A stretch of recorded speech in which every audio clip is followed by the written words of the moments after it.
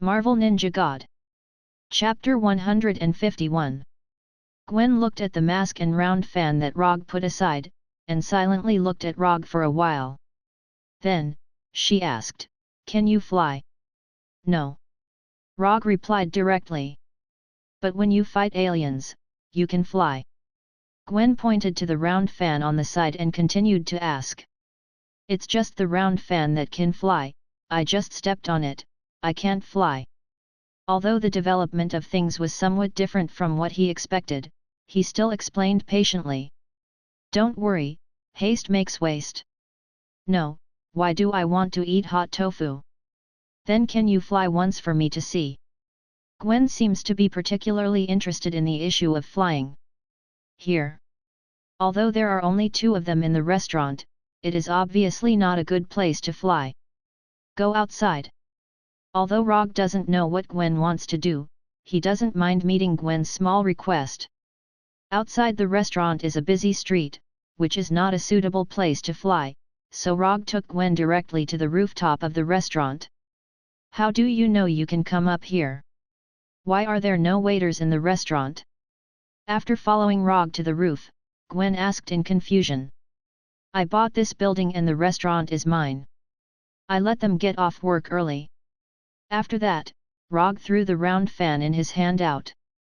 Under his control, the round fan that was thrown out drew a beautiful arc in the air and then flew back to him. "Do you want to experience it?"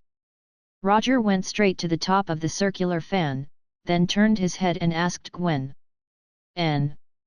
Gwen came to the round fan excitedly. Before she could turn around, she was picked up by Rogge. "If you stand like this, it's easy to fall." After that, Rogge directly controlled the round fan to fly out.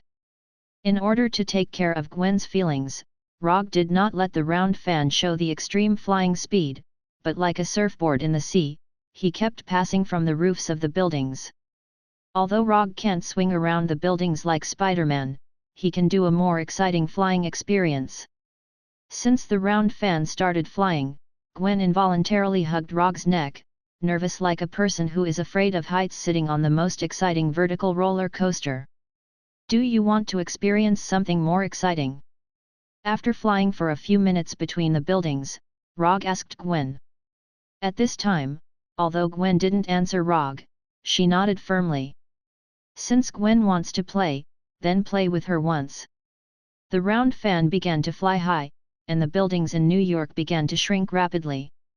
At the same time, Roger wrapped himself and Gwen with his chakra coat. To him, this height did not affect him in any way. But Gwen is different, she is just an ordinary person. After flying to a height of thousands of meters, the round fan stopped climbing and suspended in the air. Just as Gwen was about to ask Rogge, Rogge suddenly jumped forward and left the round fan directly.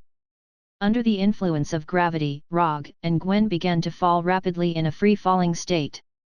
Along with them falling together, Gwen screamed at an alarming frequency. "Ah! The real extreme bungee jumping only needs to be experienced once and it will be unforgettable." The small New York began to grow rapidly, and the buildings that were originally just a bright spot became clearer and clearer. Looking at the ground getting closer and closer, Gwen's hands also hugged Rogge's neck harder. 500 meters, 300 meters, 100 meters, 50 meters. Just after Gwen closed her eyes nervously, the strong sense of weightlessness suddenly disappeared. "You can open your eyes now." After hearing Rogge's voice, Gwen opened her eyes and looked around in confusion. When they were about to fall to the ground, Rogge's flying thunder god teleported to the top of a building with a flying Thor technique, safely ending this high-altitude extreme bungee jumping trip. "Do you superheroes usually play so crazily?" After being put down by Rogge, Gwen patted her chest with lingering fear. Bungee jumping is already a thrilling thing, let alone this kind of extreme bungee jumping with no protective measures. "It's okay, what we usually do may be a little more thrilling than this. I've just experienced it, and I've played with it, so it's time to get to the point. In fact, I asked you out tonight, in addition to telling you my true identity, there's another thing." After that, Rogge took out the syringe that was only the size of a finger. What's inside is a strengthening serum, and it's a strengthening serum specially configured for you. After the injection, you will have strength, speed, and agility beyond ordinary people, and you will have some super perceptive abilities that you can't imagine. Simply put, after the injection, you will also become a superhero. Rogge raised the syringe in his hand and said solemnly. After the injection, I can become a superhero. Yes. As soon as Rogge finished speaking, Gwen raised her right hand and wanted to take the syringe in his hand. Wait a minute, there are some things I need to tell you in advance. This serum is specially made for you, so it has not been subjected to any human experiments.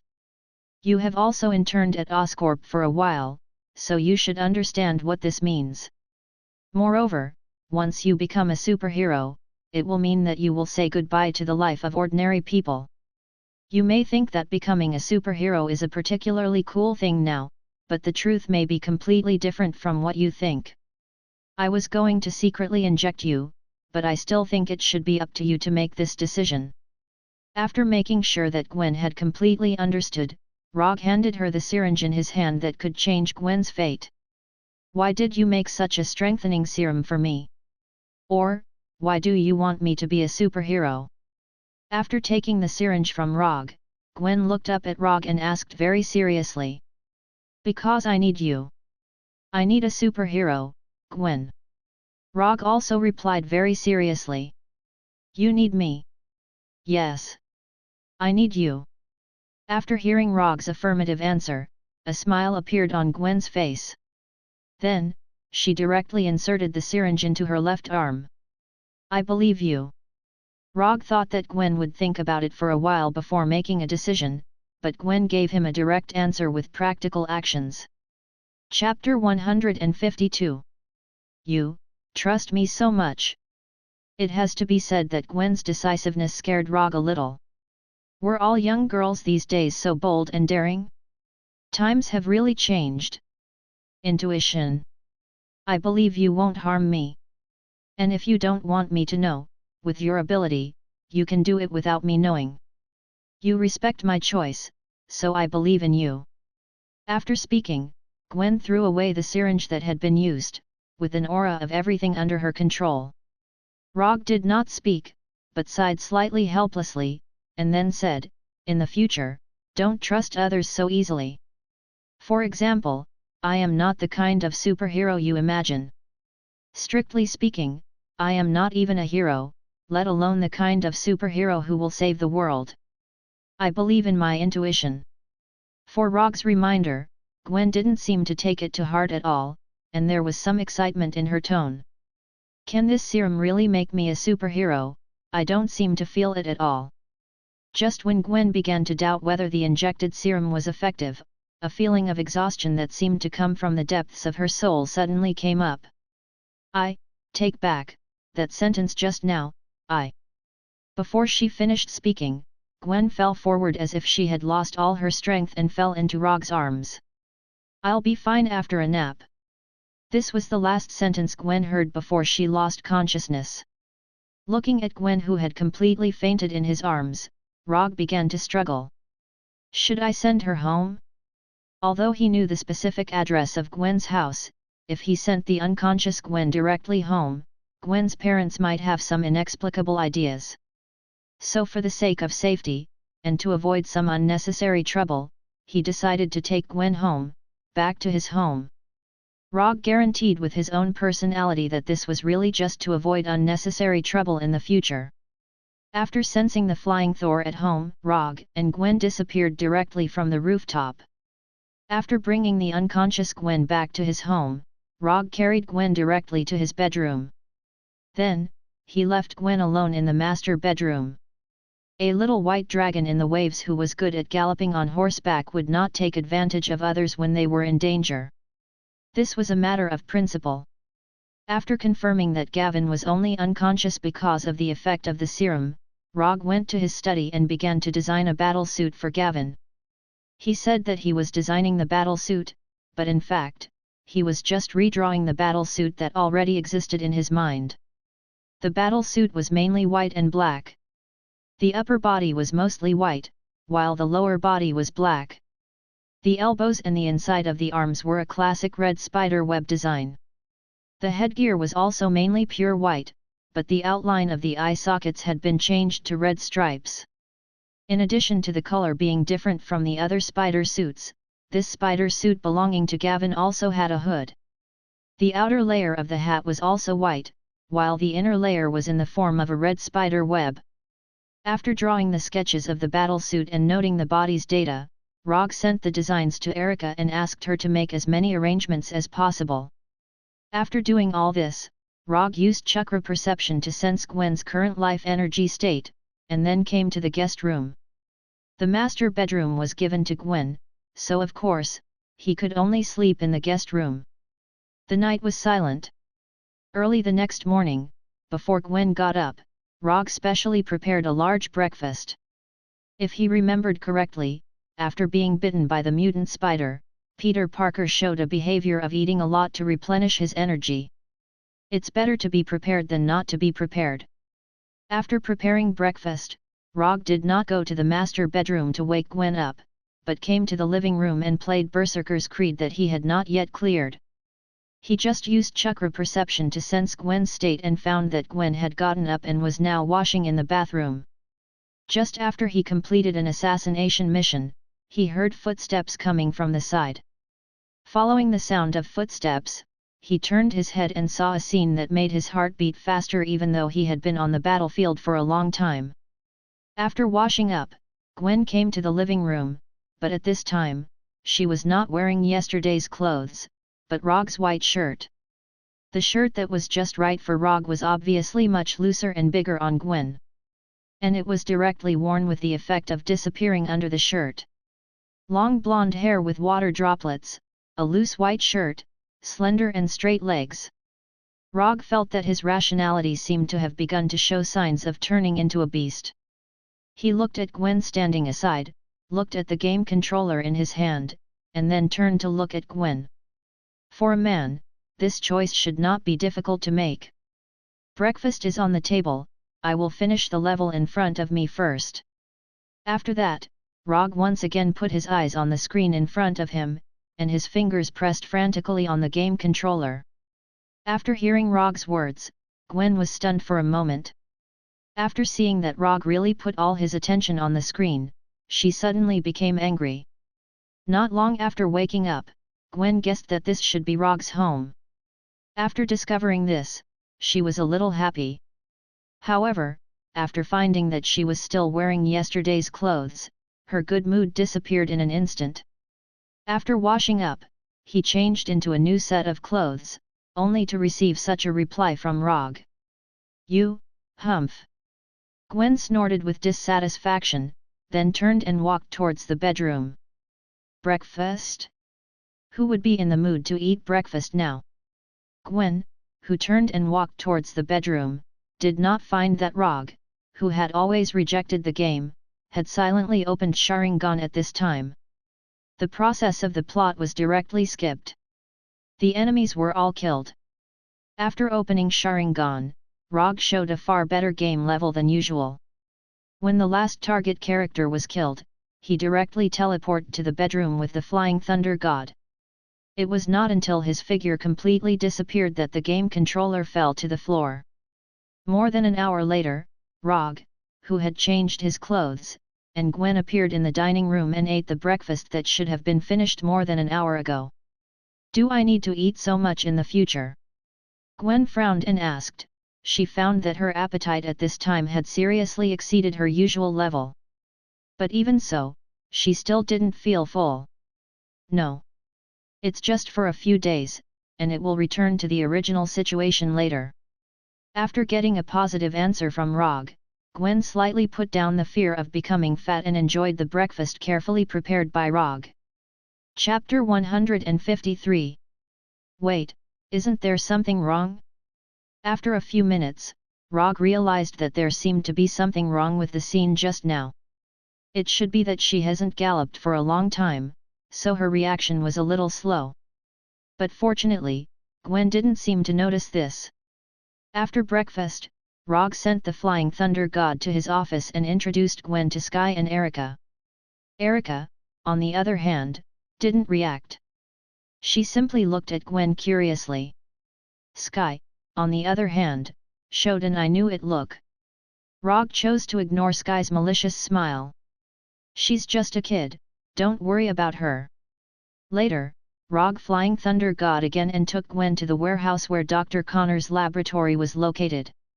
Gwen? Why are you here? Dr. Connors is no stranger to Gwen. When Gwen was an intern at Oscorp, she interned in his laboratory. Dr. Connors. After seeing Dr. Connors, Gwen also showed a shocked look. Several months ago, Oscorp announced that Dr. Connors died unexpectedly because of an experimental accident. It was because of this that Gwen ended her internship at Oscorp ahead of schedule. That's a bit complicated to explain. I'll tell you slowly later. The serum you injected yesterday was developed by Dr. Connors. Now is not a good time to explain the grievances between Dr. Connors and Oscorp, so Rogge interrupted their conversation in time and directly ended the topic that would be long once they talked about it. In addition to Dr. Connors, Frank the Punisher and Brinsky the Abomination were also in the warehouse at this time. After introducing the Punisher and the Abomination, Rogge took Gwen to a building near her home. You haven't been back all night. Go back and say you're safe. I'll come back to you in the evening. After saying goodbye to Gwen, Rogge once again teleported to Dr. Connor's laboratory. Taking Gwen to the company and coming to this warehouse was just to let Gwen officially enter his life circle. As for the rest, there would be time to slowly introduce it to Gavin in the future. After returning to the laboratory, Rogge went directly to Dr. Connors and went straight to the point. First of all, thank you for your hard work during this period of time. Later, I will ask Frank to give you a Swiss banknote as my small gift to you. Now that Gwen has injected the spider serum, there is no need to continue to limit Dr. Connors here. From a personal point of view, he was very grateful for the doctor's efforts during this period of time. So he intended to give freedom back to Dr. Connors. Doctor, if you're willing, you can leave right away. But before you leave, I will leave a curse mark on your tongue. This curse seal won't cause you any harm, it's just to ensure that you won't leak out any secrets related to me. For example, the formula for the spider serum, and the identity of Gavin and me. After saying that, Rogge paused for a few seconds before continuing. Normally, I shouldn't threaten you at this time, but you should also understand the importance of these secrets. The best way to make someone keep a secret was to send that person to meet the Grim Reaper. Because only dead people will never leak secrets. But to Dr. Connors, who had helped him, Roger could not do such a thing as burning the bridge after crossing the river. In any case, Dr. Connors helped him complete a small dream, so if it wasn't necessary, he would never do that. Since he can't kill Dr. Connors, he can only use other ways to ensure that Dr. Connors doesn't leak secrets. And at this time, it's time for the system to perform. There are all kinds of fancy ninjutsu in the system, and one of them is called the Seal of Tongue Calamity Isolation Seal, which is very suitable for his current needs. The Seal of Tongue Calamity Root is a special seal used by Konoha Pot King Danzo to bind his subordinates. By engraving the curse seal on the target's tongue, the target can't say any secrets related to himself. Once there is such an idea or plan to do so, the target will be paralyzed, unable to speak, and unable to move. Actually, I don't intend to leave here. If you allow me, I want to study the abomination Brinsky. I can be a member of your team, as long as you are willing to cooperate with my research on the abomination. Rogge thought that Dr. Connors would refuse, but he didn't expect that Dr. Connors would be willing to stay on his own initiative. And the reason for staying is the abomination. If I remember correctly, they just met some time ago, right? Did something happen between them? Or is it because of the attraction of the same color? The green-skinned abomination and the green-skinned Dr. Lizard, it seems that they really may be attracted to each other. While waiting for Rogge's consent, Dr. Connors looked at the abomination in the corner of the warehouse, and then stretched out his long tongue with obvious lizard characteristics and licked his lips. After witnessing Dr. Connors' inadvertent move, Rogge thought of a mixed-gender character with the same fanatical scientific research spirit. Well. Okay. If you need, I can let the abomination cooperate with your experiment. But the premise of the experiment is that you can't threaten the safety of the abomination's life, nor can you cause serious psychological trauma to him. He has been stimulated before, so his psychological endurance may be a little fragile. Rogge agreed to Dr. Connors' request, and the addition of Dr. Connors can also make up for the team's technical disadvantage. As for the abomination, Rogge doesn't think he will have any opinions about it. After dealing with the issue of Dr. Connors' departure, he returned to his office with the Flying Thunder God and thought about what to do next.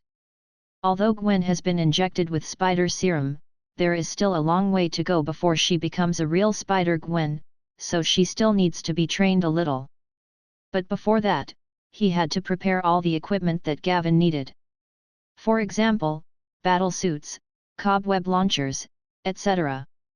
The battle suits have been handed over to Erica and should be done soon. The cobweb launcher is a little more troublesome because the launcher needs to be remade. As for the sticky solution in the launcher, Oscorp just happens to have the right one. It seems that someone will have to go to Oscorp again.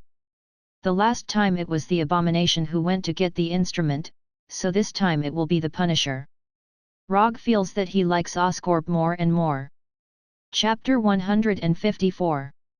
The matter of the spider web mucus is easier to solve, but for the launcher, you need to find a professional.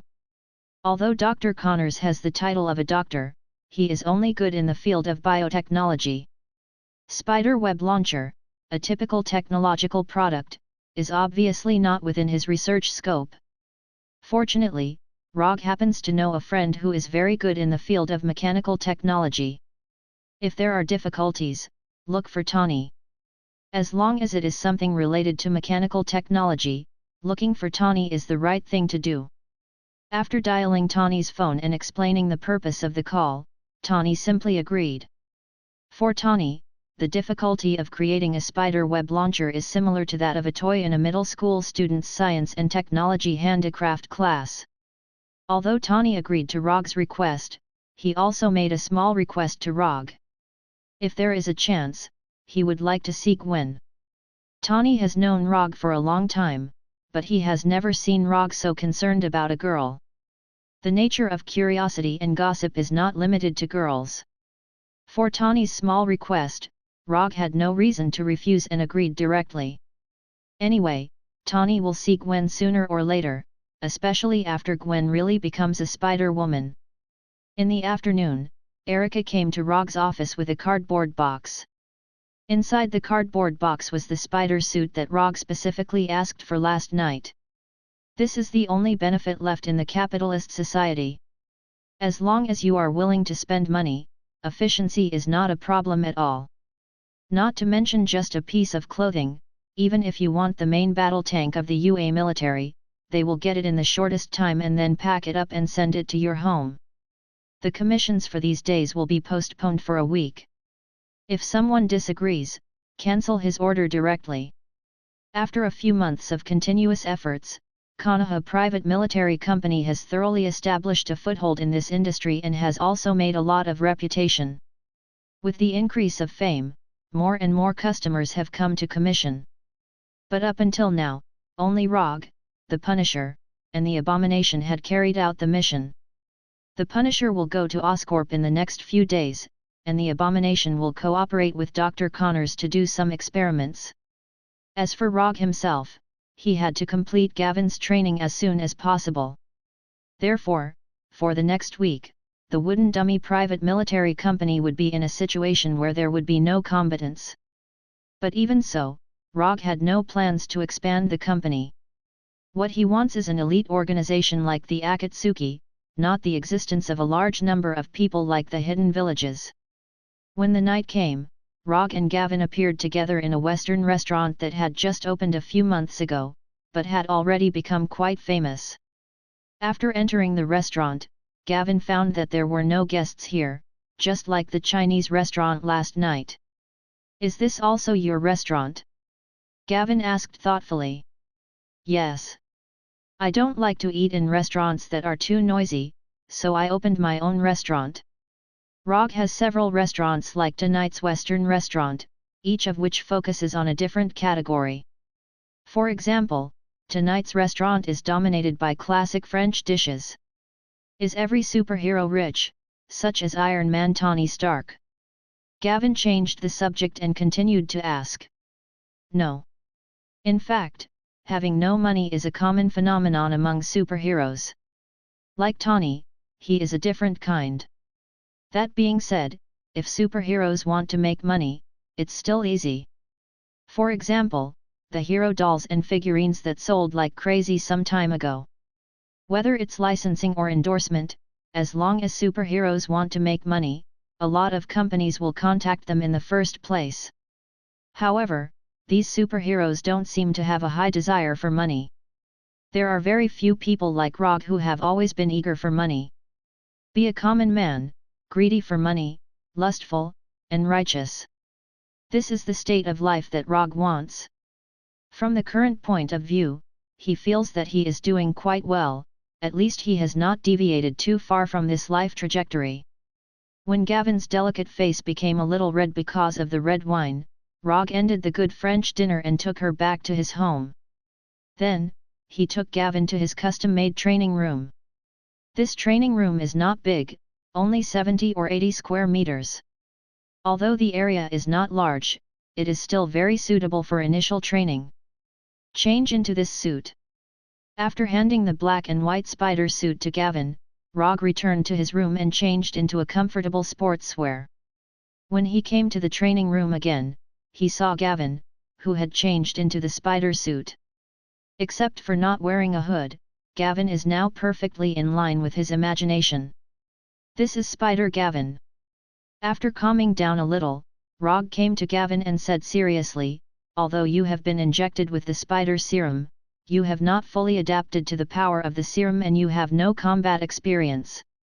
So, before you go out to save others, I will do some basic training for you. Good. Gavin didn't say anything and directly agreed. Growing up in a police family, she has a chivalrous heart since she was a child. If it weren't for her father's strict opposition, she would even become a righteous policeman like her father in the future. After watching various fighting videos for more than 10 or 20 minutes with Gavin in the training room, Rogge said to Gavin, "Now, let's start the formal training." As soon as the voice fell, Rogge took the lead in launching an attack. Although Gavin has no combat experience, the extraordinary physique and reaction given by the spider serum still made her instinctively resist. Rogge has no intention of teaching Gavin fighting techniques. With the spider serum, Gavin doesn't need to learn those things.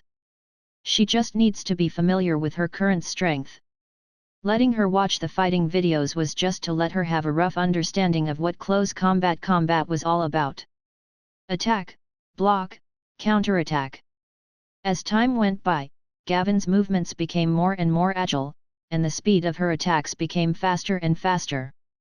Under Rogge's intentional control, Gavin quickly adapted to the extraordinary power brought by the spider serum and began to have the momentum of a superhero. But there is one thing he can't control. In order not to hurt Gavin, he didn't use any ninjutsu or weapons, even chakra is not used too much. But this kind of close combat fighting is destined to have a lot of intimate physical contact between them. Especially when both of them had drunk red wine. As a result, the atmosphere of the battle began to subtly change. The place of the battle gradually evolved from the training room to Rogge's bedroom. This night is destined to be a restless night. Chapter 155. Happy days always pass very quickly. It has been almost a week since Rogge started training Gavin.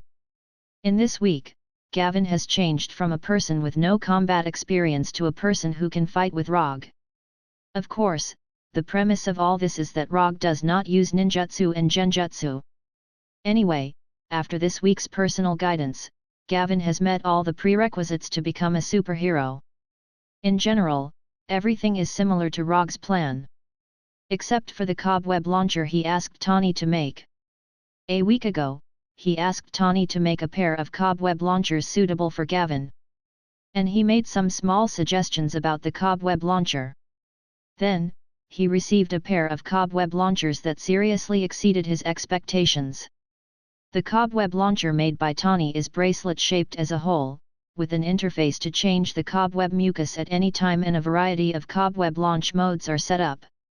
Rogge only wanted an ordinary, pure cobweb launcher. But Tawny obviously didn't take his suggestion to heart. So he received a cobweb launcher with a variety of cobweb launch modes built in. In addition to the conventional cobweb launch, this pair of cobweb launchers also have rapid fire, electric shock cobweb, bouncing cobweb, separating cobweb, cobweb grenades, and a series of launch modes that he hasn't figured out yet. Regardless of whether these cobweb launch modes are useful or not, it's always right to install them first. This cobweb launcher, which is obviously from the mind of a boy in science and engineering, made him think of the spider suit that Tawny designed for Spider-Man in the future. The cobweb launcher was built by Tawny, and the cobweb mucus was built by Dr. Connors. To be precise, it should be improved by Dr. Connors on the basis of the viscous solution invented by Oscorp. After testing, the cobweb solution improved by Dr. Connors has a super high tensile resistance, and its load-bearing performance is also very good. Even the existence of Abomination, which is amazing, can swing around the building through the cobweb without worrying about the cobweb breaking. There were still a few hours before night fell, but Gavin was already eager to try. If it weren't for Rogge's insistence that she only set off at night, she wouldn't have been able to hold back her excitement and would have started her first righteous patrol. Gavin waited excitedly for the night to come, while Rogge browsed the latest news of Oscorp in his study. He didn't know if Oscorp was in a serious state of reverse recently. A few days ago, the Punishers visited Oscorp, and 2 days ago, they experienced a serious violent invasion. And according to Oscorp's announcement, the violent invasion 2 days ago was a premeditated vicious invasion. The violent invaders also stole several combat armor prototypes that Oscorp was developing.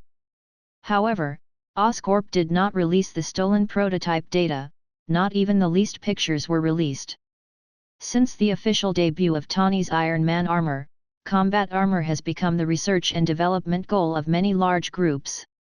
Although Oscorp's main focus is in the field of biotechnology, it does not mean that they are ignorant of the field of mechanical technology. With Oscorp's financial resources and research and development level, it is not difficult to develop several combat armor. Rogge was not interested in what armor Oscorp lost. He just didn't want these armors to have any impact on Gavin's novice mission.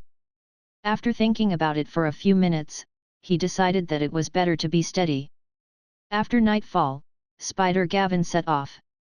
But what Gavin didn't find was that not long after she set off, a shadow clone followed her silently. After all, Gavin is still a newcomer, although she has enough power to protect herself and can easily deal with those conventional criminals. But the problem is that this is New York. In this city, anything can happen. When Gavin started her first superhero action, Rogge also began to attack the last few levels of Berserker's Creed. Time passed little by little, and just when Rogge thought that Gavin's action tonight would draw a perfect end, he suddenly received feedback that the shadow clone was lifted. It's really what you're afraid of. After sensing the flying Thor technique on the spider web launcher, Rogge directly left the living room with the flying thunder god and teleported to Gavin's side. As soon as the teleportation ended, he saw a scene like a battlefield, and Gavin, who was breathing rapidly.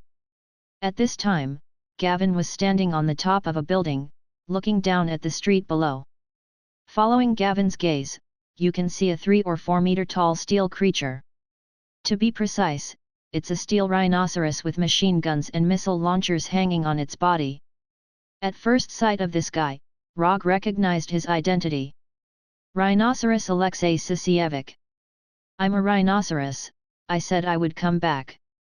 After using the machine guns on the rhinoceros armor to penetrate 5 or 6 police cars in front of him, Alexei took the initiative to open the armor on his head and shouted excitedly at the police opposite him. Relying on the powerful firepower of the armor, Alexei forced the New York police officers to retreat. Behind Alexei, there were 7 or 8 punks who were also wearing rhinoceros headgear. These punks kept going in and out of the bank next to them, throwing bags of US dollars into the heavy trucks that had been prepared. Boom! Boom! Boom! Alexei, wearing the rhinoceros armor, blocked all the police alone, and the small missiles fired by the armor directly turned the police cars that came to support into fireballs. Ha ha ha ha, New Yorkers, fear, this is the power of the rhinoceros. After saying that, Alexei once again started shooting like a madman. Da-da-da-da-da-da. You did a good enough job tonight, leave the guys below to me. As soon as the voice fell, Rogge summoned the 3-tomo mask and the Kusanagi sword. Then, he jumped directly from the top of the building. You dare to hit my woman, you're really tired of living. To some extent, Rogge is a very protective person. And protective means that he will give extremely cruel retribution to those who hurt the people he cares about. Under the influence of gravity, Rogge came in front of Rhinoceros Alexei like a meteorite falling from the sky. Then, under the gaze of everyone around, he directly cut off the right arm of the rhinoceros armor. Lightning release Thousand Birds Blade. Chapter 156. In the blink of an eye, the right arm of the rhino armor, who had just been arrogant, was immediately cut off. It wasn't until the rhinoceros armor's thick metal right arm fell to the ground with a dull thud that everyone finally realized what had happened. A white mask with 3-tomo and a katana wrapped in electric current. He is the Masked Man. The Masked Man of the Avengers. Although strictly speaking, Rogge is not a member of the Avengers. But in people's hearts, he is a member of the Avengers. Although this misunderstanding has been deeply rooted in people's hearts, Rogge and the Avengers have no intention of explaining. Misunderstanding is misunderstanding, anyway, it's not a bad thing. How dare you lay your hands on my woman? Rogge is very angry now, very angry. He couldn't bear to hit Gwen too hard during training, but this damned rhinoceros man injured Gwen during her first operation. Although Gwen was not hit by bullets and missiles, he clearly saw the scene of the Rhino Man hitting Gwen through the feedback of the Shadow Clone. Your woman. Alexei's IQ is not high, otherwise, he would not have taken his men to rob a bank not long after he got the Rhino armor. So he couldn't react for a while. Who was the woman Rogge was talking about? Alexei didn't answer Rogge, or rather, he couldn't remember who Rogge was talking about. Even a few minutes ago, he had just hit Gwen and he didn't think of this. Gee! Alexei stood there in a daze, but Rogge didn't intend to be in a daze with him. He raised his katana and cut off the other arm of the rhino armor. Clang! When the other metal arm was cut off, Alexei finally remembered something. You're talking about that woman, the woman who jumps around like a spider. Alexei said loudly, and then Rogge raised his hand and slashed down again. This time, Rogge cut the left leg of the rhino armor. Bang! Without the support of its left leg, the gigantic rhinoceros armor fell backwards without any suspense, coming into close contact with the ground. The rhino armor developed by Oscorp looked very powerful, but in fact, it was not even comparable to Obadiah's Ironmonger.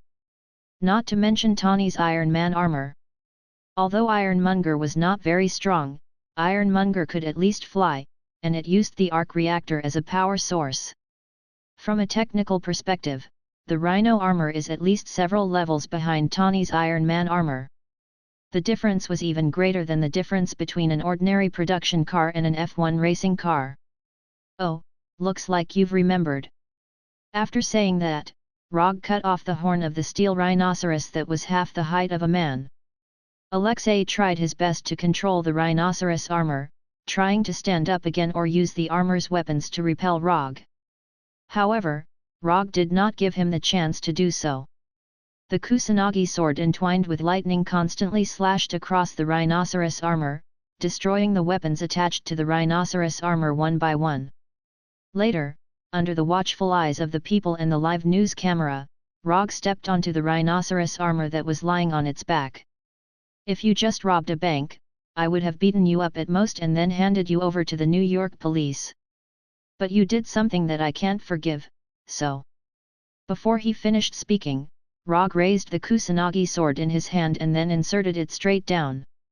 The size of the rhinoceros armor is far larger than that of a normal person, which means that the controller inside will be perfectly wrapped inside the armor.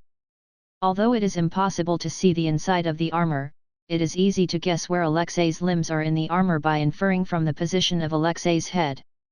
This sword strike is because you sent her flying. The Kusanagi sword entwined with lightning pierced Alexei's left shoulder with great precision. A strong tingling and severe numbness caused by the electric current instantly spread throughout his body, and at the same time, he completely lost the ability to move his left arm. "This sword is because you put me in a bad mood." After pulling out the Kusanagi sword that pierced Alexei's left shoulder, Rogge used the same method to pierce his right shoulder. Ah! Even if Alexei was a felon who returned to prison as if he was going home, after experiencing the pain twice in a row, he couldn't help but scream. It wasn't until this time that Alexei's companions finally reacted. They took out their weapons and aimed at Rogge, who was standing on the rhinoceros armor. For these gangsters who didn't even have a name, Rogge didn't even have the interest to kill them. When these gangsters pointed their guns at Rogge, they saw a pair of blood-red eyes with 3 tomo Sharingan Genjutsu. Just for a moment, these gangsters seemed to have suffered indescribable severe pain.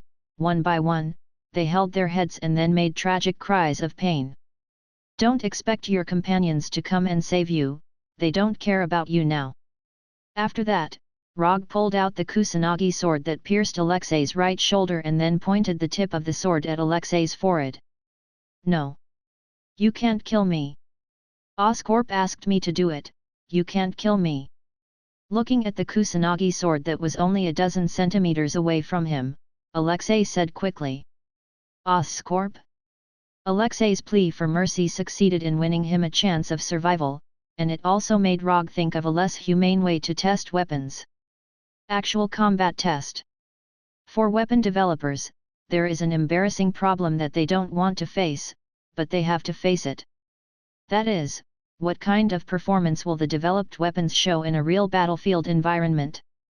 Generally speaking, there are only 2 solutions to this problem. The first is to use complex experiments to simulate all the bad situations that may be encountered on the battlefield, so as to test the performance of weapons in these extreme environments.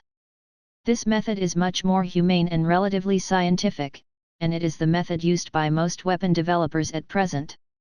However, no matter how complex and scientific the simulated environment is, it can never replace the real battlefield. And the high cost of testing is not something that every weapon developer is willing to bear. Therefore, there is a second test method, actual combat test. The developed weapons are provided to small mercenaries or some special people for free or at a low price, so that they can conduct real combat tests, and finally recover these test results. As for the safety of the tester's life, it is not in their consideration at all. As far as Rogge knows, there are many unknown small mercenary teams that have accepted such an actual combat test commission and then inexplicably died on an unknown battlefield. Generally speaking, the second test method is only used by small weapon developers or those who can't afford to pay for it. There is no need for such a behemoth like Oscorp to use this method. But judging from Alexei's current appearance, what he said should be true. Oscorp, it seems that it is not as simple as he thought. Daring to conduct an actual combat test of weapon-type armor in New York, this kind of courage is not something that ordinary people can have. Chapter 157. After going back, let's go investigate Oscorp. Maybe there will be unexpected gains. After seeing Rogge stop for a while, Alexei finally breathed a sigh of relief. Although he doesn't look very smart, that doesn't mean he's really stupid. At some point, he has a wit that is completely inconsistent with his appearance. Just when everyone thought that Rogge was going to hand over Alexei, who had no power to fight back, to the police, the Kusanagi sword in his hand flashed with thunder and lightning again. Let him go? Rogge had never thought of it that way. Although the information given by Alexei is still valuable, it is far from enough to let him go. And with one less unstable factor like Alexei, New York will be safer. Alexei in the rhino armor watched the Kusanagi sword entwined with lightning again, and then, before he could say anything, the Kusanagi sword pierced his head. When Alexei said Oscorp, he was destined to say goodbye to his life, the only difference was who did it.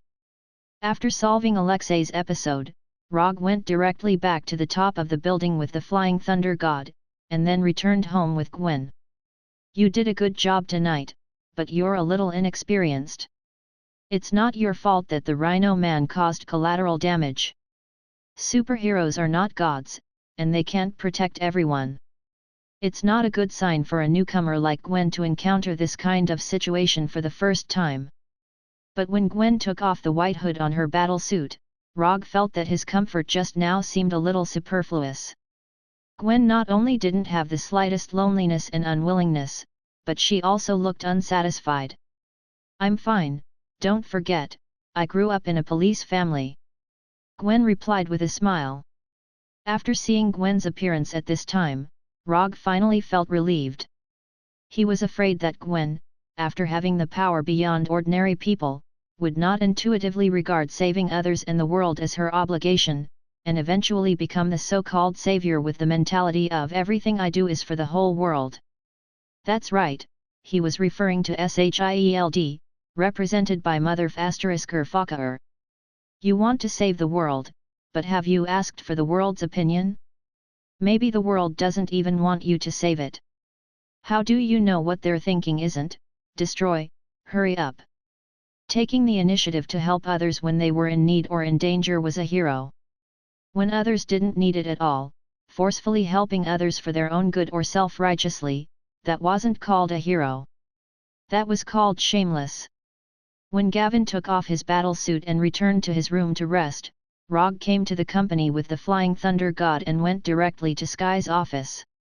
Although it was already late at night, for a hacker girl like Sky who liked to stay up late at night was the time when they were the most active. The lights in Sky's office were off, and the screen was the only source of light in the room. Through the screen, he could see Sky's little head. She didn't know if it was because Sky was too engrossed or because Rogge's footsteps were too soft. When Rogge came to Sky's side, Sky didn't even notice his arrival. Rogge thought that Sky was invading some secret department again, but after seeing the page displayed on the screen, he couldn't help but frown. Sky was now logged into an anonymous communication and posting website. The name of the website was simple and crude. Who is the masked man? Since the Avengers officially appeared, guessing the true identity of the masked man has become a new way for people to pass the time. Rogge had heard of the website Who is the Masked Man before. Among the many websites that used his identity as a gimmick, this website was worthy of being the first and the only one that had been interviewed by Fox News Channel. It had the most registered users, the most posts, and the most bizarre users. A disfigured woman, a bio-human secretly studied by the government, a Zatari who abandoned the dark, an alien who didn't want to show his face. Some people even said that he was the reincarnation of President Roosevelt's soul and provided a lot of seemingly reliable evidence. Rogge wasn't surprised that Sky would log on to this website. What he didn't expect was that Sky was the administrator of this website. Looking at Sky using the account with the highest administrator authority to reply to all kinds of irresponsible posts and pinned the posts that speculated that he was a woman one by one, he knew that this matter wasn't as simple as it seemed. What is this, the head of the anti-fans? My subordinate is the head of my biggest anti-fans. Rogge felt like he had seen this situation before. At this time, Sky was still replying to all kinds of speculation posts. The speed of her fingers typing on the keyboard was even faster than Rogge's sword dancing. This masked man is really shameless. He actually uses a mask to increase his sense of mystery. Too shameless. Rogge glanced at the content of the post that Sky was replying to and said silently. That's right. Everyone else has openly revealed their identities. Only he. Sky, who was replying to the post, instinctively replied. Then, she realized that something was wrong. Without the slightest hesitation, Sky's right hand swiped across the messy desk, and a metal kunai that looked exactly like the Thor appeared in her hand. The next second, the kunai flew towards Rogge. Her reaction was very sharp, and she was very decisive. But it was useless. Although Rogge was right next to Sky and he didn't dodge, the kunai still seriously missed its target and hit the wall behind him. Then, it was ruthlessly bounced away. Why are you here? After discovering that it was Rogge, Sky closed the page and asked loudly. Why can't I be here? Rogge answered calmly. When did you get here? You just got here, right? Sky paused for a moment and continued to ask. When you pinned the post that suspected that I was a Japanese woman dressed as a man. Rogge continued to reply calmly. You. Sky was silent, her hands crossed over her chest, looking like a dead pig that wasn't afraid of boiling water. Since you're so energetic, you shouldn't mind helping me check something. I want you to invade the central control mainframe of Oscorp. I want to know all the projects that Oscorp has been researching recently. If you need external hardware support, I can let the Punisher or Shadow Clone assist you. Of course, a small rhino armor couldn't arouse his interest. But after knowing that Oscorp might be conducting actual combat tests, he became interested in a bioelectricity project of Oscorp. Chapter 158. As a business giant that can compete with Stark Industries on military orders, Oscorp has a lot of strange research. And without exception, Oscorp's research has the possibility of weaponization and militarization. Although Oscorp has a lot of research projects, there are not many that can interest Rogge, especially those that can help him now. In addition to Richard's mutant spider, the only thing that can attract his attention now is Max the Electric Man. But for the time being, he is not sure whether Max the Electric Man has been born. Unlike the Rhino armor, which is a product of some pure purpose, the birth of Max the Electric Man was purely an accident. Max is a talented electrical engineer, and his design even helped Oscorp win a crucial New York power grid project. But unfortunately, Oscorp didn't pay attention to him and regarded him as a dispensable low-level employee. Until Max's birthday, he fell into a water tank with mutant electric eels. If Rogge's memory is correct, that's how the Electric Man was born. But he's not sure now whether the Electric Man will be born as he remembers. If the Electric Man is born, then he doesn't mind having a pleasant lightning exchange with the Electric Man. If not, those mutant electric eels can also satisfy his curiosity a little. Rogge is not angry? After finding that Rogge was not as angry as she thought, several ideas came to Sky's mind. Then, she changed back to her previous fearless appearance. I can help you investigate all the research projects of Oscorp, but I want a reward. Sky suddenly said. Reward? What reward do you want? This is the first time Sky has offered a reward. After being reminded by Sky, Rogge remembered that he never seemed to have given Sky any reward. In fact, not only Sky, but even Abomination and Punisher, he didn't give any reward. However, he remembered that Erica would give them a huge sum of money every month as their monthly remuneration. It's better to give them a huge sum of money than to ask for their well-being. Simple and crude, but very effective. Tell me, what reward do you want? Since Sky has taken the initiative to ask this question, Rogge doesn't mind fulfilling her wish. It's simple. I hope that you can be my combat instructor. Sky directly stated the reward she wanted, and then she heard Rogge's decisive answer.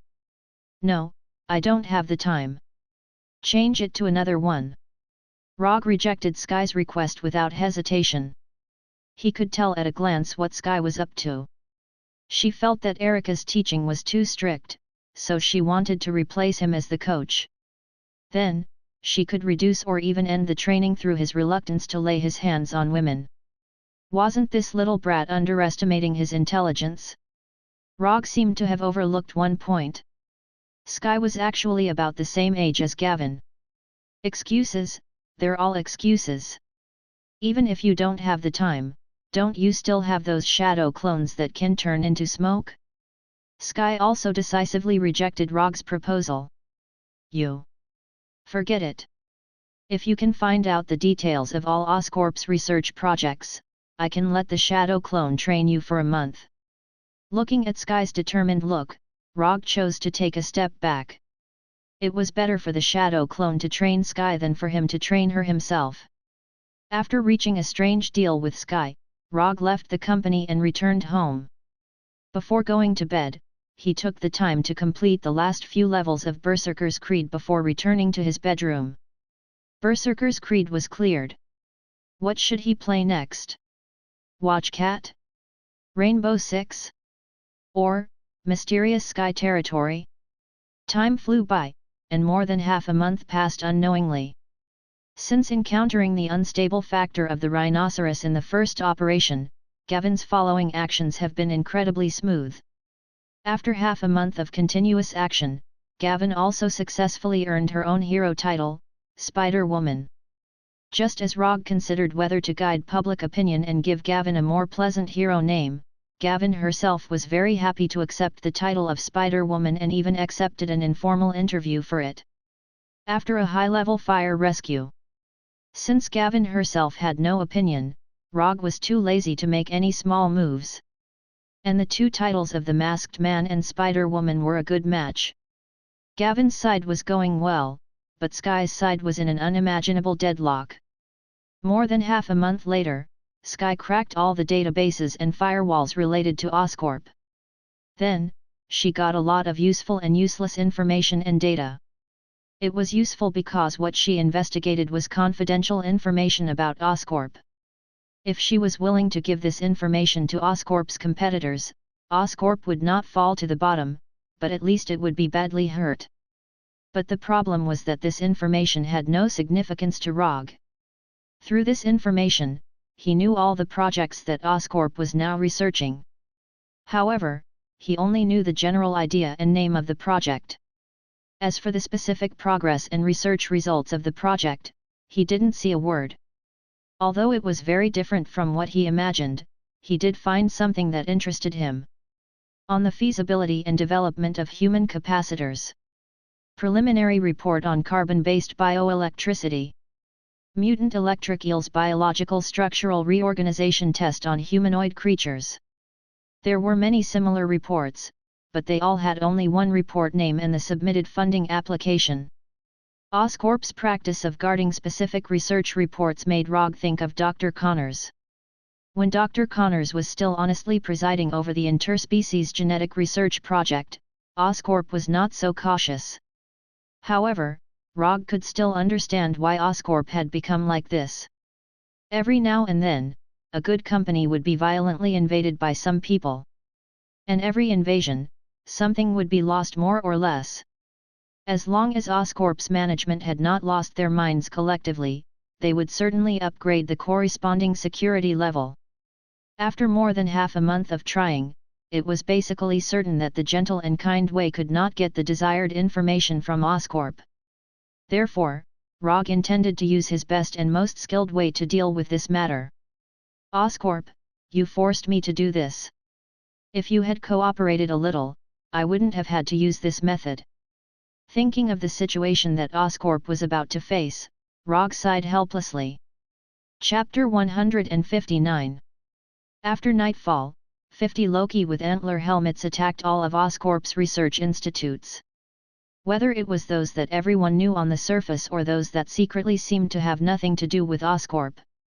Although there was no specific information and progress of those research projects in the intelligence collected by Sky, it was not difficult to infer the location of these research institutes from this information. Especially when these institutes apply for research funds and equipment from Oscorp from time to time. After sending out the 50 shadow clones that turned into Loki, Rogge waited in the office. While waiting for the Shadow Clone's feedback, he was not idle, but opened a game guide and browsed it. After clearing Berserker's Creed, he was thinking about which game to continue to play. After some careful and unreasonable consideration, he chose another game called Miyazaki Old Thief's Malice, Unparalleled Black Souls 3. Cutting the grass, don't be afraid, just do it. While Rogge browsed the game guide of Dark Souls 3, Harry Osborn, the head of Oscorp, was escorted by a team of bodyguards to Ravencroft Psychiatric Hospital, far from downtown New York. Since half a year ago, Norman Osborn, the founder and chairman of Oscorp, was bedridden because of his family's genetic disease. Harry, who was only 20 years old, was brought back from school by Norman and took over the business empire with a market value of hundreds of billions of dollars. Relying on his own outstanding ability, Harry, who was only 20 years old, not only successfully controlled the company's elders, but also further improved Oscorp's market share. Now, Harry Osborn is known as another young business leader after Tony Stark. The grievances between Stark Industries and Oscorp have once again become the focus of attention. However, in terms of personal charm, Harry has always been weaker than Tony. The title of superhero Iron Man gave Tony a huge charm bonus and was the key to Harry's reputation never catching up with Tony.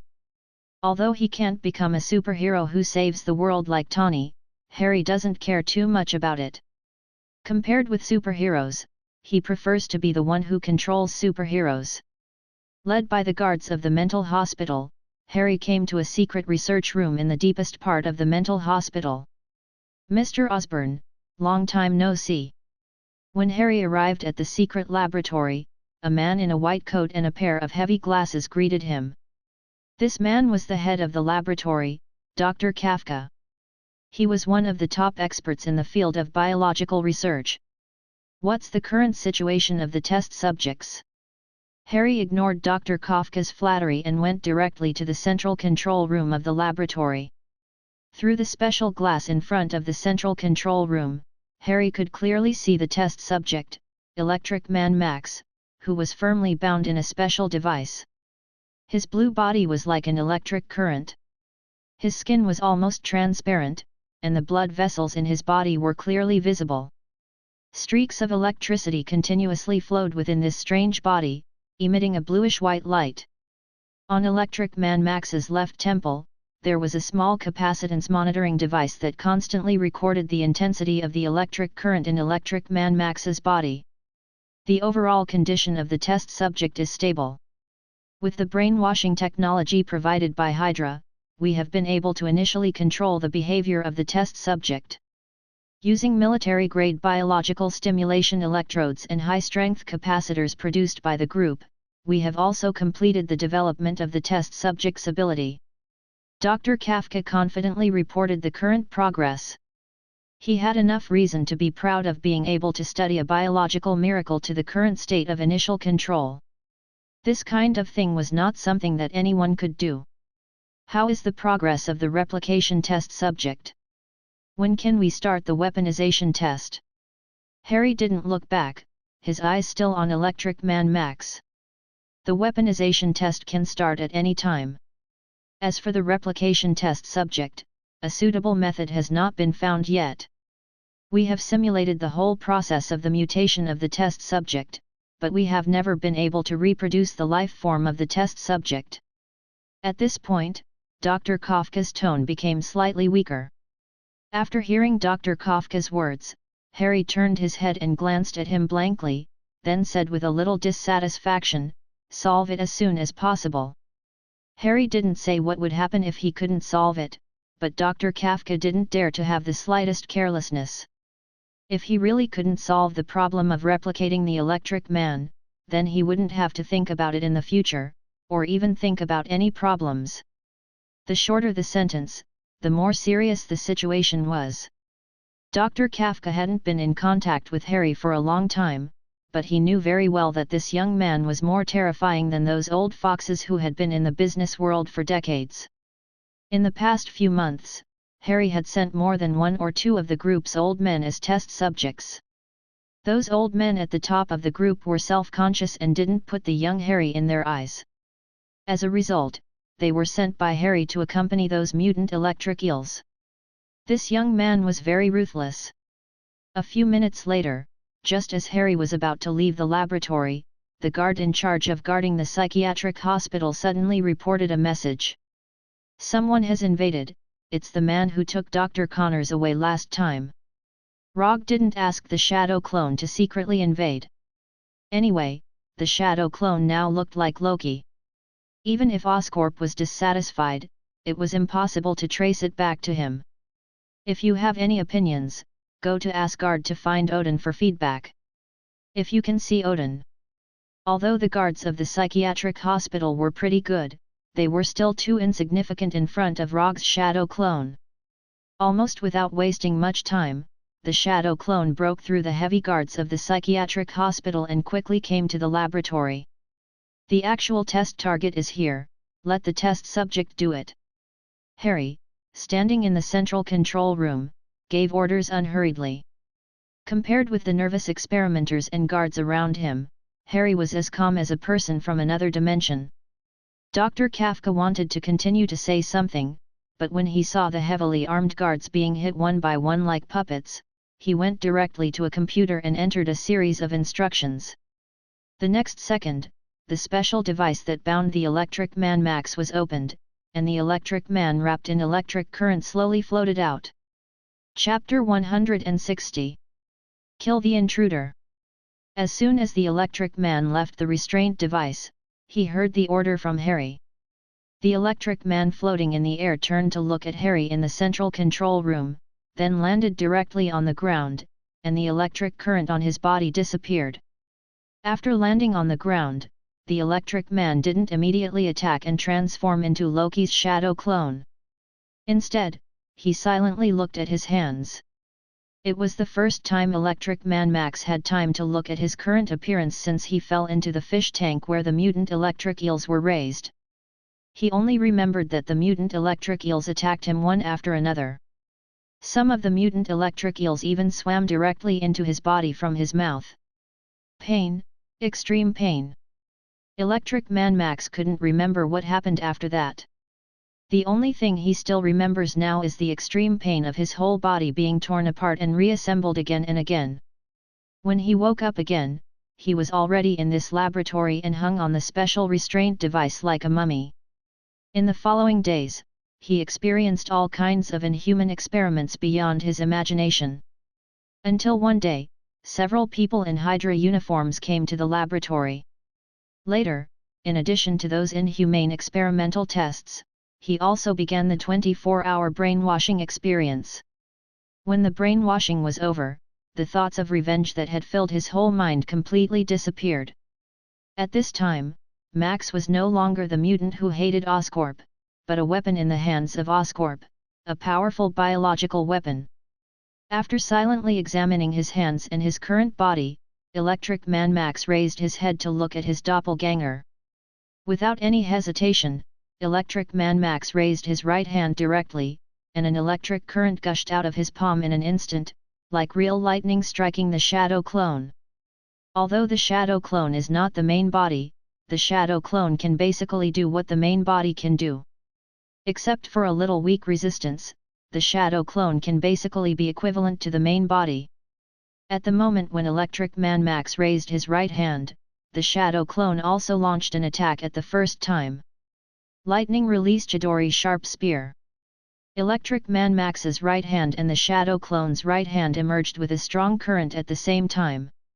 The only difference is that the Chidori sharp spear in the hand of the shadow clone has a complete form. The current emitted by Electric Man Max maintains the original irregular form of the current. Sizzle. The electric current shot out by Electric Man Max instantly collided with the shadow doppelganger's Chidori sharp spear, producing a series of ear-piercing electric current sounds. Bang bang bang bang. The irregular electric current was in a deadlock with the Chidori sharp spear. The electric current generated by the collision of the two kept striking the surroundings, making the originally dark laboratory suddenly brighten up. All kinds of metal instruments were hit by the electric currents that were running around. Then, without any suspense, they exploded and turned into fireballs. Compared to the devices that had exploded due to the electric shock, the guards close to the Electric Man Max and the Shadow Doppelganger were in an even worse state. If the metal instrument was hit, it would at most explode. However, if these guards were to be struck by the electric current, their lives would be taken away. When a few unlucky guards were instantly killed by the electric current, the remaining guards did not hesitate and retreated, no longer interfering in the inhuman battle between the electric figure and the shadow clone. Water release, water iron cannon.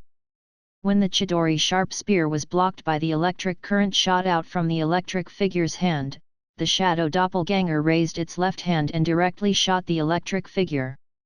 The water iron cannon's liquid bullet arrived in front of Electric Man Max at a speed faster than the speed of sound. Then, it directly pierced through Electric Man Max's head. No, it was not pierced through. The moment the liquid bullet arrived in front of Electric Man Max's head suddenly changed from a stable biological form to a pure energy form. The liquid bullet flew into Electric Man Max's head and was instantly vaporized. Although the liquid bullet had an extremely strong penetrating power, in the end, it was just a ball of water condensed with chakra. While he was energizing his head, Electric Man Max didn't stay idle. He also raised his left hand. Just when everyone thought that Electric Man Max would use his left hand to shoot the electric current, Electric Man Max directly used himself as the center and erupted with an energy storm formed completely by lightning. When Electric Man had just unleashed the lightning storm, the Shadow Doppelganger had already planned to leave the laboratory with the Flying Thunder God. However, when the Shadow Doppelganger connected to the Flying Thunder God technique in the outside world, the Shadow Doppelganger directly gave up the idea of Flying Thunder God.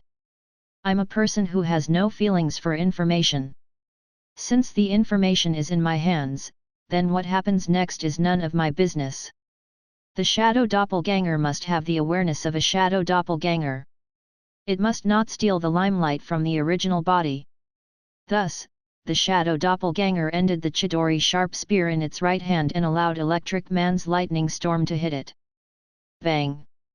After being hit by the lightning storm, the Shadow Doppelganger turned into a cloud of smoke without any suspense. At the same time, it fed back the information it obtained to the original body. Rogge, who was browsing through the unparalleled Onyx Soul strategy in the office, immediately received the feedback from the Shadow Doppelganger. Then, he came to a conclusion. This Shadow Doppelganger had a lot of personality. If he could work less, he would work less. If he could be at the bottom, he would not be at the top. This lazy character was exactly the same as him. Harry, who had been expressionless, finally changed his face when he saw the intruder fighting with Electric Man Max turned into a cloud of smoke and disappeared. Although he didn't deal with Rogge, he heard from Hydra that this kind of doppelganger would turn into smoke after being attacked. Rogge, the masked man of Konoha Private Military Company. For ordinary people, the identity of the masked man is a secret. But for those who have enough channels, it's easy to know that Rogge is the masked man. Harry Osborn happens to be such a person with enough channels. It was he who took Dr. Connors away. Is he targeting Oscorp? Is it a black dog? It's a bit interesting. The intruder was Rogge's shadow doppelganger, so it should also be his shadow doppelganger who took Dr. Connors away from the laboratory. Dr. Connors had been handed over to Oscorp, and Dr. Connors had been taken away. Harry is not only no stranger to this kind of black dog routine, but he is also very familiar with it. When he first took over Oscorp, he used this method a lot. For a while, Harry had the idea that he was the same kind of person as Rogge. Chapter 161. At this time, Rogge didn't know that Harry had regarded him as the same kind. Now he is selecting the ninjutsu he needs from the system's exchange page. To be precise, it's a sealing technique. Electric Man Max was able to turn his body into energy, which meant that most of his attacks would not be able to do any harm to Max. However, this doesn't mean that he has no way to deal with the Electric Man. Since the enemy can energize his body, then he just needs to seal the opponent's ability. Energization is indeed a very difficult ability to deal with, but it's far from unsolvable. In the system's exchange page, there is a page dedicated to the exchange of sealing techniques. Susanoo Totsuka Sword, Chibaku Tensei, 6 Paths Chibaku Tensei, Immortal Method Magnetic Release Raise Nan, Immortal Method Bright God Gate. Looking at these exchange icons shining with golden light, Rogge directly chose to ignore them. To deal with an Electric Man, he doesn't need these advanced goods. It didn't take long for him to choose the sealing technique he needed this time. 4 symbol seal, plus a King Kong seal that can both attack and defend. These 2 ninjutsu directly consumed 70 ninja coins, making his unconsumed ninja coins amount to 305. After the Battle of New York, he didn't slack off. Especially after accepting the commission from Oscorp, he executed the commission for several months in a row, making his unconsumed ninja coins amount to 375. The 2 ninjutsu only added up to 70 ninja coins. In general, this is a good and cheap exchange. After completing the exchange, Rogge didn't go to Ravencroft Psychiatric Hospital immediately. Instead, he first practiced these 2 ninjutsu in the office before transforming into Loki and teleporting there. Although the ninjutsu used when he attacked may be recognized, the disguise still needs to be done. This is a matter of attitude. Regardless of whether this disguise is useful or not, he still needs to be cautious. Rogge, who had transformed into Loki, arrived at the Thor teleportation point closest to Ravencroft Mental Hospital.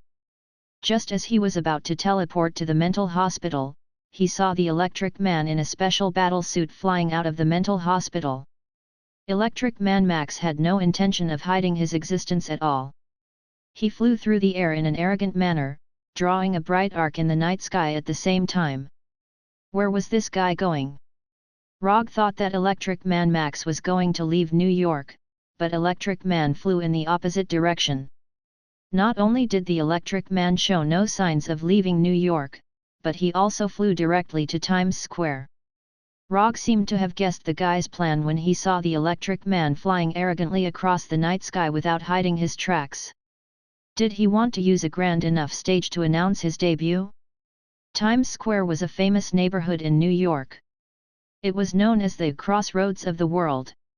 It was a landmark with high popularity in the whole world. Appearing in such a place, as long as the next day was not the end of the world, it could basically be regarded as a scheduled headline for the next day's newspaper. Now that the destination of Electric Man had been predicted, Rogge naturally did not need to follow him and teleport directly to the top of a building near Times Square. After the teleportation, he also lifted the effect of the transformation technique on his body. Although he did not know why Max the Electric Man had done this, or what Harry Osborn had in mind. But since the other party wanted to play, he didn't mind playing with them. Without any hesitation, he psychically brought out his signature equipment. Wearing the 3-tomo mask, the Thunder Fan and the Kusanagi sword, Rogge patiently waited for the arrival of Electric Man. It didn't take long for Electric Man, who had been showing off all the way, to come to the sky above Times Square. Then, under the watchful eyes of the public, there was a superhero-like descent. Boom! Like a bolt of lightning falling from the sky, it hit a deep pit on the ground. Then, Electric Man, who was kneeling on one knee, slowly stood up and opened his arms to the frightened crowd in front of him. I, Electric Man, am on the stage. As he expected, after his appearance, the crowd that had gathered in the square suddenly dispersed and left quickly as if they were escaping a disaster. At the same time, the reporters who had been interviewing in the square also pointed their cameras at him. In the next second, the face of Electric Man, which was very different from that of human beings, appeared on the outdoor display screens around the square. Dozens of large and small outdoor displays around Times Square showed Electric Man Max's face at the same time. This experience, which even superstars may not have, made Electric Man Max feel a long-lost sense of importance and satisfaction. This feeling of being watched by the whole world is really cool. Although it was very different from the scene he had originally imagined, Electric Man Max was still very satisfied with the treatment at this time. Get down. Get on the ground right now. Raise your hands, now, now.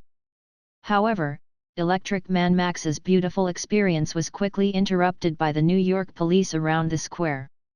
In less than a minute, more than a dozen police officers rushed to the scene and pulled out their pistols from their waists and aimed at him. With the passage of time, more and more police cars rushed over. It didn't take long for more than a dozen police cars with sirens to surround Electric Man Max. The surrounding police officers kept warning Electric Man. After noticing that Electric Man showed no signs of following their warnings, these police officers threw a few smoke bombs at Electric Man. However, as soon as these smoke bombs that exuded irritating gas reached Electric Man Max, they were all knocked away by the electric current on his body. The moment the smoke bombs were bounced away, the surrounding police officers also pulled the triggers of their pistols and rifles. Bang bang bang bang bang! Intense gunshots rang out, and hundreds of bullets flew toward the Electric Man. Faced with the police's attack, Electric Man did not have any intention of dodging. A dazzling electric light flashed around his body. The bullets that flew at high speed hit the electric light and were instantly disintegrated. None of the bullets broke through this layer of dazzling electric light, and none of the bullets hit Electric Man's body.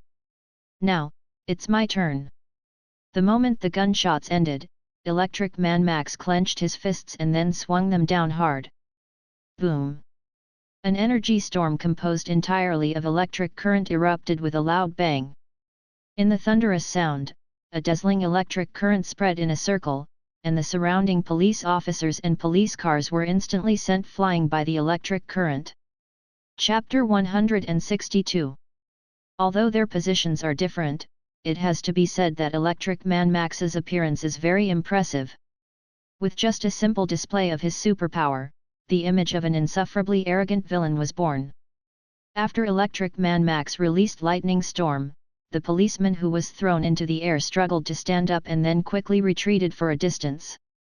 Since the Battle of New York, people all over the world have known that there are all kinds of monsters in the world besides ordinary humans. Aliens, mutants, enhanced people. Although these monsters look like humans one by one, in fact, none of them are easy to deal with. And the emergence of superheroes such as the Avengers has also made people understand that monsters should be dealt with by monsters. Standing on the top floor of the building, Rogge looked down at the Electric Man in the square and a doubt came into his mind. What does Oscorp want to do? First, they gave the Rhino armor to dangerous people like A.K.A. for actual combat testing, and now they let Electric Man Max cause a riot in Times Square. Rogge knows that Harry Osborn is the young man who is now in control of Oscorp, so he can't understand what Harry Osborn is up to. Harry Osborn is young, but he is definitely not the kind of person who will do these meaningless things because he is young. This guy is definitely planning something. Just as Rogge was thinking about what Harry Osborn was up to, Gwen, wearing a black and white spider suit, rushed to Times Square at this time. During this time, Gwen went out to patrol for justice and fight against evil almost every night. So after discovering the riot in Times Square, Gwen did not hesitate and rushed over as soon as possible. When Gwen swayed to Times Square through the spider silk, there was a sudden cheer in the square. Spider-Woman! Spider-Woman! Spider-Woman! Spider-Woman! Gwen has not been in the public eye for a long time, only for more than half a month. But even so, she has gained a lot of fans and even has her own fan support station and derivative toys. As long as there is enough exposure, even if she is just an ordinary person, she can become a superhero in people's hearts. What's more, Gwen is not an ordinary person. Gwen's appearance suddenly took away a lot of the shots belonging to Electric Man Max, and the outdoor display screen no longer showed only Electric Man Max's face. Electric Man Max vs Spider-Gwen. The battle was on the verge of breaking out. Just when everyone thought that the emerging superhero, Spider-Woman, would have a fierce confrontation with Electro, a sword wrapped in electric current streaked across the night sky like lightning and stabbed into the ground between Gwen and Electro. This was the masked man's sword. Although Rogge hasn't appeared yet, when people recognized that the Kusanagi sword was his, the crowd once again burst into cheers. The cheers were more than 10 times louder than when Gavin appeared. Spider-Woman was just a new hero that had appeared not long ago, and the enemies she dealt with were just ordinary criminals. But the masked man was completely different. This was a superhero who shone brightly when aliens invaded New York. He was a superhero who could deal with the alien soldiers like cutting grass. Although the masked man did not appear in public after the battle in New York, it did not mean that people had forgotten his existence. In particular, he suddenly appeared half a month ago and solved the Rhino Man that made the New York police helpless. When Rogge teleported to the Kusanagi sword through the Thor, and then pulled out the Kusanagi sword that was inserted into the ground, the cheers at the scene reached a peak, and the outdoor displays around the square all switched to him. "Let me deal with this guy." Rogge didn't explain too much to Gwen. After hearing Rogge's words, Gwen nodded silently, and then quickly came to the police who were trapped in the police car and rescued them one by one. "Do you have any last words?" Rogge raised the Kusanagi sword and pointed the tip of the sword at Electric Man Max. Electric Man Max immediately gave his answer to Rogge's impolite inquiry. Electric Man Max raised his hands directly, and a bolt of lightning gushed out of his palms and directly struck Rogge, who was dozens of meters away. For these lightning bolts, the distance of dozens of meters can be covered in an instant. At the moment when Electric Man Max raised his hands, Rogge also opened his Sharingan for the first time. However, after opening his Sharingan, he didn't want to avoid Electric Man Max. When those lightning bolts came in front of him with an irresistible power, he used ninjutsu. Lightning Release, Chidori. The lightning emitted by Electric Man Max and the lightning gushing out of Rogge's body collided fiercely, and a gorgeous and dangerous blazing light suddenly lit up, becoming the most eye-catching existence in the entire square. No one thought that Rogge would use this method to resist the attack of Electric Man. Even Electric Man Max himself didn't expect that the lightning he emitted could be blocked like this. The lightning emitted by Electric Man Max seems to be omnipresent, but in the end, it's just ordinary electric current. It's not impossible to block this attack with Chidori, which also has the lightning attribute. Only magic can fight against magic. Similarly, only thunder and lightning can fight against thunder and lightning. This gorgeous and dangerous light did not last long before it dissipated. However, when the light completely dissipated, people found that Rogge's figure was also missing. In terms of the degree of mutation, Electric Man Max does have a unique advantage. But the problem is that he has no combat experience. Before the mutation, Max was just a talented electrical engineer. After the mutation, he was locked in a mental hospital and studied day and night by Oscorp. Although Oscorp used Hydra's brainwashing technology to successfully brainwash Max into a biological weapon, it didn't change the fact that Max was an inexperienced novice.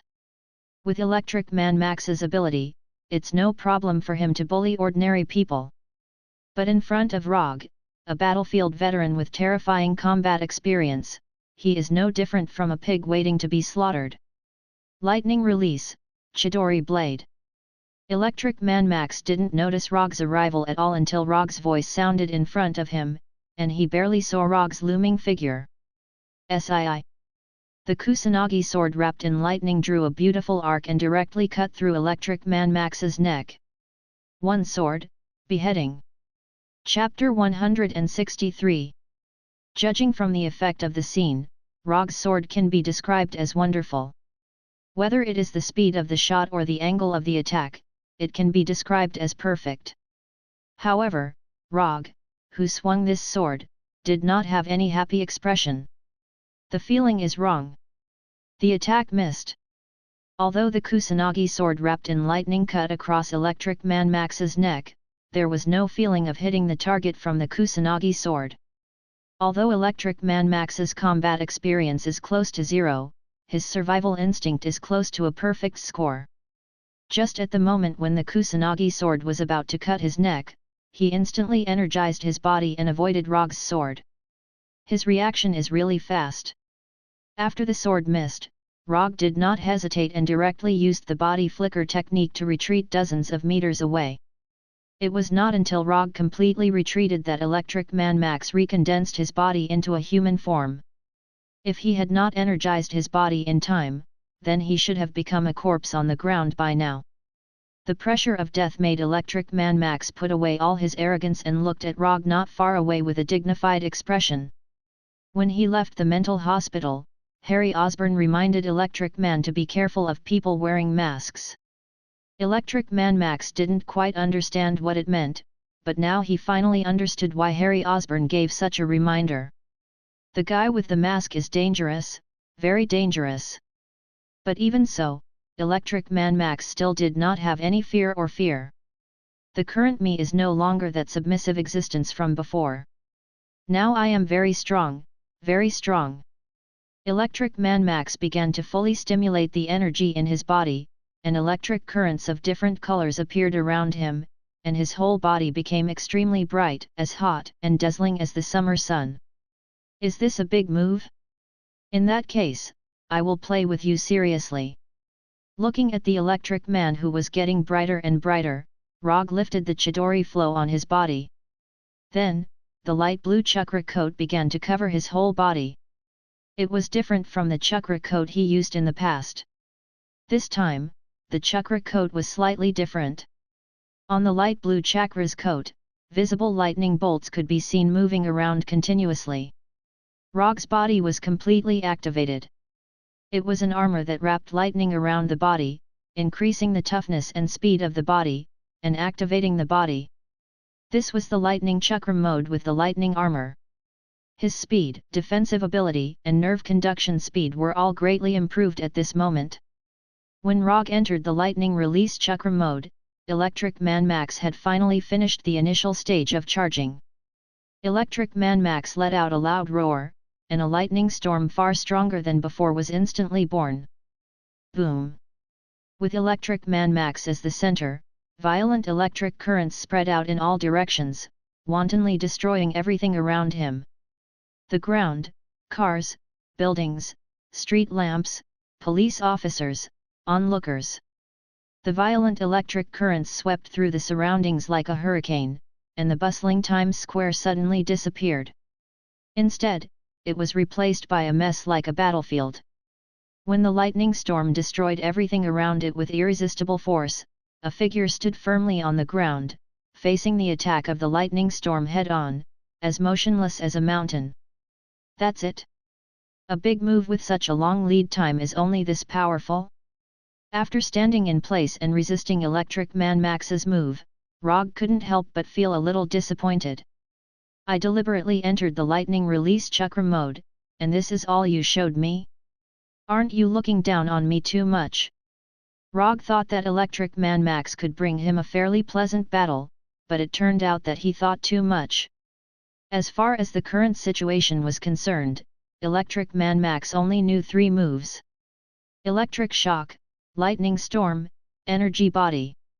Although the move just now was a little stronger than the previous Lightning Storm, in the end, it was just a lightning storm. In that case, I'll finish you quickly. With a thought, Rogge's figure disappeared from everyone's sight again. The moment Rogge disappeared, Electric Man Max didn't hesitate and immediately began to energy body. However, his reaction was still a step too slow. Lightning Body Blink. After entering the lightning release chakra mode, Rogge's body blink technique also became Lightning Body Blink, which was faster and the activation time was shorter. As soon as Electric Man Max noticed that Rogge had disappeared, Rogge had already appeared in front of him. 4-symbol seal. Under Electric Man Max's gaze, Rogge's left hand wrapped around chakra pressed on his chest. In an instant, a seal with spiral patterns appeared on Electric Man Max's chest. Although Electric Man Max didn't know what the 4-symbol seal was, when the seal of the four-symbol seal appeared directly on his body through the special combat suit on his body, he immediately noticed that something was wrong. His energy body had lost its effect. The process of Electric Man Max's energy body was directly interrupted by the four-symbol seal, and the energy body's ability disappeared in an instant. "You're not just weak." Rogge's voice rang in Electric Man Max's ears, and then he was completely sent flying. The four-symbol seal was a powerful sealing technique that used the cycle of the four symbols to seal evil, and it had an extremely powerful sealing effect. Whether it was a powerful enemy or an evil demon, they could all be sealed with the four-symbol seal. Although Electric Man Max wasn't strong, nor was he an evil demon, this didn't stop Rogge from using the four-symbol seal to deal with him. Moreover, he didn't plan to seal Electric Man Max into his body or some tool. What he wanted was to use the four-symbol seal to stop Electric Man Max from energy body transformation. Rogge wasn't very sure if the four-symbol seal could stop Electric Man Max from energy body transformation, so in addition to the four-symbol seal, he also exchanged for the Vajra seal. However, judging from the current situation, the four-symbol seal was more than enough. Without the ability to transform his body into energy, Electric Man Max was just a sandbag that could discharge electricity, and a sandbag that had a limited amount of electricity. The battle that followed was simple and dull. In front of Rogge, who had entered the lightning chakra mode, Electric Man Max didn't even have a chance to fight back. All the electricity in his body was violently drained by Rogge. In the end, under everyone's gaze, Electric Man was taken away by Rogge with the flying Thor, completely disappearing from Times Square. Rogge didn't kill Electric Man directly because before killing him, he still had some small experiments that required Electric Man's cooperation. Chapter 164. Rogge didn't take Max back to Dr. Connor's laboratory, but took him to the forest where he practiced Mokuton before. Dr. Connors couldn't help him with the experiments he wanted to do, and some of them were not suitable for children. After teleporting to the forest he didn't know the name of, he threw Max, who had no resistance, on the ground. Then, he used the auxiliary skills he got when he exchanged Sage Mode. Inherent Enchantment, Shikotsu Forest. In an instant, the forest in front of him was replaced by Shikotsu Forest, and the natural energy in the air became rich. Although Electric Man Max had used up all the electricity in his body, he did not pass out because of this. He didn't know if it was because of his intuition, but when he saw the forest in front of him was replaced by Shikotsu Forest, he suddenly felt an extremely dangerous signal in his heart. Although I don't have any personal grudges with you, you should know very well that sometimes the world is so unreasonable. If there is a next life, try not to meet me. Rogge looked down at Max, who was lying on the ground, and said silently.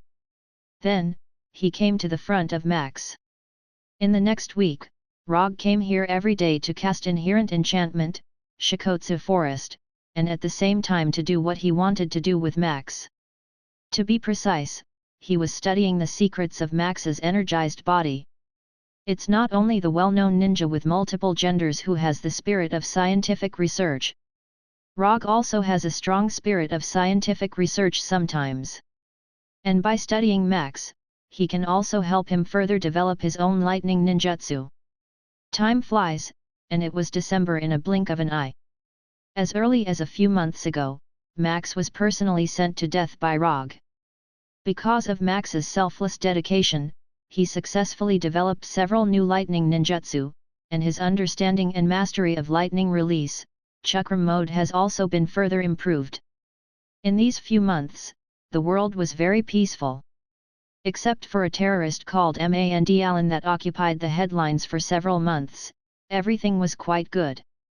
As soon as Manhwa appeared, he gave the US government a few tight slaps in the face. Attacking an overseas base of the United States, launching a terrorist attack within the United States, and openly releasing a provocative video. Because of Mundalan's strong appearance, the small commotion caused by the rhinoceros and the Electric Man in New York instantly died down. All the news channels focused their attention on Mand Allen, the superstar among the terrorists. Live broadcast has been interrupted due to a cyber attack. An American airline has been hijacked. The entire country is on high alert. Where is Mand Allen? Search the entire world. The president responds to the threat of Mand Allen and vows to eliminate the terrorists. He could see news reports related to Mand Allen if he turned on any channel. The United States government spent a lot of manpower and material resources to search for Mand Allen all over the world for a few months, but they found nothing. Even SHIELD received an order to search for Mand Allen, but they also found nothing. However, whether they really found nothing, or whether SHIELD didn't put in the effort to search at all, only F***ing Faka would know. So far, the only clear information was that Mand Allen was related to the Ten Ring gang that kidnapped Tawny. However, Mand Allen obviously had no intention of hiding this, because at the end of the provocative video, he arrogantly displayed the Ten Ring gang's logo.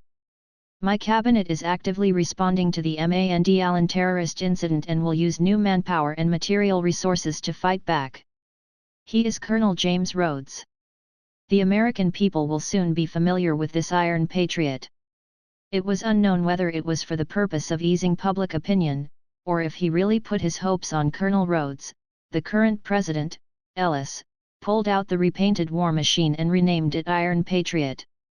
However, his approach did not receive the support of the people. Instead, he received a lot of ridicule from the media. It's still the same battle suit, but painted red, white, and blue. He also renamed it Iron Patriot to avoid being recognized if the paint is too thin. Is this how President Ellis responded? He took out the old war machine and repainted it. This is too smart.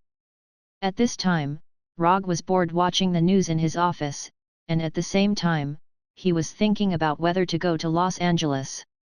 If he remembered correctly, Tawny had a fight with the real Mand Allen, and in the end, there was a fireworks show with a full Iron Man suit.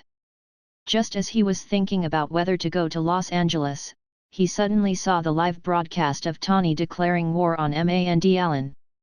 I have a small greeting to give to this Mand Allen. I just thought of the words. My name is Tawny Stark. You are not terrible, because you are just a coward. I'm ready, you wait to die, man, I will kill you with my own hands. This is not about politics, I want to take revenge on you for a personal grudge. This has nothing to do with the Department of Defense. It's a personal grudge between you and me. Let's have a fair fight. This is my address, 10880 Marbury Port 90265, I will open the door to welcome you. After that, Tawny picked up the mobile phone of the man in front of him and threw it hard at the stone pillar next to him. After throwing the man's mobile phone, Tawny also said to the man, "Sue me," and then boarded his Audi R8 and left the hospital. He's very angry. Although he only watched the live news, Rogge could already guess why Tawny was so angry. For Tawny, there are not many friends who can get his approval. And his driver and bodyguard, Happy, happens to be one of them.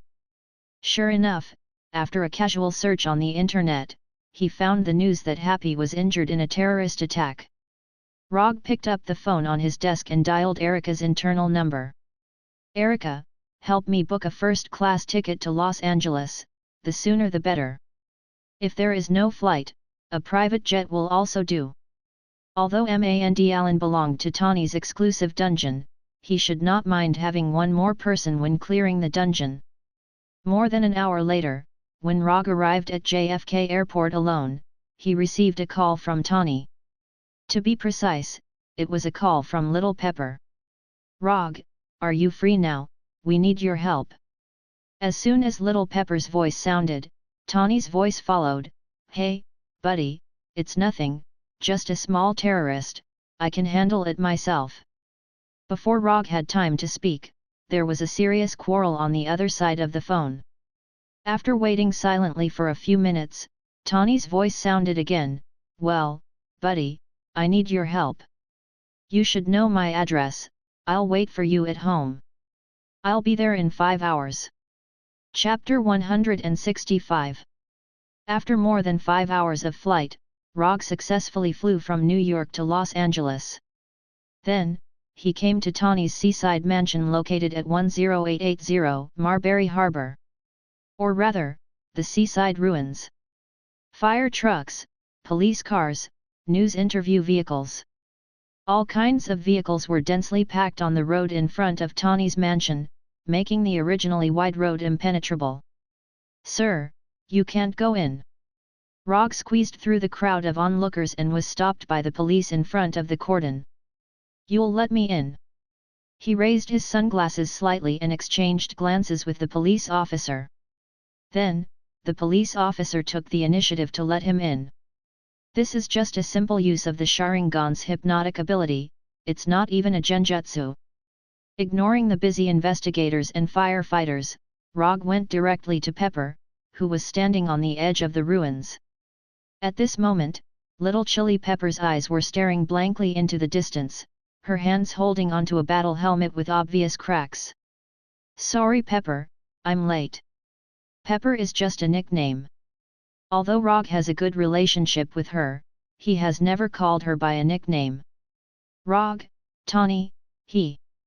Upon hearing Rogge's voice, little Chili Pepper finally returned to her senses and turned to look at him. Her eyes immediately showed signs of tears.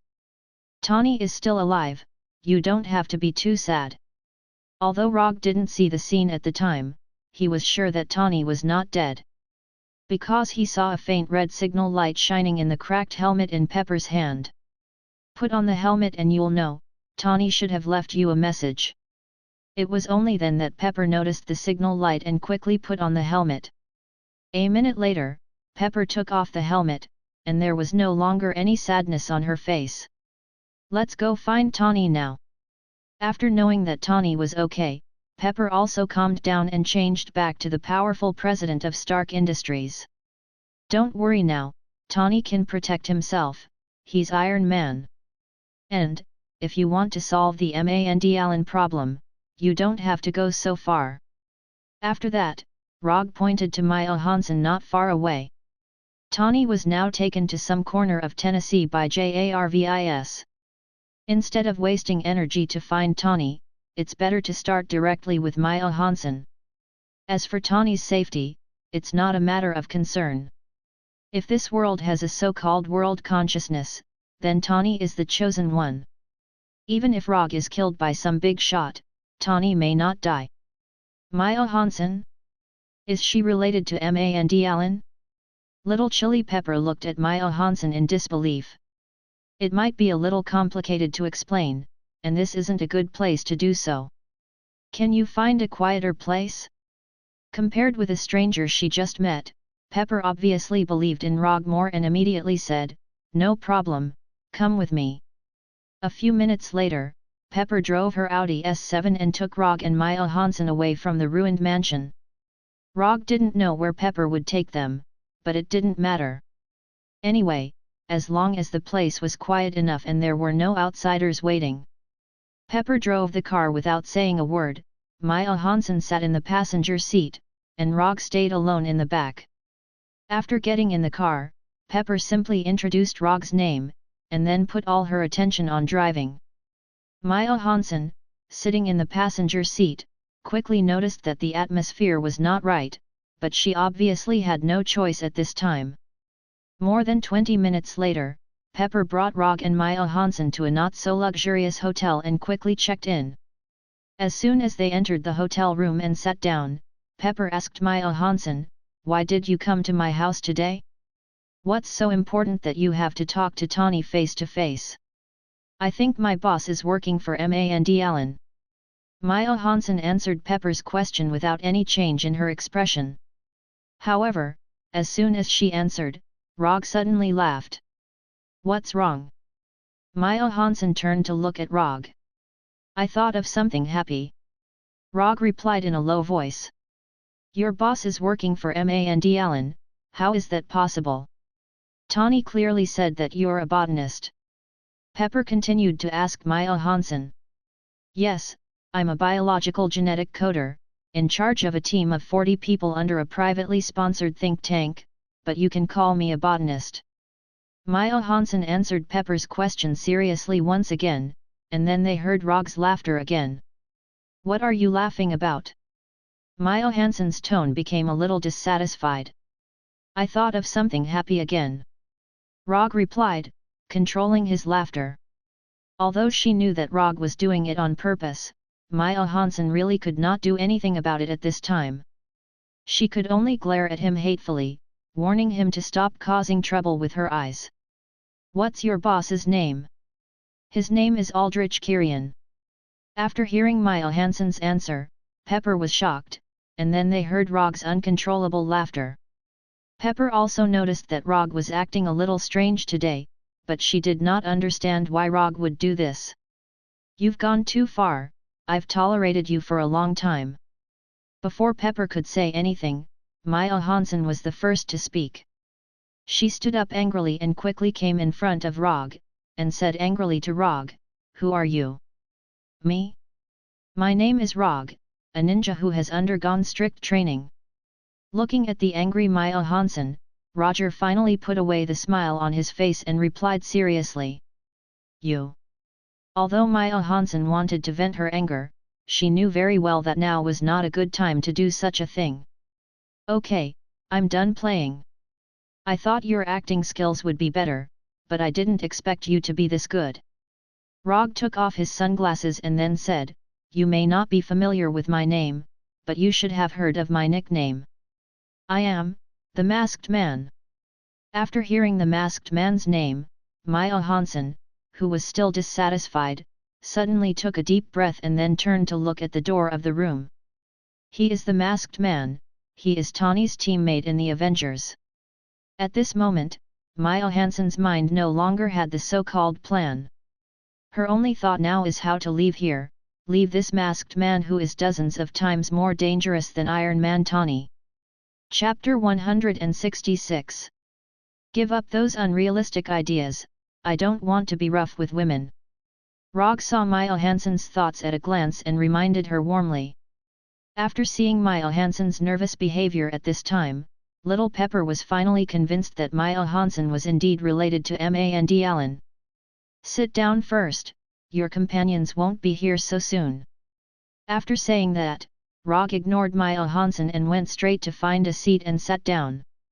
The reason why Maya Hansen appeared at Tawny's house at this time was nothing more than to let Tawny complete the final equation of extremis and solve the shortcoming of extremis that it will self-destruct once it overheats. Whether it was Maya Hansen taking the initiative to go to Tawny's mansion, or Mundalin's men just happened to launch an attack at that time, everything was in their plan.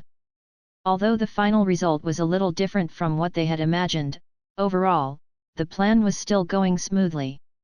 Although Tawny's whereabouts are unknown, Little Pepper is still there. As long as they control Little Pepper, they don't have to worry about what Tawny will do to them. Maya Hansen has also been acting according to the established plan, but what she didn't expect was that the Masked Man, Rogge, would appear at this time. After glancing at Little Pepper, who was already vigilant, and Rogge, who had an indifferent expression, Maya Hansen silently sat back in her original position. From now on, I'll ask, you answer, understand? After hearing Rogge's words, Maya Hansen turned her head and glanced at him, then said, What's wrong with your eyes? Maya Hansen's question made Rogge stunned. What's wrong with this woman's brain? Is this the time to care about my eyes? Don't get the point wrong. This has nothing to do with you. What I ask, you answer, you are not qualified to ask questions. Rogge's tone became stern, and he said solemnly. Rogge, are your eyes okay? Maya Hansen did not say anything else, but Little Pepper's voice rang out. Little Pepper did not pay attention to Rogge's eyes at first, but after hearing Maya Hansen's question, she realized that Rogge's eyes were completely different from normal people's eyes. It was blood red in color, and there were 3 comma-like things around its pupils. Little Chili Pepper was not the kind of person who was particularly curious, but since she had already regarded Rogge as a friend, she felt that it was necessary to be concerned about Rogge's current health. My eyes are fine. You can simply think of it as my superpower. Rogge had no intention of explaining to them what the three-tomo Sharingan was and simply answered. After dealing with the matter of the electric man, Kurito set his Sharingan to a constant state of 24 hours a day. Anyway, with second last's chakra and immortal body, it wouldn't be a burden for him to keep his Sharingan open 24/7. Most importantly, he felt that this could effectively improve his style and charm. Just like the electric man, just by looking at his appearance, he knew that this guy was not simple. Now back to the topic, where is Aldrich Kirian now? Rogge has no interest in the Mandalan on the surface, that guy is just a stage actor. But Aldrich Kirian was different. To a certain extent, this guy was considered a decent talent. And Rogge is very interested in the extremis on him. I don't know. Maya Hansen replied quickly. But as soon as she finished speaking, she saw Rogge's displeased look and immediately added, I really don't know, unless he takes the initiative to find me, I can't contact him at all. Rogge did not use genjutsu on Maya Hansen, but he silently used the hypnotic ability of Sharingan. Maya Hansen is just an ordinary person. She can't resist the hypnosis of Sharingan, so it is basically certain that she is telling the truth now. Give me the equation of extremis. Since it is impossible to determine the location of Aldrich Kirian for the time being, it is not a bad idea to get the equation of extremis first. Extremis? You want extremis? After hearing the word extremis from Rogge's mouth, Maya Hansen really panicked. Except for her and Kirian, not many people know about the existence of extremis.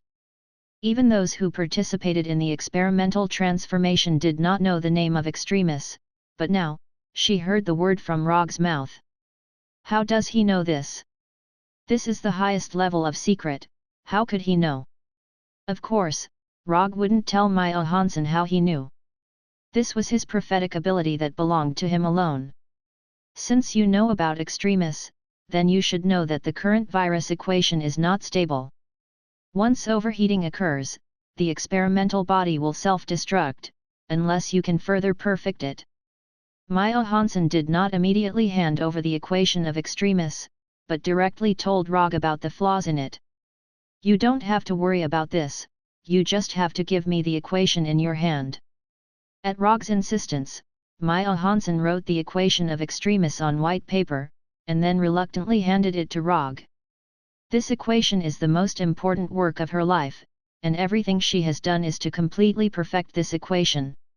If you perfect this equation, can you let me take a look at the final result, just one look? Although she knew that this hope was infinitely close to zero, Maya Hansen still couldn't help but pray to Rogge. Let's talk about it when the time comes. After carefully folding the paper with the equation and putting it in the pocket of his jacket, Rogge showed a satisfied smile. The equation of extremis is in hand, and the goal of this trip is half completed. Just when Maya Hansen was about to continue to pray to Rogge, the door of the room was suddenly violently knocked open, and a big man nearly 2 meters tall walked in. Your companion is here to pick you up.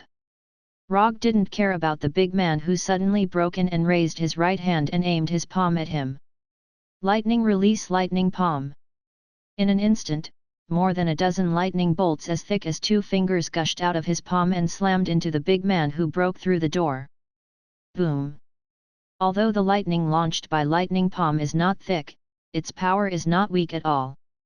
The big man at the door intended to resist lightning palm with his body, but at the moment when the lightning hit him, he was knocked out and hit the wall of the aisle heavily, leaving a human-sized hole in the wall. Lightning palm is not a ninjutsu that he exchanged from the system, and he developed the lightning release ninjutsu alone after studying Electric Man. Chapter 167. The big man didn't expect that he would be hit by such a strong lightning strike as soon as he entered the door. Rogge's thunder palm not only stunned him directly, but also caused him extremely serious injuries. If he hadn't been modified by extremis, then the thunder palm just now would have sent him to hell without any suspense. He's not dead yet? He's quite resistant. Although the big man who was hit by the thunder palm was extremely embarrassed at this time, and his right arm was directly broken. But he still didn't die. On his body, Rogge can also feel an extremely strong aura of life. In fact, it's not quite accurate to say that it's an aura of life. It should be said that it's a strong energy reaction. Under the gaze of Rogge and the other two, the big man with a broken arm became red all over, as if there was magma flowing in his body. Not only that, the big man's broken right arm began to grow back at a speed visible to the naked eye. It took less than 10 seconds for the big man's right arm to completely recover, and his skin also returned to the appearance of a normal person. It seems that the extremis you developed is quite good. Rogge turned his head and praised Maya Hansen. Although it's not stable enough, and it looks a little disgusting when it recovers. But he has to admit that extremis has given the host an unimaginable and amazing recovery power. This amazing recovery effect made Rogge unable to help but have the idea of injecting Abomination. Abomination, whose strength and physique are off the charts, has incredible recovery ability, turning him into a real warrior and meat shield. This kind of picture is very beautiful to think about. It would be even more perfect if Tawny could fix the defect that extremis will self-destruct when it overheats. In just a second or two, several thoughts flashed through Rogge's mind. If you have any positioning or tracking devices on you, you'd better take them out now. After leaving a sentence to Maya Hansen, Rogge walked towards the big man in the passage. The big man was also in a dilemma at this time. According to the plan, he should have taken Little Pepper away easily. However, Rogge's appearance completely disrupted their plans. Although he hadn't really fought with Rogge yet, through the thunder palm just now, the big man had roughly understood the difference in strength between the two of them. One move can seriously injure him, forcing him to use extremis to repair himself. This kind of enemy was definitely not something he could handle alone. At this moment, the burly man began to regret coming here alone. If he can have a few more companions who have also been transformed by extremis now, even if he still can't defeat Rogge in the end, he will at least have a chance to take Little Pepper away. Although the thunder palm that Rogge used just now wasn't a powerful ninjutsu, but the loud sound like real lightning still woke up many guests in the hotel. Especially the guests who lived on the same floor as him. One by one, the guests walked out of their rooms and began to search for the source of the noise.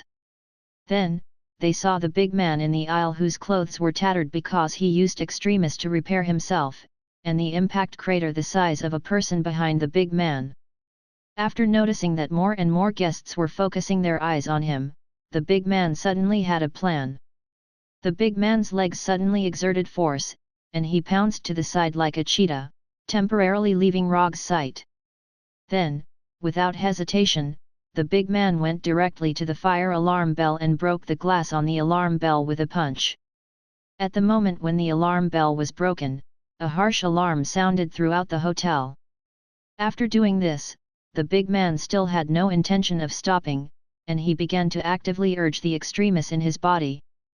In the blink of an eye, his hands turned red, like the red-hot iron that had just been taken out of the stove. The guests who had walked out of their rooms because of the sound of the palm thunder all revealed terrified expressions when they saw this scene.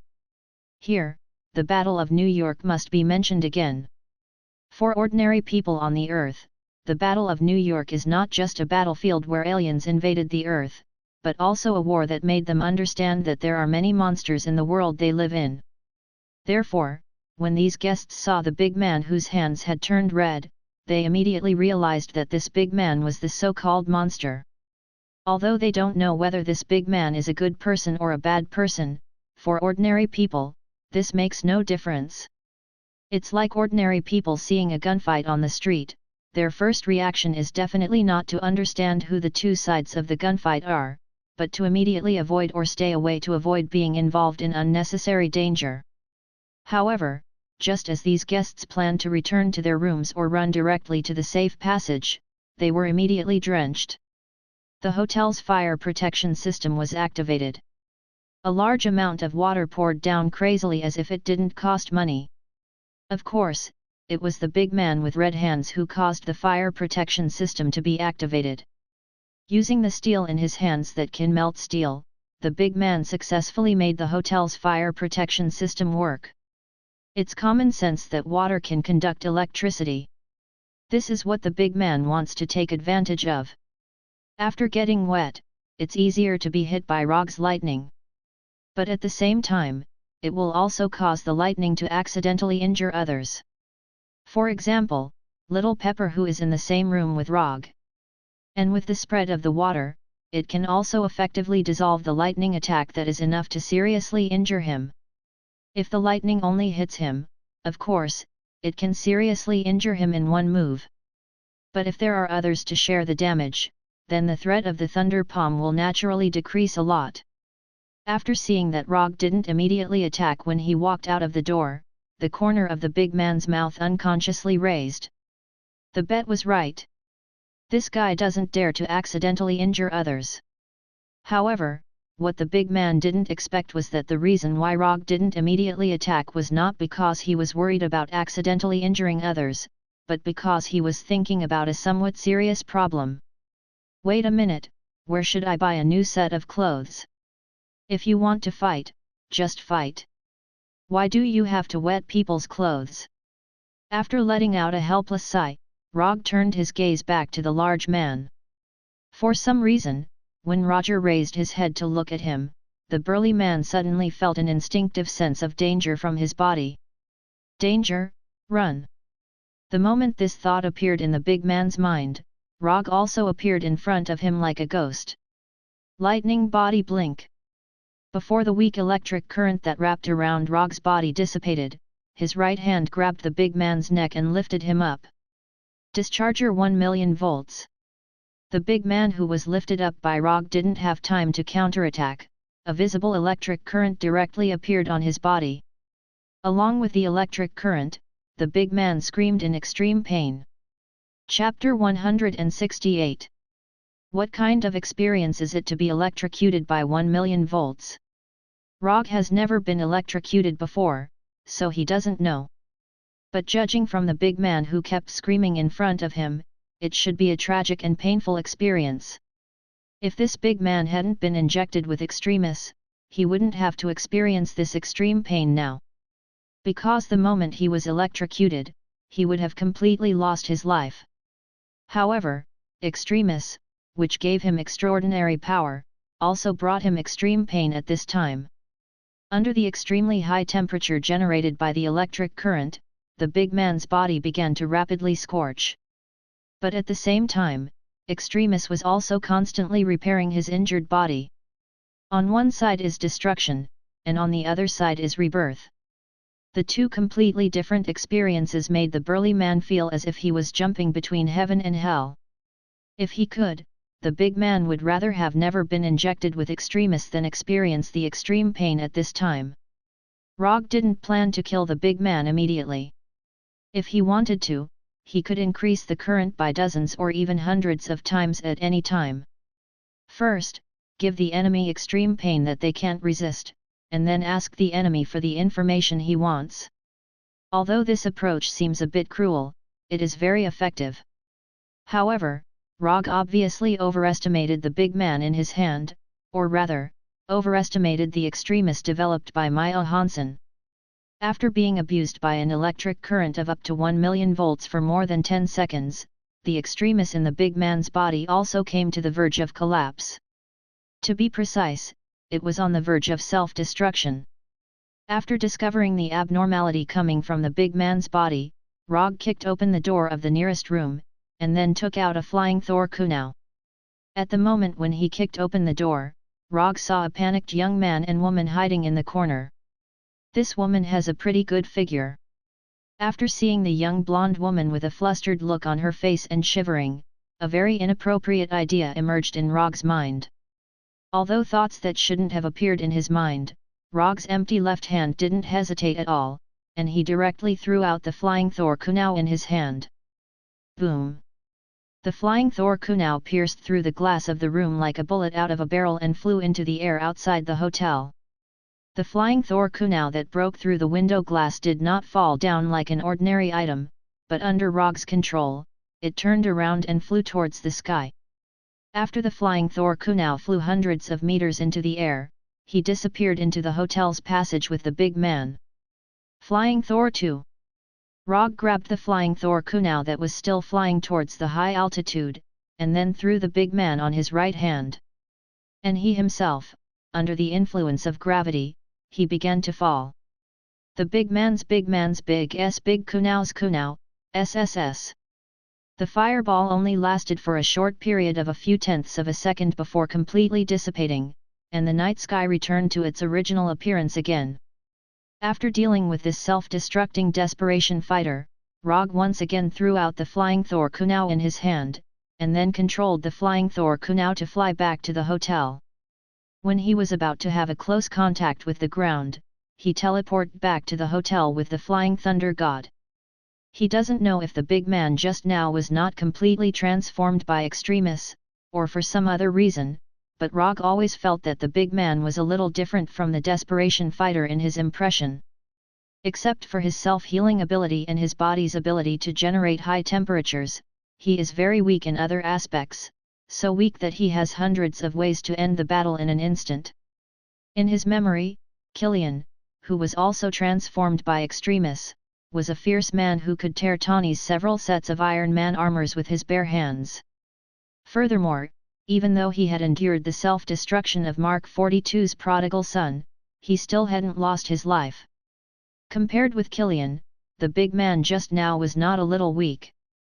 Of course, this may also be because people's physiques are different from each other. Rogge once heard that there was once a junior high school student surnamed Lu who fought with more than 20 people with knives for 75 minutes, and then ran for more than 30 kilometers in one breath. Although he didn't know this junior high school student, since a junior high school student can do this, it shows that the physiques between people can't be generalized. Not to mention that there is also a person who can predict the shooting position in extreme anger, avoid 30 rifle bullets without any injuries, and finally disarm with a punch. As for other things like slide shovel killing tiger, gravity kick killing bear, cross breaking bear's arm, back throwing strong man, etc., it seems to be quite common. Times have really changed. Roger tossed these messy thoughts to the back of his mind and returned to the room where Little Pepper and Maya Hansen were staying.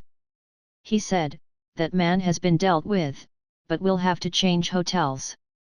Both Little Pepper and Maya Hansen were not surprised by this outcome. If Rogge couldn't take care of that man, then it would be a surprise. Although it did not cause much damage to the hotel, the appearance of the man still caused a lot of trouble to the hotel guests. For example, the hotel's fire system was still spraying water wildly. But these were all small problems. With Little Pepper's current status and ability, dealing with this kind of thing was not much more difficult than asking the housekeeper to make breakfast. Dozens of minutes later, Rogge and the other two appeared in a famous five-star hotel in Los Angeles. Although Maya Hansen was still an enemy, Little Pepper still booked a room for her alone, not worried that she would run away or do something she shouldn't do. Anyway, Rogge was here, and even if there was a problem, Rogge would solve it. After witnessing Rogge's battle with her own eyes, Little Pepper had more and more trust in him. But at this time, Rogge obviously did not care about Maya Hansen. Now, he was using the exclusive service provided by his American Centurion Black Gold card. First, he asked them to get him a set of high-end clothes and matching shoes. Then, he asked them to get him an off-road vehicle with excellent performance. In the end, he asked them to arrange for two beautiful blondes to be his guests. This evil capitalist society. The night passed in the blink of an eye. Before Little Pepper and Maya Hansen woke up, Rogge left the hotel alone and began the next step of his plan. Of course, before he left a letter for the hotel staff and asked them to hand it to Little Pepper when she woke up. As for Maya Hansen, it was impossible for her to hurt Little Chili Pepper, who was already on guard against her. And just in case, he deliberately summoned the Punisher and asked it to secretly protect Little Pepper. Chapter 169. After leaving the hotel, Rogge drove directly to Tawny's seaside mansion. He now has the extremis formula, but he still needs a highly intelligent person who can perfect the formula and self-destruct the defects. Since a high IQ is mentioned, it must be Tawny. If you have any difficulties, look for Tawny. After a night of investigation, the police and firefighters near Tawny's mansion have left. Only the staff cleaning up the ruins and a small number of police officers maintaining order are still in the ruins of the mansion. Using the hypnotic ability of Sharingan, Rogge easily came to the interior of the mansion and came to the Tawny studio at the bottom. The reason why he came back here was because he wanted to find a person here, or a super advanced artificial intelligence. Judging from the degree of destruction, Tawny's mansion can be regarded as completely destroyed. Even the ruins are only left with the part connected to the mountain. But in fact, the most important things in Tawny's mansion were not damaged in the slightest by Mundalan's attack. For example, the Iron Man armor hanger hidden under the studio. For example, artificial intelligence JARVIS. After dispersing the staff who were cleaning up the ruins, Rogge said to the air, JARVIS, I know you can hear me, come out. After waiting patiently for a few seconds, he heard a voice coming from the ground. I'm sorry, Mr. Rogge, but I can only talk to you in this way now. J.A.R.V.I.S.S. voices as usual, except that it is a little weak because of the distance and the steel gate of the hangar. But this is normal. After all, the only equipment that can make JARVIS make a sound are the Iron Man armors in the hangar. It doesn't matter. Give me a way to contact you and Tawny at any time, or you can directly hack into my mobile phone, I know you can do this. Before Sky joined the company, Rogge did not have the habit of carrying a mobile phone with him.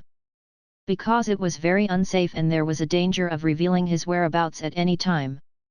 But ever since the hacker genius Sky joined the team, everything had changed. With the anti-intrusion program specially written by Sky, the security of the mobile phone has improved by more than a little. Yes, sir, please wait a moment. It had to be said that Sky's anti-intrusion program was indeed very good. Even in the face of J.A.R.V.I.S.S. invasion, this program still persisted tenaciously for more than 3 minutes before it was completely broken through by JARVIS. Mr. Rogge, the contact information has been entered into your phone. Number 1 is Mr. Stark's contact information, and number 2 is Mark 42's contact information. You can contact me through Mark 42 at any time. Thanks, Jarvis. After getting the contact information for Tawny and J.A.R.V.I.S., Rogge went straight back to the off-road vehicle and called Tawny.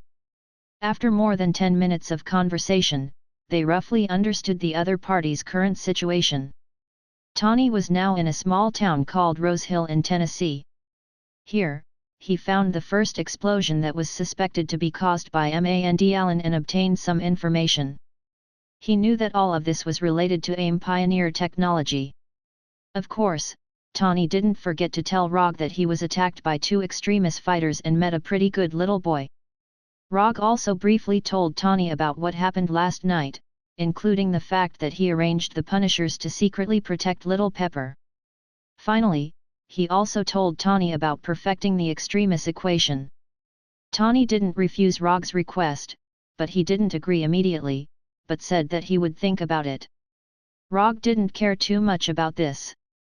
As long as he didn't refuse directly, with his understanding of Tawny, Tawny will eventually help him perfect the extremis equation. Before hanging up the phone, Tawny also told Rogge a piece of news. He is now asking J.A.R.V.I.S. to analyze the satellite reception equipment of AIM Pioneer technology, and he will soon be able to locate the specific location where Manhwa released the video last night. Although Rogge knew which video Tawny was talking about, unfortunately, he didn't see the video last night.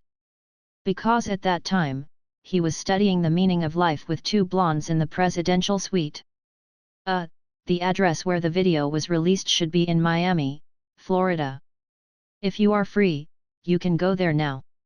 After directly telling Tawny where Manhwa is now, Rogge took the initiative to hang up the phone and booked a first-class ticket to Miami for himself.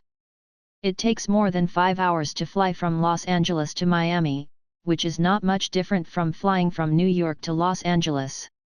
But this time, Rogge hopes that he won't miss anything.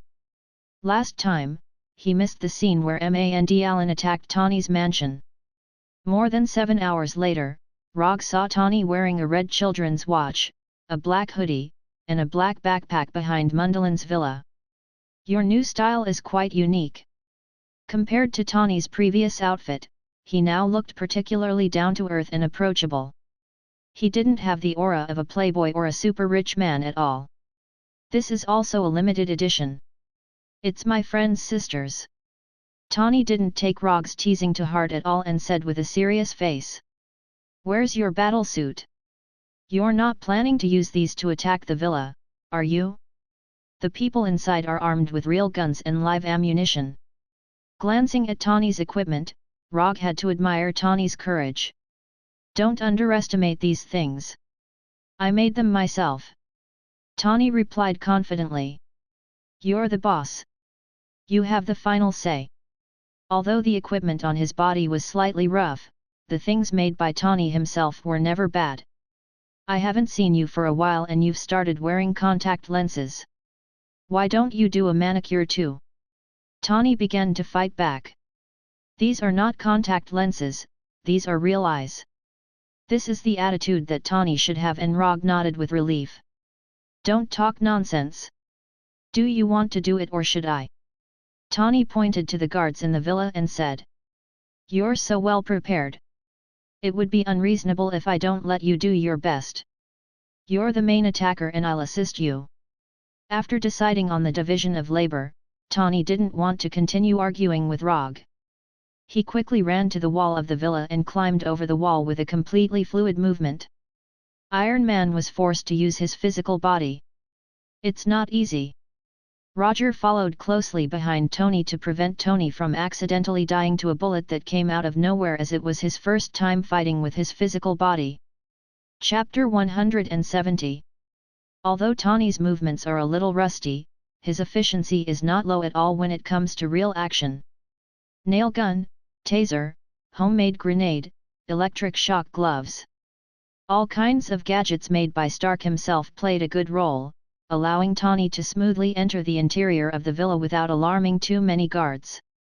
I didn't know that you had specially trained. Rogge has always kept a distance of about 2 meters from Tawny, protecting Tawny while observing Tawny's fighting skills. Without the Iron Man armor, I am also Iron Man. Tawny replied with great confidence. Perhaps it's because he's too confident, or maybe it's because he lacks experience in close combat. Tawny didn't find out that the guard who was stunned by him was only stunned for a few seconds. Tawny didn't notice the awakening of the guard, but Rogge wouldn't make such a low-level mistake like him. Sneer. Just as the guard pulled out the pistol from his waist, a flying Thor kunai flew in front of him like lightning and cut his neck directly. At the moment when he killed the guard with the flying Thor kunai, Rogge also used body flicker to come behind the guard and grabbed the guard who was about to fall forward. You are too careless. It was not until this time that Tawny discovered that the guard had woken up. He has more fat in his body and has a higher electrical resistance, so he woke up faster. Although Tawny's words sound reasonable, there is only one main meaning, that is, the guard woke up so quickly, not because the electric shock gloves he made are not good enough. It makes sense. Rogge did not refute Tawny's explanation and silently put down the body in his hand. Except for this little episode that was beyond Tawny's expectations, the next action was extremely smooth. Tawny and Rogge successfully came to Mundalin's exaggerated bedroom. Tawny, with the gun in his right hand, carefully came to the bed and then lifted the quilt on the bed. There were indeed 2 people on the bed, but it was not Mand Allen as Tawny imagined, but 2 girls in sexy underwear. It seems that Rogge was not the only one who had a night of sex last night. Looking carefully at the 2 girls who woke up on the bed, Rogge felt that the 2 blondes he had last night were more interesting. At this moment, not only were the 2 girls on the bed panicking, but also Tony, who was holding a pistol, was panicking. What's going on? What about the bearded Mandalan? Just when Tony began to wonder if he had come to the wrong room, the sound of water suddenly came from the toilet next to him. Without any hesitation, Tony made a silent gesture to the two girls on the bed, then immediately retreated to a corner by the bed. Which one of you is Vanessa? Mandalan, who had just come out of the toilet, did not notice that there were two more men in the room. He walked to the table by the bed and asked the two girls on the bed. It's me. A girl replied immediately. You know what? Actually, the fortune cookie is not. God. Who are you? Mandalan wanted to show his humor, or talent. As soon as he turned around, he saw Rogge standing at the door. It doesn't matter who I am, I think you should pay more attention to him now. After saying that, Rogge pointed to Tony, who walked out of the corner. Looking in the direction Rogge pointed, Mandalan saw Tony, who was pointing a pistol at him with a puzzled look on his face. Don't move. I won't move. Mandalan raised his hands for the first time. Take whatever you want, these guns are fake because those bastards didn't dare to give me real guns. Mandalan suggested with a sincere face. What? At this time, Tony's intelligent brain was immediately filled with doubts. Then why don't you take these two girls away? Mandalan continued to suggest. Enough. You are not Mandalan, where is the real Mandalan? After saying that, Tony angrily pulled the pistol's sleeve, expressing his determination to shoot at any time. Where is he? Where is he?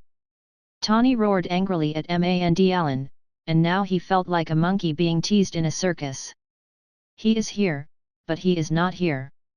Under Tony's aggressive questioning, Mandalan began to explain the ins and outs of everything that had happened. My name is Trevor Slattley.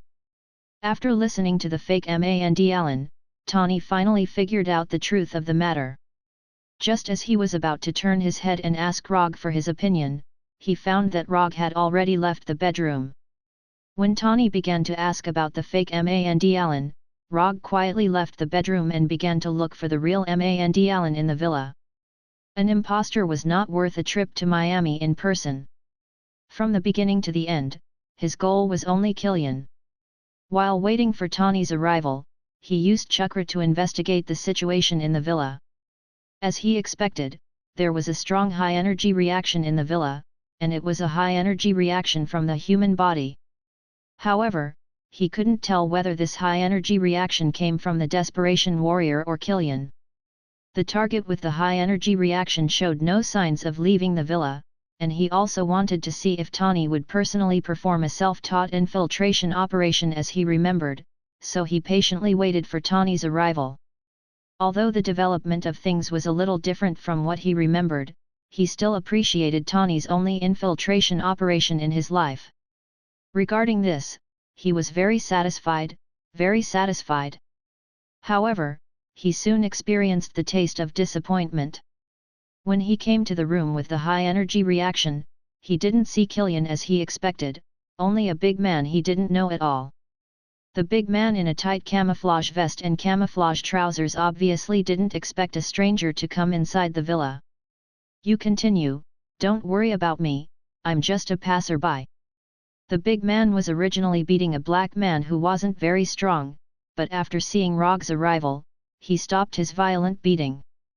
Before the big man in the tight vest spoke, the black man spoke first. Rogge? You're Rogge. You know me. Rogge was very sure that he had never seen this black man before. I'm Colonel Rhodes, Tony's friend, the one who fought for the machine. Colonel Rhodes quickly explained. Oh, it's you. No wonder he felt that Colonel Rhodes was a little familiar from the beginning. It turned out that he was one of Tony's only friends. Just as Rogge was about to rescue Colonel Rhodes, fierce gunshots and explosions suddenly sounded in the villa. Chapter 171. With the sound of gunshots and explosions, the big man in tights who was beating Colonel Rhodes also decisively attacked Rogge. The big man in tights didn't know Rogge, and he didn't care who Rogge was. Intruder, die. This was the only thought in the mind of the big man in tights. When the big man in tights rushed towards himself like a cheetah, Rogge slowly took out the flying Thor kunai. Rogge's action of taking out the flying Thor kunai was not fast at all, and even Colonel Rogge, who was tied to the iron frame, could see it clearly. But for some reason, when the big right palm of the big man in tights was about to grab Rogge's neck, the flying Thor kunai stabbed the big man's palm first. Sneer. The flying Thor kunai pierced the big man's right palm without any suspense. How did he do it? His right palm was pierced through, but the first thing that appeared in the big man's mind was not that he was injured, but how did Rogge do it? How could I be hit by that kind of slow movement? This is not scientific, it is not scientific at all. Although it was a little unbelievable, the big man in tights had to admit the fact that he was injured. Under normal circumstances, the injured big man in tights should choose to retreat immediately, and then prepare for the second wave of attacks. However, the big man in tights not only did not have any intention of retreating, but he directly raised his left leg and kicked towards Rogge fiercely. As long as he is kicked, this guy who came out of nowhere will be seriously injured even if he does not die. The big man in tights is full of confidence in the power of his kick. And with the existence of extremis, he can completely ignore the injury on his right palm. Not to mention that it was just pierced, even if his entire right palm was cut off, he could still grow it back. He doesn't know if people with super recovery power will more or less have some extreme ideas. This was the case with Dr. Lizard before, and now the same is true for the big man in tights. Moreover, in Rogge's memory, there was a man who liked to wear red tights and carry 2 swords on his back. He relied on his immortal body and walked back and forth on the edge of death all day long. Seeing that the man in tights was about to kick his lower abdomen, Rogge was still recalling a certain despicable character. Because of his wild thoughts, the man in tights successfully kicked his body with his left leg. Then, it directly passed through his body. There was no tangible feeling. This is fake. The tights man had just reacted when Rogge, who was in front of him, turned into a flock of crows and flew in all directions. Sharingan Genjutsu. At the moment when the man in tights attacked him, Rogge quietly cast an illusion on him, and at the same time, enveloped Colonel Rogge. From the beginning to the end, the man in tights had only been attacking the illusions he had left behind. As for the injury on the burly man's right palm, of course, it was just an illusion. Using slow to fight fast, using soft to break hard, this is something that can only be done by Tai Chi in the martial arts world. Where he is now is not a martial arts world, but the Marvel world, which still follows the scientific principles most of the time. Here, speed, accuracy, and ruthlessness are the true essence of close combat. I hate men who wear tight vests, so, see you in the future. Rogge's voice sounded on the right side of the man in tights. Subsequently, the man in tights found that the scene in front of his eyes became upside down and spinning, as if he had been on a roller coaster in his childhood. Before the man in tights understood, he saw his own body, his body without a head, and the light blue sword in Rogge's hand that was completely composed of thunder and lightning. Lightning release thunderbolt sword slash. Using the thunder tachi to instantly cut off the enemy's head. Decapitation in one strike, full marks. When the head of the man in tights fell heavily to the ground, he heard the last words of Rogge. This time, it's true. As soon as this thought appeared in the mind of the man in tights, he completely lost his life. From the moment the man in tights launched his attack to the moment he completely died, only 2 or 3 seconds passed in total. If the man in tights had been a little more cautious, instead of relying on his extremis to launch an attack recklessly, then he would have been able to live for at least a few more seconds. Although the final outcome will not change in any way, at least his death will look a little better. After quickly defeating the man in tights, Rogge put down Colonel Rogge, who was tied to the iron frame. Thank you. If you hadn't come, I might have been killed by this guy. Colonel Rogge wiped the blood from the corner of his mouth and thanked him sincerely. "You're welcome." Saving Colonel Rogge was a matter of convenience, and the main reason was that it didn't take much effort. "Can you contact Tawny now? They took my battle suit, we must stop them immediately." Although Colonel Rogge didn't know what they were going to do with the war machine, he was sure that it was definitely not a good thing. "Tawny is outside now, you can talk to him directly." When Rogge and Colonel Rogge found Tawny again, Tawny was wearing part of the battle suit and fighting fiercely with the guards in the villa. Even though there were only a few parts of the battle suit on his body, Tawny still exerted a lot of combat power, and he alone suppressed all the guards who came forward. It seems that he is having a good time. Now that they have seen it, Rogge and Colonel Rogge certainly won't let Tawny fight against all the enemies alone. After more than a minute, the villa with continuous gunshots and explosions returned to its previous calm state. After returning to the fake Mundalin's bedroom and torturing the pompous old man again, they got a piece of information related to the vice president. Driving the luxury yacht generously gifted by the fake Mandalan, Rogge and the other two left the villa, and Tawny also called the vice president at this time. This is what it means to have a high profile. Tony Stark was the only one who could make a call to the vice president so easily. After talking to the vice president, Tawny and Colonel Rogge finally understood why Killian had to take away the war machine. The Trojan horse stratagem, a plan that was born thousands of years ago but is still very effective today. The war machine on Air Force One is that Trojan horse. I'm sorry to interrupt you. I'm not biased against politicians, but if I remember correctly, the vice president's daughter lost her right leg when she was a child. It just so happens that Killian's Extremis has the ability to regenerate broken limbs. As soon as Rogge finished speaking, the faces of Tawny and Colonel Rogge became a little ugly, and as time passed, it became more and more ugly. Chapter 172. Tawny and Colonel Rogge are not political idiots. If they still can't connect the dots, Rogge will seriously doubt their IQ. The Vice President and Killian have good reasons to cooperate, and this also explains why Mandalan can launch so many terrorist attacks in the United States. According to the current situation, there are only 3 of us left to save the President. Even the Vice President is Killian's partner, which means that they can't get any official help. The President of the United States has been reduced to the point where only 3 people can save him. He doesn't know if this is the misfortune of President Ellis or the honor of Rogge and the other 2.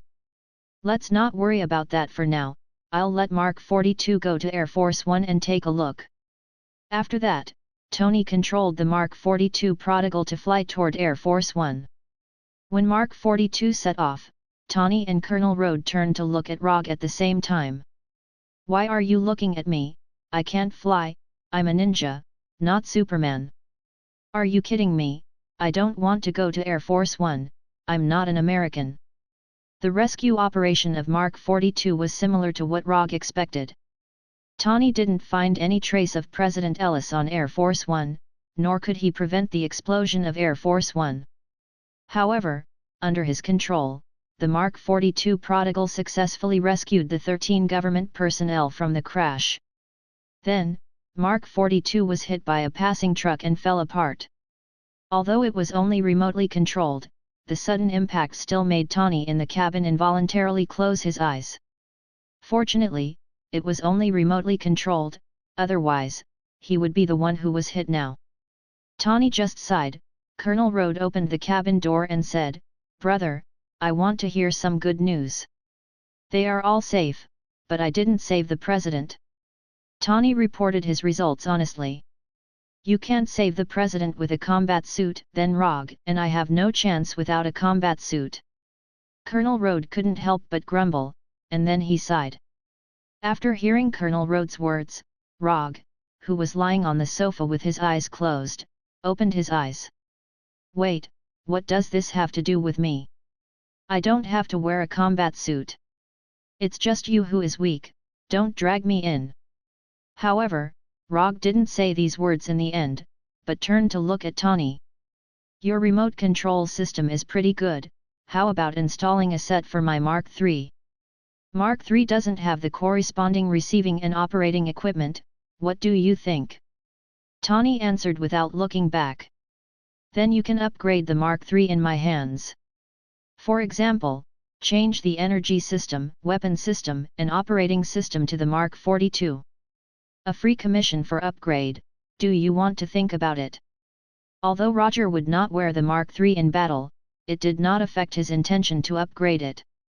Even if the new is the new model, the old model is, the new model is the old model. Then you might as well ask for a set of Mark 42. I don't mind, as long as you're willing. Tawny is now more and more regretting why he took Mark III as a stake in the battle. It's all because he was too young and fell into Rogge's trap. The longer he knows Rogge, the more Tawny feels that Rogge was premeditated to seduce him. Whether it was the appearance of Mark III or the words he said later, it was all to deceive Mark III in his hand. Every time he thinks of this, Tawny still has some faint heartache. Mark III fell into the hands of a person who doesn't know how to cherish it at all. According to J.A.R.V.I.SS observations over the years, the set of Mark III in Rogge's hand has never sent back a starting signal. This also means that Rogge purely regards Mark III as a decoration. One of the proudest works in my life is actually regarded as a decoration, this is simply. Forget it, don't think about it, it's easy to get angry if you think too much. Tawny glanced at Rogge with a slightly angry look, then gave J.A.R.V.I.S the order to execute the robot party and let J.A.R.V.I.S begin to locate the signal of the war machine. The prototype of the war machine was the Mark II originally built by Tawny. Although it was modified later, it was also modified by AIM Pioneer technology. But this didn't affect J.A.R.V.I.S precise location of the war machine's signal. It didn't take long for J.A.R.V.I.S to locate the location of the war machine. A port in Fort Lauderdale. It was only a few dozen kilometers away from Miami, which was not very far. Not long after nightfall, Rogge and the other two sailed from Miami to the port where the war machine was located. The president is now wearing the war machine and hanging above the oil tank. They are going to burn him to death. After moving forward secretly in the port for a while, Colonel Rogge was the first to discover President Ellis. A Viking-style funeral. A public execution. Tawny immediately guessed Killian's intention. At this time, Tawny was not wearing the latest Mark 42 armor. The Mark 42, which was knocked apart by the truck, was still trying to assemble itself. Yes, burned to death by oil. They are surrounded by their guards, and we can't sneak in quietly. After observing the surrounding situation, Colonel Rogge said helplessly. Have you forgotten that I'm a ninja? Infiltration is my specialty. Although Rogge has told them more than once that he is a ninja, they don't know why they always ignore this point. You know, he is the only serious ninja in the world who can use mysterious ninjutsu. Ninja? Sneak in? Colonel Rogge and Tawny looked at each other tacitly, then shook their heads at the same time. They don't know if other ninjas are good at sneaking, but Rogge is definitely not the kind of ninja who is good at sneaking. And in their view, Rogge is not a ninja at all. In order to prove my level of sneaking, and at the same time to correct your wrong ideas, I need to personally demonstrate what a ninja sneaking method is. As soon as the voice fell, Rogge disappeared directly in front of them, leaving only a weak light blue current. In fact, whether Tawny agrees or not, he will use his own way to sneak in. Because in this port, he sensed a high-energy reaction signal that was so strong that it can't be ignored. Kyrian, I've finally found you. Just as Tawny and Colonel Rogge were looking for Rogge's trace, a huge thunder suddenly sounded and instantly spread throughout the port. Raiden, lightning palm. Of course, it was Rogge who made this amazing thunder sound, and in order to make this thunder sound strong enough, he used Raiden, lightning palm to the extreme for the first time. Chapter 173. What is he doing? Is he crazy? Tawny and Colonel Rogge were used to big scenes, but Rogge's operation still made them confused. Didn't he say he was going to sneak in? Didn't he say he was going to hide his whereabouts? What kind of sneak is this? What's the difference between this and knocking on the door? Looking at Rogge, who pointed his palm directly at the night sky and continued to release lightning, Tawny and Colonel Rogge suddenly regretted working with Rogge. But they soon discovered the benefits of Rogge's amazing operation. There were originally a large number of guards gathered around President Ellis, guarding every corner and passage. But with Rogge's grand entrance, the tight defense circle built by these guards had a lot of loopholes. As long as one wasn't deaf or blind, they could see Rogge standing on the main road with lightning constantly released from his palm. The guards quickly adjusted their positions and aimed their guns at Rogge on the main road. As long as Killian gave the order, the dozens of guards present could instantly turn Rogge into a hornet's nest. Tawny and Colonel Rogge didn't speak. They silently looked at each other, then carefully walked toward President Ellis. "Killian, don't hide, I know you're here. Come out and play. If you want to control everything behind the scenes, you can't be the real boss," Rogge said as he walked, not caring about the guards at all, as if he didn't see the muzzles aimed at him at all. Although his voice wasn't very loud, he was sure that Killian could hear him. Just as he guessed, Killian was watching him through a surveillance screen in a room on the fishing platform. Looking at the completely unfamiliar face on the screen, Killian showed a puzzled expression. "Who is this guy? Where did he come from? How did he know my plan?" Although Killian didn't know Rogge, he knew that Rogge wasn't the kind of existence that could be dismissed at will. Rogge's thunder palm just released left a very deep impression in his heart, and it also made him think of someone not to be trifled with. No, he couldn't be the Masked Man. The Masked Man had always been active in New York, and I had never provoked him. There weren't many people who could release lightning. Including the fact that he knew Tony Stark, the Masked Man was the only one who could do it. However, Killian still didn't think that Rogge was the Masked Man in the Avengers. There was no three-tomo mask, no Kusanagi sword that released lightning, and no unreasonably large round fan. Most importantly, his eyes were completely different from the Masked Man's. Although Killian had no intention of provoking the Masked Man, it didn't mean that he would ignore his investigation. After pondering for a few minutes, Killian finally left the room and decided to meet Rogge face to face. Just as Rogge had said, he had always been hiding behind the scenes and had no way of becoming the real boss. Moreover, he also needed to prove to his subordinates his strength as the boss. After leaving the room, Killian came to a high-altitude corridor in front of Rogge and looked down at Rogge. "Who are you?" Killian didn't signal the guards to shoot, nor did he let the other desperados attack Rogge. Instead, he asked for Rogge's name. "I'll know when you win." Rogge didn't intend to reveal his identity. Although he didn't wear a mask to hide his identity, it didn't mean that he would tell Killian his name.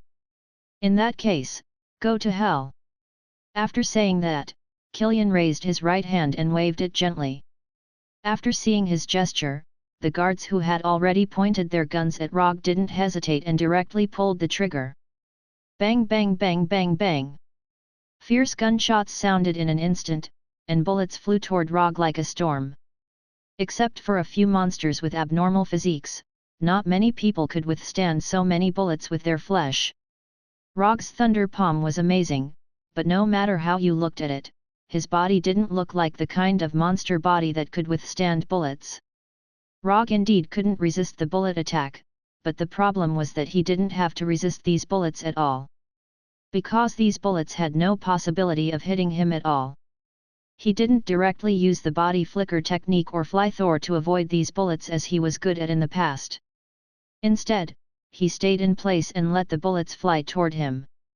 Lightning release, thunder coat protection. At the moment when the guards fired, Rogge also used the only lightning release defensive ninjutsu he had developed. Thunder Coat Protection was a defensive ninjutsu that he developed based on the electric net defense of the Electric Man in New York Square and the principle of ninjutsu, lightning release, Thunder Coat Protection. Whether it was a long-range attack or a close-range attack, Thunder Coat Protection can play an amazing effect. Hundreds of bullets came near Rogge one after another, and then were blocked by the invisible Thunder Coat. The metal bullets instantly disintegrated and then completely dissipated.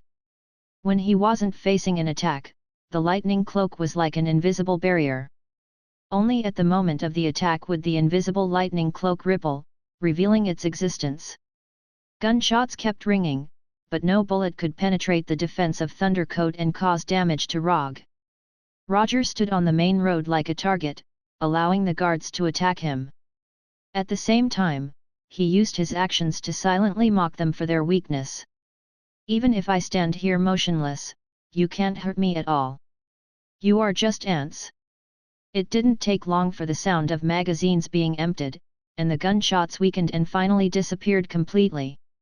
Kyrian, it seems that I have overestimated you. I thought that you would be more domineering after being transformed by Extremis. I didn't expect that after so many years, you are no different from the coward standing on the roof 13 years ago. Rogge mocked Kyrian presumptuously. He wanted Kyrian to be angry, the angrier the better.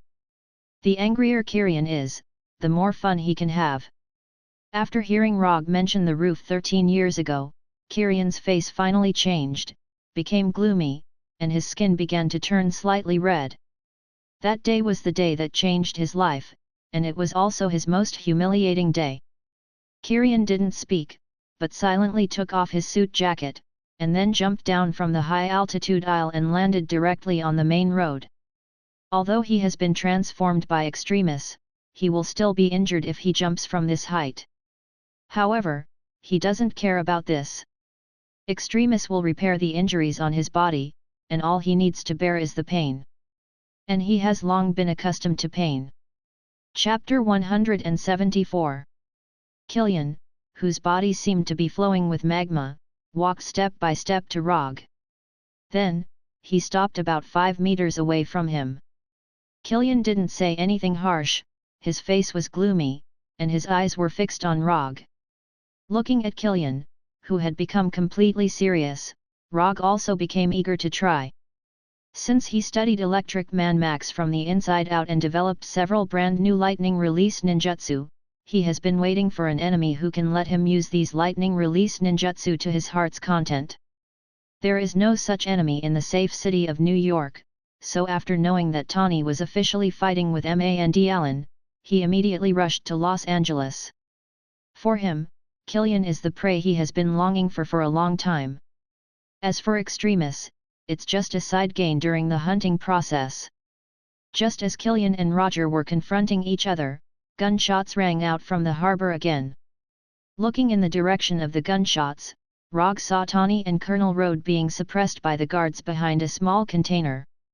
The situation of the two of them looked bad, but Rogge had no intention of rescuing them. In other words, they didn't need Rogge's rescue. Before departure, Tawny gave J.A.R.V.I.S an order for a robot party. And now, Tawny's party partners finally arrived at the party. Not long after the gunshots sounded, more than 30 light spots appeared in the night sky and quickly flew to the port. These light spots quickly came over the port, showing their true appearance and forming a standard circle. Mark 8 to Mark 41. Tawny's Mark Series Iron Man suits built after the battle in New York, except for Mark 42 who has not arrived yet, all of them appeared. Tawny's robot party has officially begun. Did you see that? Your plan had no chance of success from the very beginning. You underestimated Tawny Stark. Rogge said to Kylian unhurriedly. As long as I can keep all of you here, I'll be the one laughing in the end. As soon as he finished speaking, Kylian burst forth with a speed far beyond that of an ordinary person. He quickly arrived in front of Rogge and struck his lava-like right hand directly at Rogge's heart. Bang! Rogge didn't dodge, nor did he use the thunder cloak to protect himself. Instead, he raised his right hand wrapped in chakra and grabbed Kylian's right fist. After the transformation of Extremis, Kylian's physical fitness has reached an amazing level.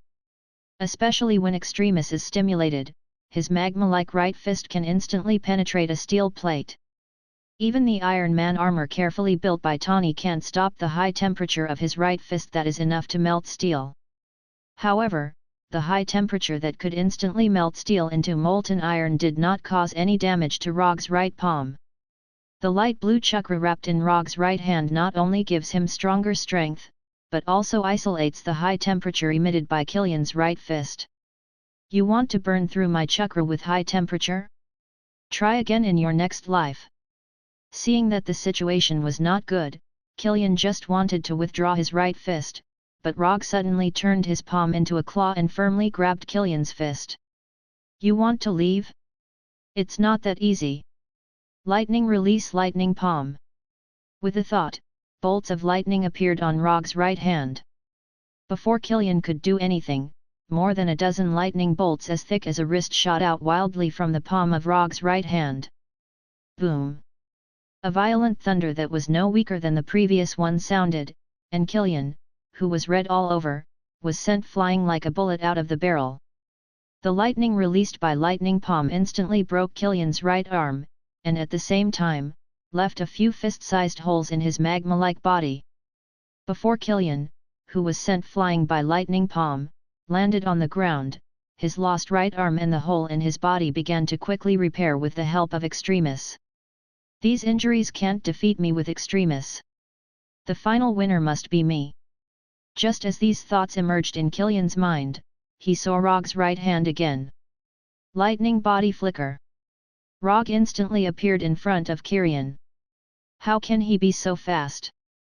Killian was destined not to get the answer he wanted, and now he was not qualified to consider these questions. Rogge's right hand, which had just released lightning palm, grabbed Killian's neck. Lightning discharger 30 million volts. Hundreds of electric currents visible to the naked eye instantly enveloped Rogge and Killian in his hand, and the blazing electric light made the entire port as bright as day. The pain was indescribable. Every inch of his skin was in excruciating pain. Destruction and rebirth emerged at the same time in Killian's body. When dealing with Killian's men, 1 million volts was enough to decide the outcome. But in the face of Killian, the most highly modified Extremis fighter, 30 million volts of terrifying current still couldn't kill him with a single blow. The gap in strength between his men and his boss was vividly displayed. What surprised Rogge even more was that even in such a painful situation, Killian still gritted his teeth and did not let out a scream for mercy. Although they were in different positions, Killian's terrifying endurance still made Rogge involuntarily admire him. It's nothing to be cruel to others. Being cruel to yourself, that's a real ruthless person. As for Killian, he was a cruel wolf who was even more powerful than vicious. If their identities were reversed, Rogge admitted that he couldn't do this. Even when intense pain filled his entire mind, Killian still did not give up his plan to fight back, and attacked Rogge directly with his remaining left hand. Even if I die, I will bite off a piece of your flesh. Killian's determination is indeed very moving, but the gap is the gap. Lightning evasion, lightning cloak protection. Killian's swinging left hand did not hit Rogge as expected, but was blocked by Rogge's invisible lightning cloak. In front of Killian's left hand, a ripple of more than 10 centimeters appeared. This ripple seemed to be only a few millimeters thick, but it was like a natural barrier, blocking Killian's left fist. The 30 million volts of current from the discharger continued, and so did Killian's pain. His right arm that could only be healed in a few seconds was not completely healed due to the constant damage from the current. From the looks of it, Killian had no chance of winning. But he still did not give up. He suddenly opened his mouth, and a flame gushed out from his mouth, attacking Rogge who was right in front of him. Unlike his left fist, this sudden flame successfully broke through the invisible lightning cloak and arrived in front of Rogge. However, this flame did not hit Rogge's body in the end. The light blue chakra enveloped Rogge's entire body, completely isolating him from the flame. Killian finally saw the full appearance of lightning evasion, lightning cloak protection through his own efforts. Chapter 175. If this ninjutsu could only defend against physical attacks such as bullets and fists, then this ninjutsu would not have become the only lightning release defensive ninjutsu developed by Rogge. Rogge is an adult, and for an adult, there is no choice but to take them all. Whether it is a physical attack or an energy attack, the lightning cloak can defend all of them. The outer layer of the lightning cloak, which is invisible to the naked eye, is mainly responsible for defending against physical attacks. Inside the lightning cloak, there is a layer of chakra armor that specializes in defending against energy attacks. The lightning cloak plus the chakra armor is the real lightning release, lightning cloak. Lightning palm, lightning discharger, lightning sword draw, and lightning cloak. This is the scientific research result obtained by Rogge after carefully studying Electric Man Max. The flames spewed out by Killian only lasted for a few seconds before dissipating. Before the flames completely dissipated, Killian already knew that his flame attack still did not cause any damage to Rogge. The gap is too big. Killian, who was constantly eroded by a strong electric current, showed a helpless wry smile. All the counterattacks were declared a failure. Killian couldn't help but think of the night 13 years ago again, the night when everyone was celebrating while he tasted the pain alone on the roof. However, even in this desperate situation, Killian still has no intention of giving up. He still has one last trick. An attack that can only be used once in a lifetime. Self-explosion. Pushing Extremis to the extreme, overheating himself, thereby creating a terrifying self-explosion with a temperature as high as thousands of degrees. This kind of overload self-explosion was originally a flaw that Extremis had not been completely perfected. But at this time, it became Killian's last trump card. Although he will definitely die after self-explosion. But now he obviously won't care about this. Instead of being electrocuted alive, it is better to take the initiative to self-destruct. At least in this way, he can die with more dignity. Rogge noticed that Killian wanted to self-destruct. Just when he was considering whether to continue to increase the power of lightning discharger, or use lightning sword draw with his left hand to directly cut off Killian's head, Killian, who was grabbed by the neck by him, was suddenly bounced out by a powerful force. This sudden attack was not directed at Rogge, but directly at Killian in his hand. However, what really surprised him was not the sudden appearance of this attack, but the power attribute of this attack. Is this gravity? Rogge has never fought with an enemy who can control gravity, so he is not very sure whether this attack comes from gravity or not. Killian was sent flying by this attack that came out of nowhere. The terrifying impact made his already battered body even worse. Although this method of saving him is a bit speechless, he had to admit that this attack allowed him to escape, as he had a chance to do it again as well. After Killian was sent flying, Rogge didn't choose to pursue him immediately. Instead, he began to search around. If he guessed correctly, he might be able to find a delicate gadget here. Sure enough, just 3 or 4 meters away from him, there is a circular instrument made of metal, with the overall shape of 2 movable rings intertwined together.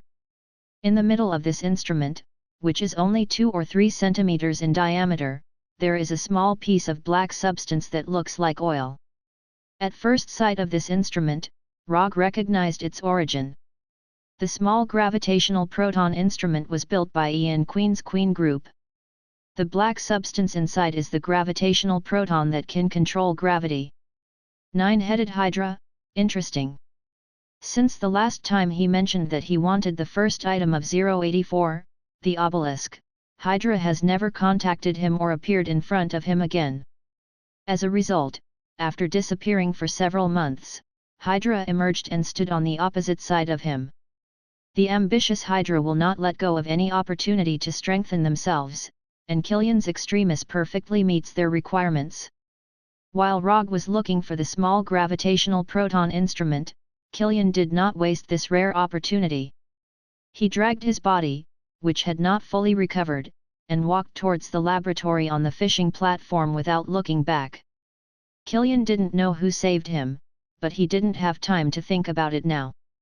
When Rogge silently put away the small gravitational proton instrument in his hand, Killian had already run to the door of the laboratory and then disappeared from his sight. Loke did not care about Kirian. No matter what, Kirian would not be able to escape from him tonight. He has firmly remembered the energy characteristics of Killian's body. Unless Killian can cast a portal like Kamartaj's sorcerer, he won't have any chance to leave. Although Hydra's people hid well enough and were careful enough when launching attacks, their caution was destined to be meaningless. Chakra perception. Rogge instantly confirmed the location of everyone on the dock. Excluding Killian's men and Colonel Tawny Road, the rest are naturally Hydra's people. As for whether these life energy signals will be ordinary people on the dock, this is a question that doesn't need to be considered at all. No ordinary person will stay on the dock at this time, unless he has some ulterior motives. 3 people in a team, a total of 9 people. After determining the number and location of Hydra, Rogge suddenly had a small plan. When dealing with Electric Man, he deliberately exchanged 2 ninjutsu, 4 Symbol Seal and King Kong Seal from the system. But because of Electric Man's disappointment, he didn't use King Kong Seal. However, at this time, he suddenly had the idea of using King Kong Seal. There are a total of 9 people, so 9 chains are enough. With the thought, 9 golden chakra chains emerged from Rogge's back, flying behind him like 9 tails. The number 9 has a different meaning for ninja. 9 symbolizes cheating and strength. When 9 thick chakra chains emerged from Rogge's back, the 9 Hydra warriors hiding in the dark couldn't help but feel shocked, and a sense of danger immediately surged in their hearts. Before they set off, they knew that the people they were going to face this time were extremely dangerous and extremely ferocious. Once they were found, their chances of survival were infinitely close to 0. But even so, they still took the mission and came here without hesitation. Chapter 176. When it comes to brainwashing their subordinates, Hydra is definitely one of the best in the world. Even S.H.I.E.L.D., which has the name of a justice organization, is far inferior to Hydra in this regard. The last time Rogge encountered such a loyal enemy was when his hand was still alive. Unfortunately, his hand was still gone in the end, and it was because of him. He didn't know which one was more thorough in brainwashing, the ninja of the hand or the Hydra agents. An idea suddenly popped up in Rogge's mind as he manipulated the 9 tail-like chakra chains behind him. Although he didn't know where his thoughts were at this time, the 9 golden chakra chains attacked 9 enemies in 3 different directions like lightning.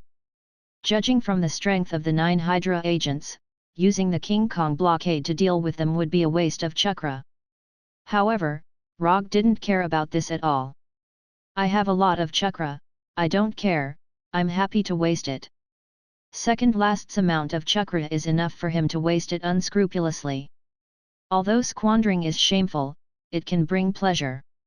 In the face of the lightning-fast chakra chains, the 9 Hydra agents did not have any intention of retreating.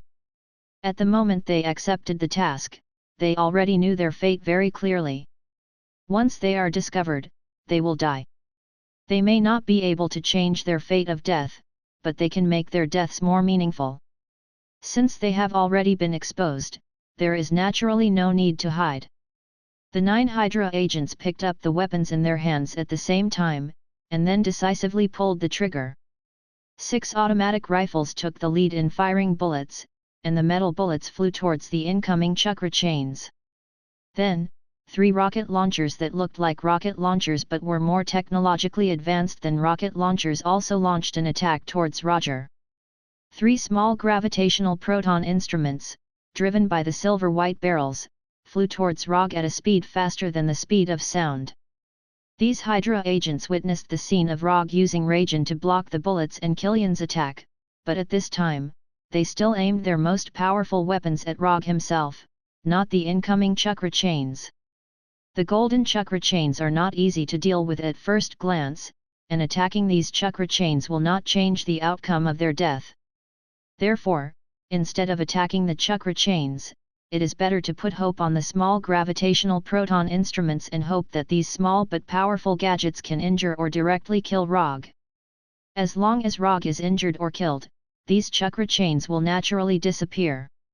The way these Hydra agents responded was not wrong, but they underestimated Rogge and overestimated the power of the small gravitational proton instruments. It took less than a second for these small gravitational proton instruments to fly in front of Rogge, and then they were blocked by the invisible region. The strong electric current quickly disintegrated the shape of the instrument, and 3 gorgeous ripples visible to the naked eye appeared on the left and right sides of Rogge. While the region disintegrated and blocked these gravitational proton instruments, these instruments also released a powerful impact force that was enough to knock out a heavy truck. With Rogge's location as the center, the ground within 10 meters in diameter cracked instantly, spiderweb-like cracks spread around, and the shattered stones were further crushed under the influence of chaotic gravity. The gravitational proton not only strengthens the gravity in Rogge's location, but also forms a chaotic and dangerous terrifying gravitational field. If it was an ordinary person, they would have been crushed into a disgusting mass of meat at the moment the gravitational field was formed. Then, under the influence of chaotic gravity, it changed from a solid mass of meat to a torn and flying strip of meat. In terms of the nature of energy, gravity is definitely a high-end energy attribute. But high-end does not mean absolute strength. Quality is important, but quality without quantity is weak. With the 3 groups of gravitational proton that are not even as big as Rogge's little finger, they want to break through his carefully developed region. Don't be kidding. If the region was so easy to break through, Rogge would jump from the port now and swim back to New York. The terrifying and dangerous gravitational field only lasted for less than 10 seconds before dissipating on its own, leaving nothing but gravel on the ground. Although Roger didn't move from his spot, the 9 chakra chains were still carrying out his orders faithfully. The 9 Hydra agents didn't even wait for the gravitational field to disappear before their chests or necks were broken by the chakra chains. Hydra didn't expect the 9 agents to cause much damage to Rogge at first. The only reason for their presence here may be to provide some help to Killian at the right time. If Hydra really intended to cooperate with Killian to eliminate Rogge here, the people they sent would never be the only 9 ordinary agents who have not been strengthened. These 9 agents can bully ordinary people, but in front of Rogge, they are still too weak, so weak that Rogge is not even willing to take out his kunai. But anyway, they still paid the price of their lives so that Killian was qualified to live a little longer. Tawny and Colonel Rhodes are still fighting against Killian's men. Although there are only 2 of them, they are now the ones who have the upper hand. Tawny is even fighting 1 against 3, by constantly changing his Iron Man armor, he is fighting against 3 desperados at the same time, and he is also fighting very well. As for the unlucky President Ellis, he is still hanging high above the oil tank at this time. Colonel Rogge is quickly approaching President Ellis with the help of his Iron Man armor, trying to rescue him and retrieve his war machine. After roughly observing the situation of Tawny and Colonel Rhodes, Rogge looked at the laboratory on the fishing platform. After dealing with Killian, he can go home. It will be a good Christmas Eve. Just as Rogge was about to take out the flying Thor and fly directly to the laboratory, Killian, who had disappeared for a while, took the initiative to come out of the laboratory. It's still the same appearance as before. Except for the fact that his shirt has completely disappeared, Killian looks no different from before. If the change in size doesn't count. Killian's body was originally about the same size as Rogge, but now, he is half a meter taller than Rogge. In addition to the skyrocketing height, his body has also become a lot thicker, and his muscular right arm is even thicker than Rogge's thigh. If his skin could turn green, then he would look like a small Hulk injected with extremis. Chapter 177. Second enhancement? That's interesting. Although Rogge didn't witness what Killian did in the laboratory, it wasn't difficult to guess from his current appearance. The brief fight just now, or rather, the one-sided abuse, made Killian fully aware of the strength gap between the 2. If he wants to defeat Rogge, he must use some extraordinary means. As one of the CO developers of Extremis, Killian knows very well what the consequences of injecting an overdose of Extremis will be. But now he obviously doesn't care about this. I'm not even afraid of self-destruction, what else can I be afraid of? And things have developed to the present, and he has nothing to lose. Either he defeats Rogge and leaves here alive, or he loses and says goodbye to the world. Although our positions are different, I have to say that you are a respectable opponent. The injection of extremis is definitely not an easy thing to do. Looking at the people who self-destructed because they couldn't bear extremis, you can know that injecting this thing is not easy at all. When the body has reached its limit, he continued to perform a second injection and resisted it. Kieran's willpower alone was enough for Rogge to respect him.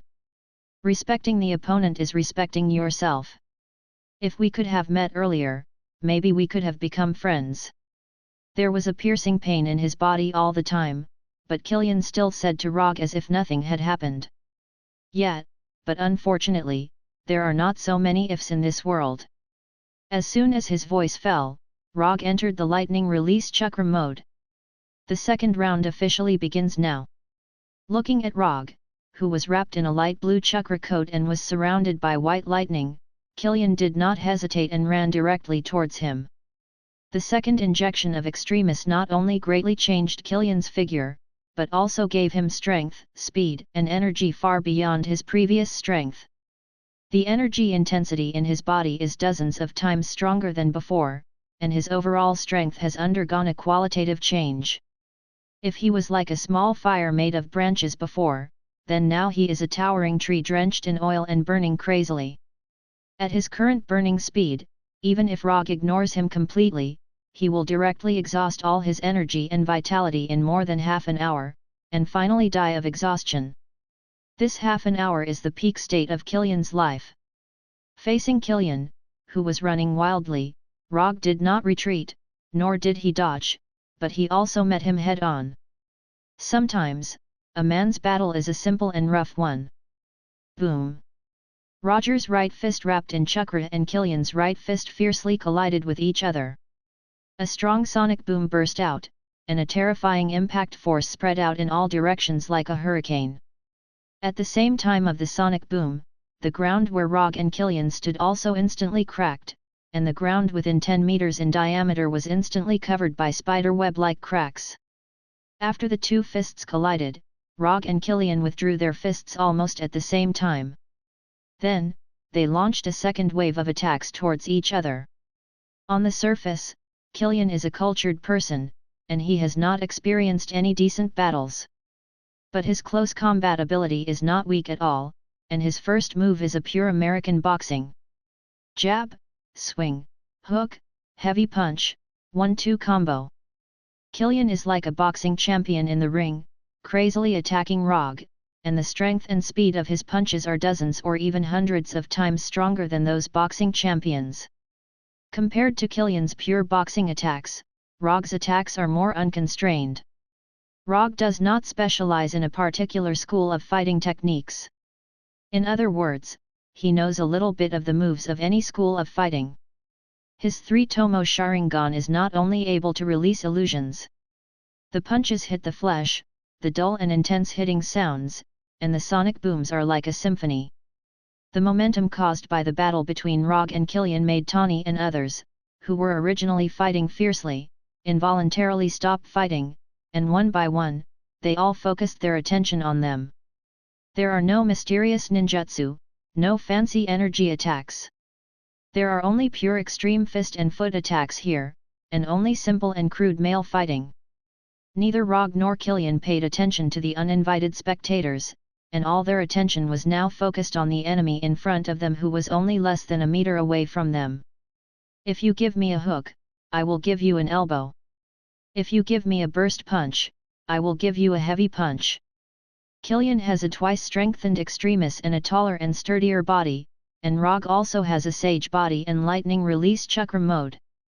They are like the gladiators in the Colosseum of ancient Rome, staging bloody and primitive wild battles. Looking at Killian and Rogge's attacks that produce sonic booms every time, Tawny and the others present swallowed unconsciously. Are these two guys really still human? Although in terms of appearance, they all have typical Earthling characteristics. But what they are doing now is not like Earthlings in general. Have you ever seen an Earthling who can make a sonic boom with a punch? Have you ever seen an Earthling whose punch is so fast that the radar of the Iron Man armor can't catch it? The two below were the ones. Although he has entered the lightning release chakra mode, Rogge has to admit that Killian's fists are still quite painful. However, compared with Rogge, who has the chakra coat and lightning protection, Killian, who has an advantage in size, is the one who is more miserable.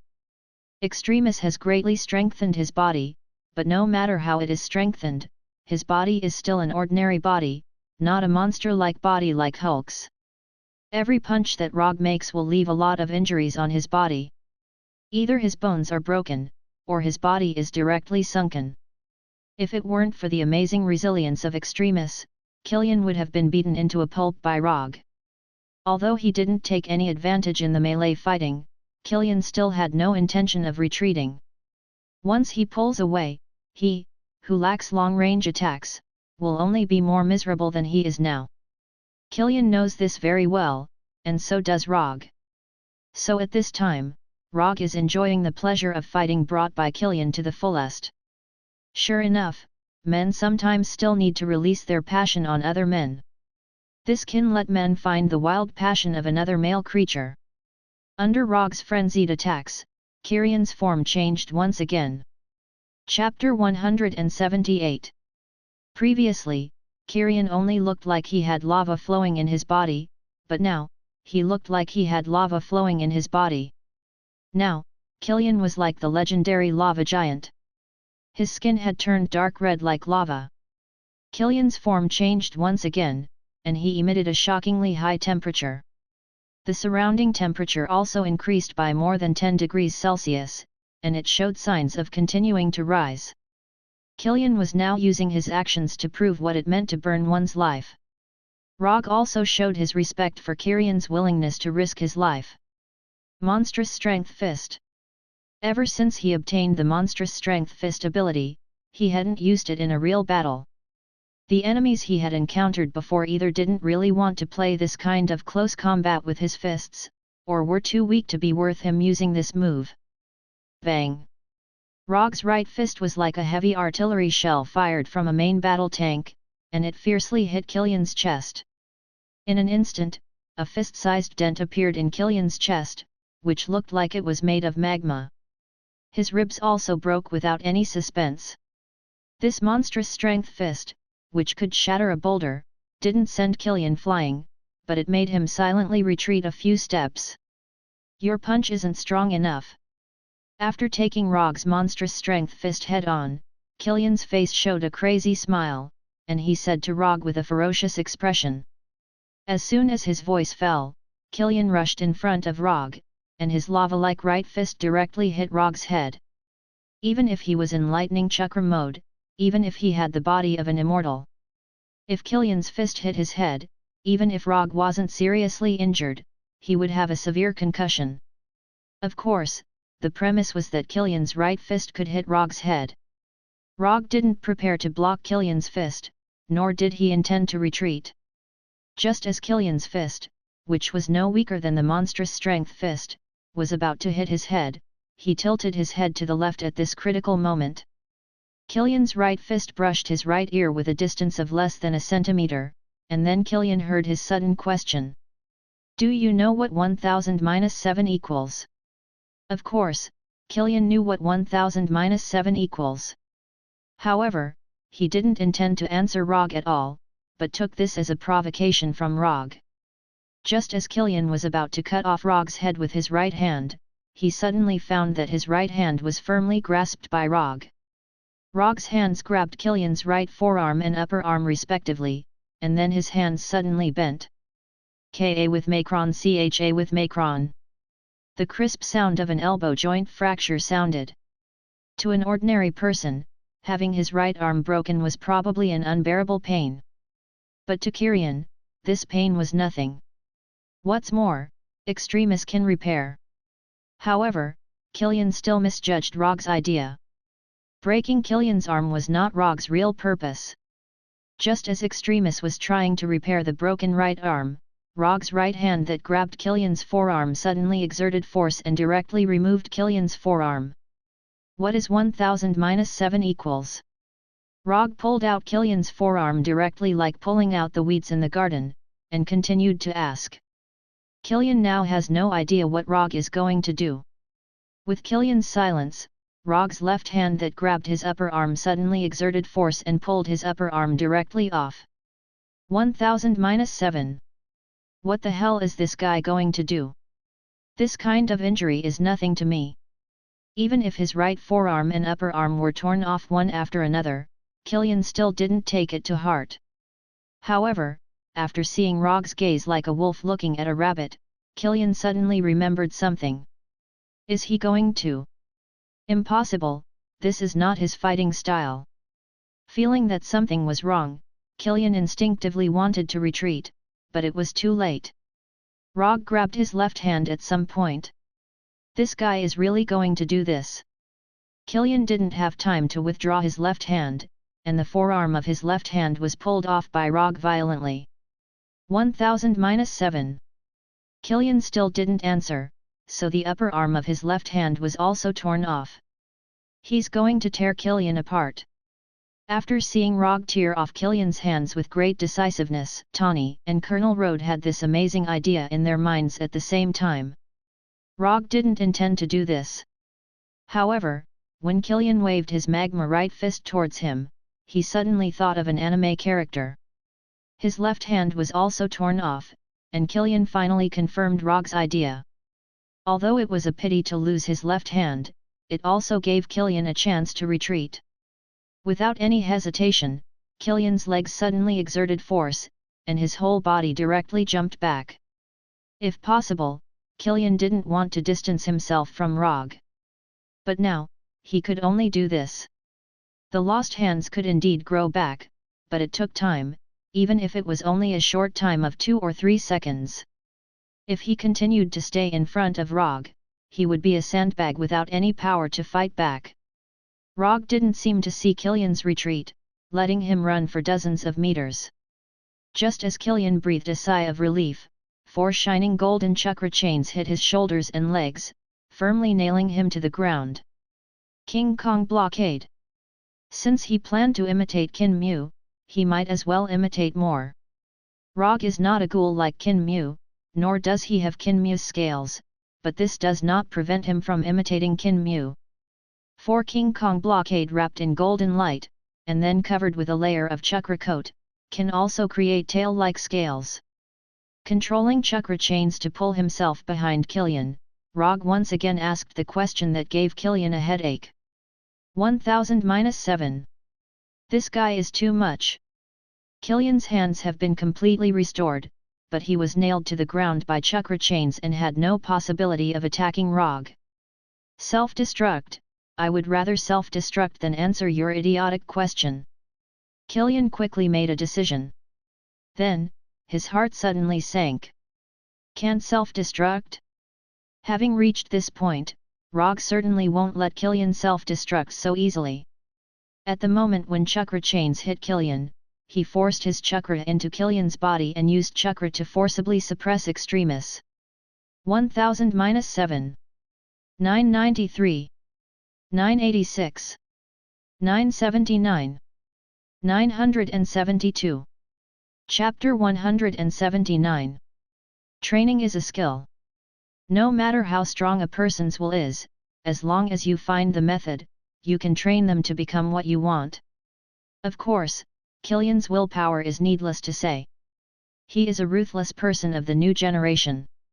Originally, Rogge had planned to use the valuable training experience he had gained from the Abomination and the Electric Man in front of Killian.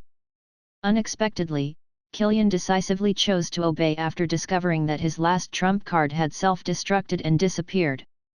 Although he wasn't sure if Killian really had a mental breakdown or chose to obey strategically, it didn't affect Rogge's good mood at this time.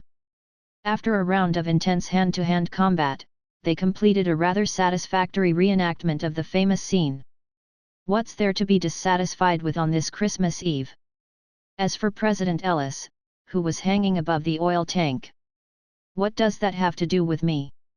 I'm not an American. 923, 916, 909, 902. Killian was still playing the 1000-7 game. At the same time, his face was tightly pressed against the ground, and he closed his eyes as if he had accepted his fate. Speaking of which, Killian was a rather unlucky guy. If he didn't appear on New Year's Eve, when Tawny wanted to do something with Maya Hansen, he might not have become like this. Even so, Rogge didn't feel sorry for Killian. You made the choice yourself, and of course, you have to bear the consequences yourself. The world of adults was just that simple. Lightning release, thunderbolt sword draw. Without any hesitation, a tachi made of lightning appeared in Rogge's right hand. Then, lightning flashed across Killian's neck. This time, it's really over. Killian's head rolled forward a few times, and magma-like blood flowed out. Not long after, Killian's body completely cooled down. Putting away the thunder tachi in his hand and the chakra chain on his back, Rogge summoned more than a dozen shadow clones. Without any instructions, these shadow clones quickly rushed to the laboratory on the fishing platform and began to pack the equipment and materials in the laboratory. These equipment and materials were used by Dr. Lizard when transforming the abomination.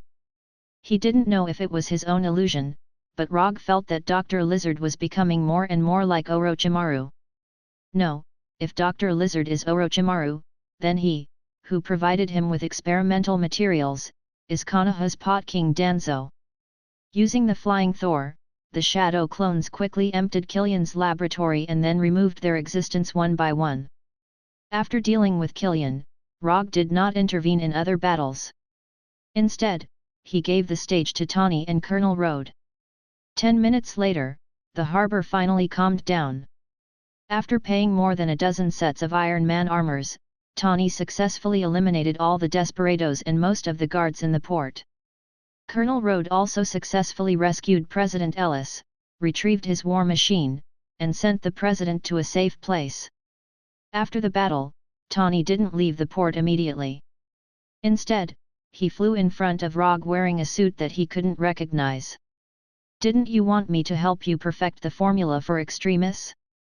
I can help you. But you have to promise that you won't build a super soldier like Killian."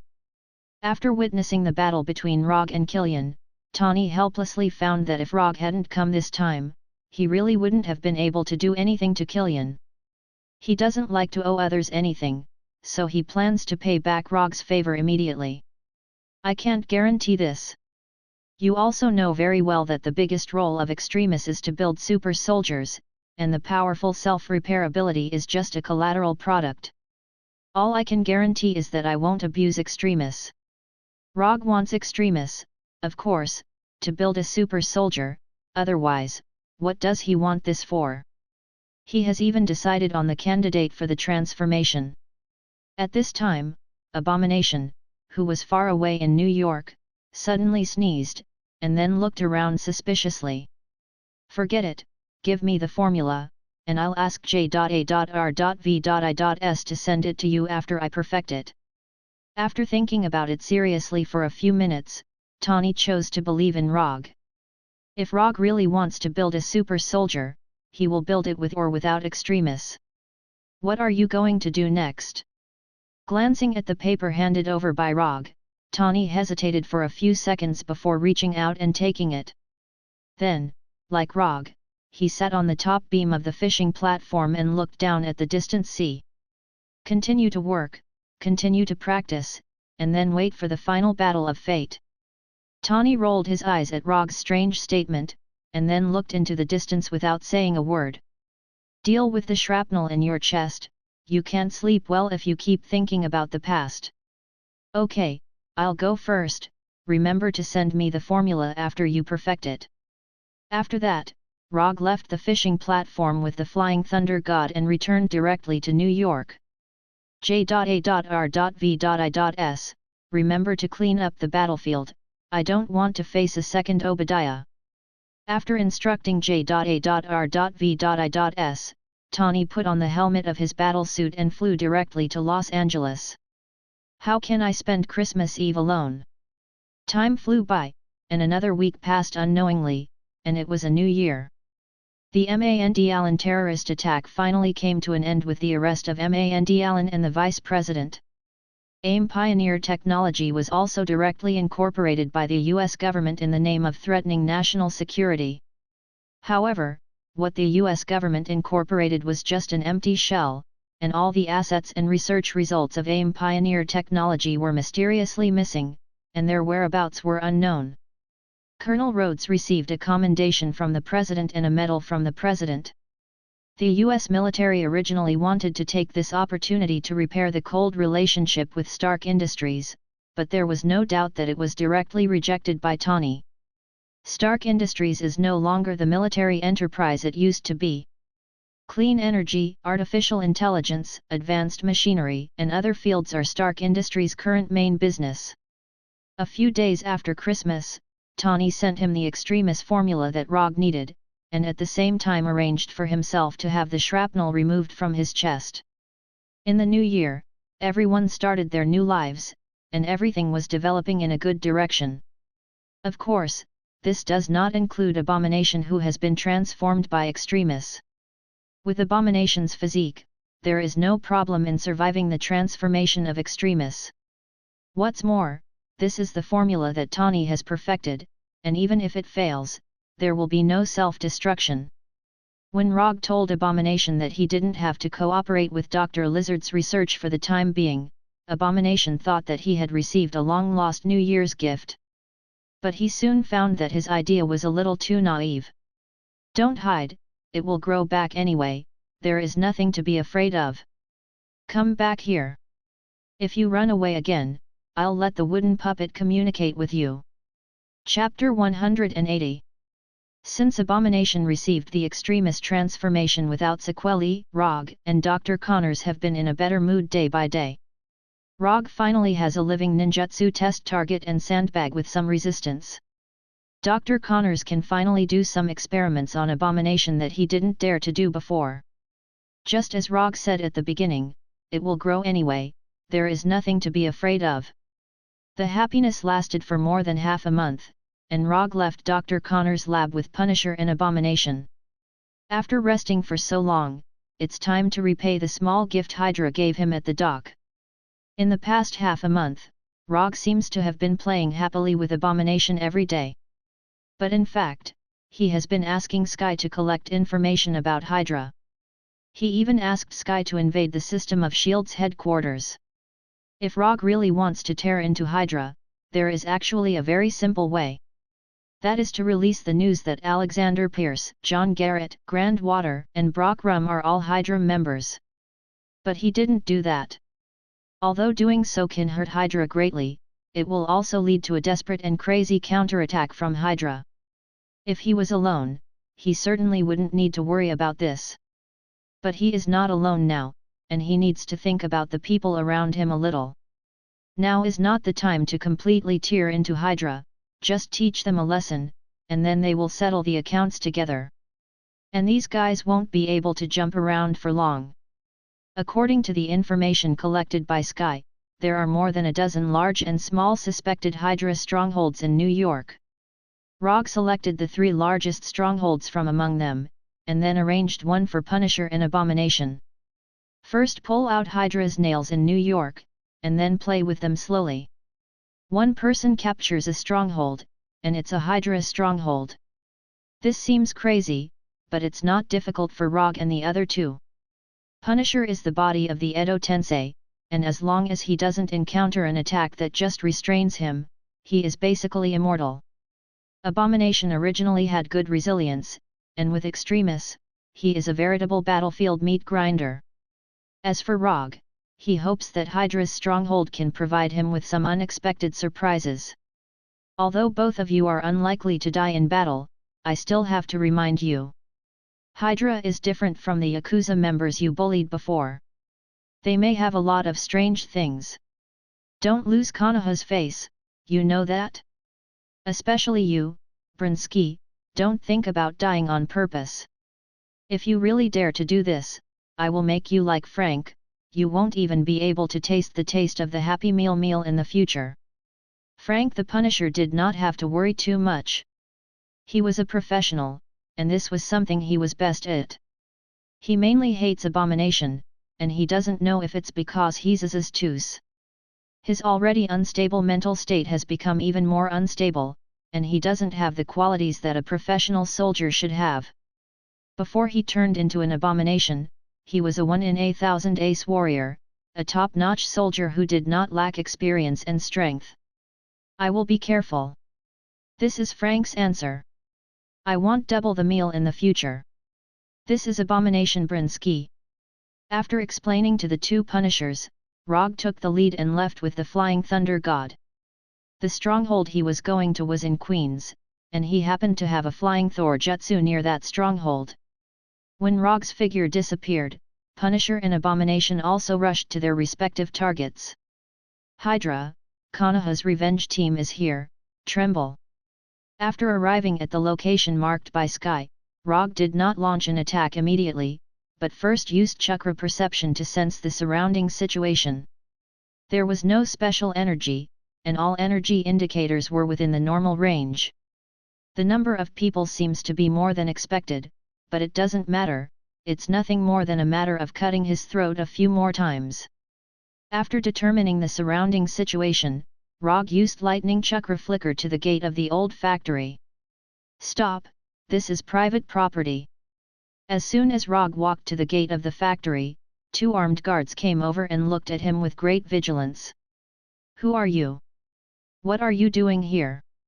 One of the guards shouted and opened the safety on the rifle.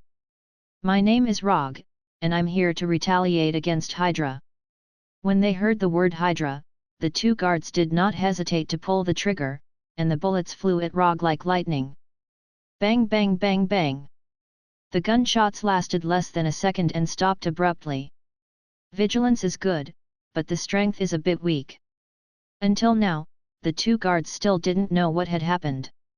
The only thing they could feel was the sharp pain from their hearts and their increasingly blurred vision.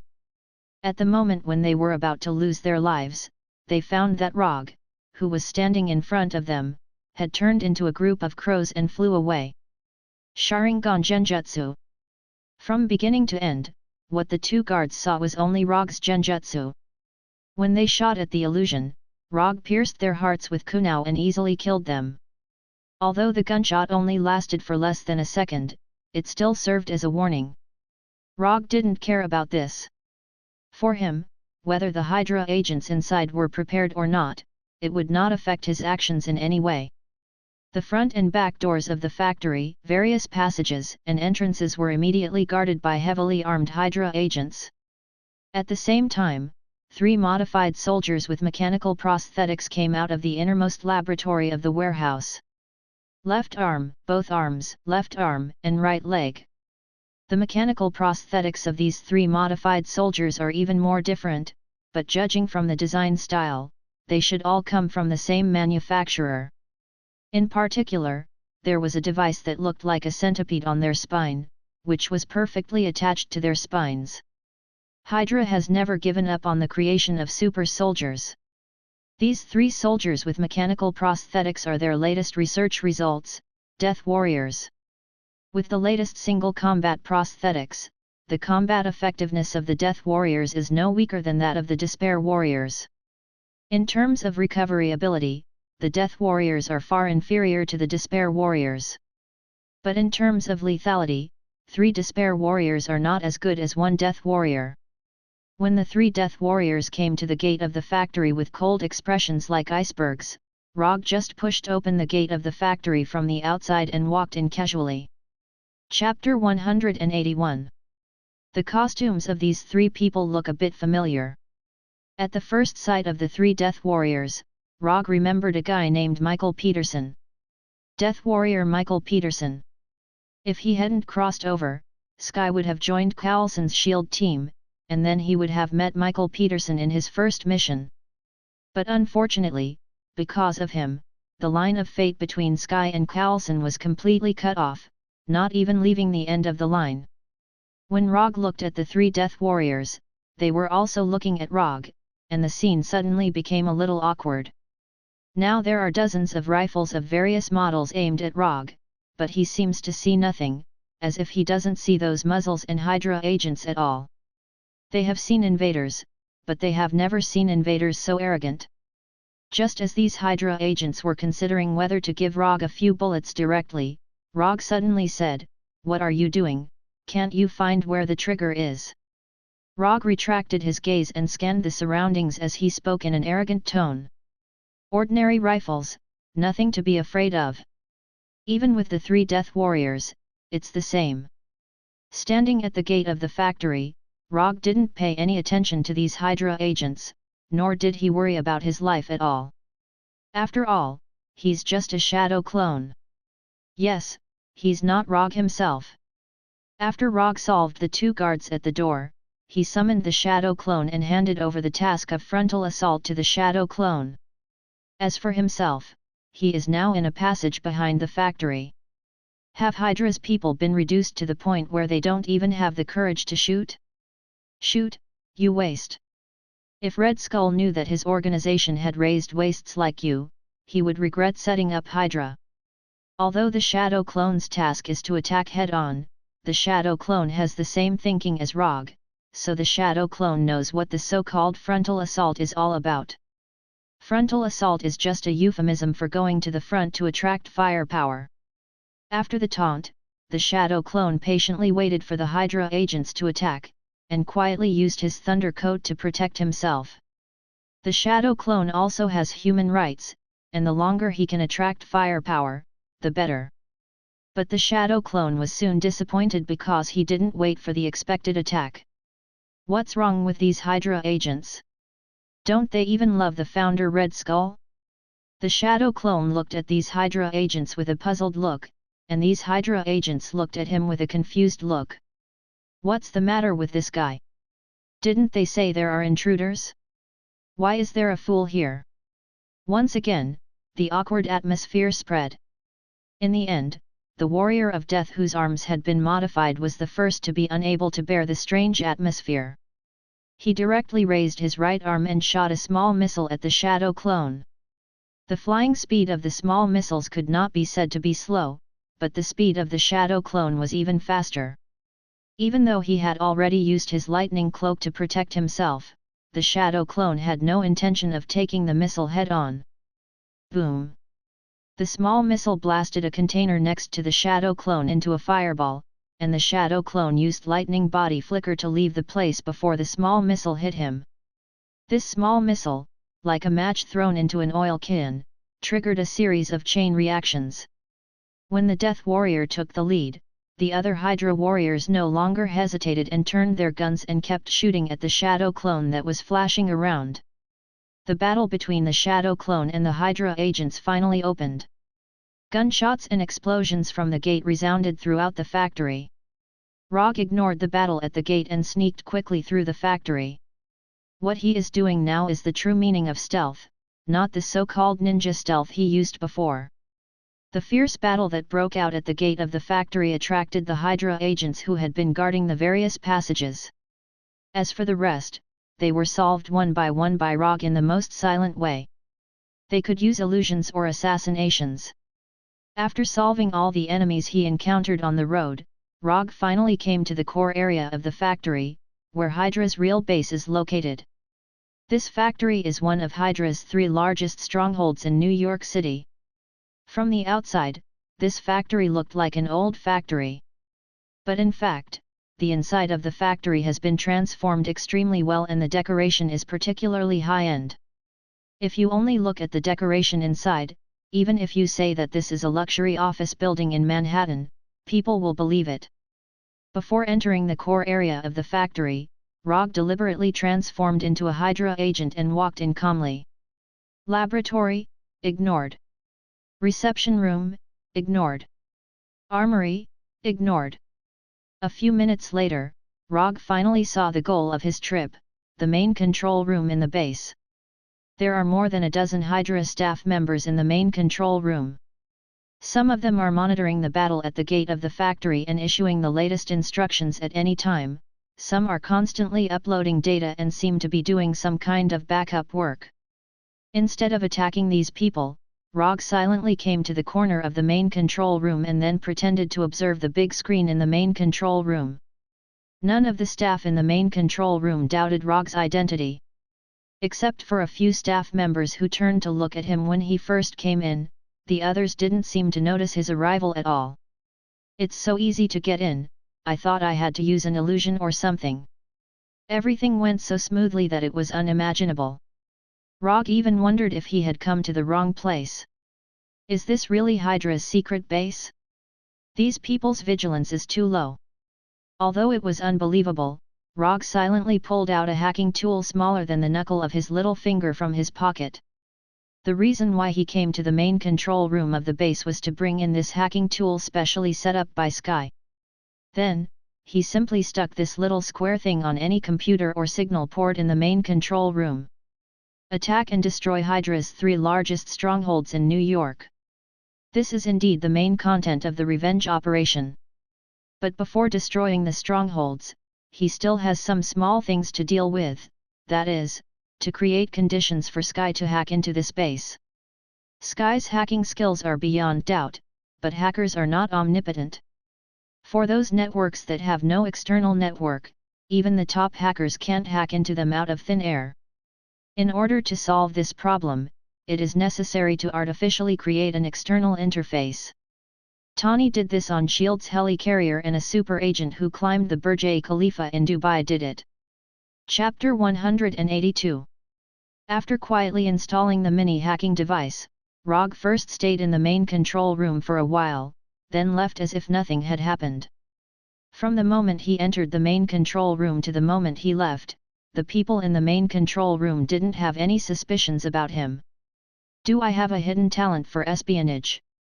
Rogge couldn't help but wonder if he had other talents that he hadn't discovered yet.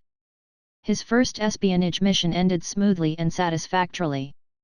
After installing the mini-hacking device, his mission was over. The remaining tasks were Sky's. Hack into the system, back up the data, and paralyze the system. After Sky completed these tasks, he could destroy the base to his heart's content. After leaving the main control room, Rogge went directly to the armory in the base.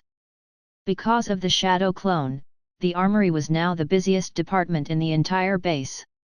People came to pick up weapons and ammunition one after another. After observing the corridor outside the armory, Rogge couldn't help but be amazed by the variety of weapons in the armory. Not to mention the regular rifles and bombs, in this armory, there were even energy weapons that could be mass-produced. But Rogge didn't know if it was his illusion, but he felt that these energy weapons were inexplicably similar to the weapons used by the Chitauri. And here, he also saw a small gravitational proton machine that had been weaponized, as well as a variety of high-tech weapons that he couldn't name. Looking at the variety of weapons, Rogge even had the idea of robbing this armory. If it wasn't him but the Punisher here, he might have already gone up and robbed it. For a special person like the Punisher who only liked to play with guns, this armory was like heaven to him. However, at this moment, the brightly lit base suddenly fell into darkness. For a secret base like this, a power outage was impossible.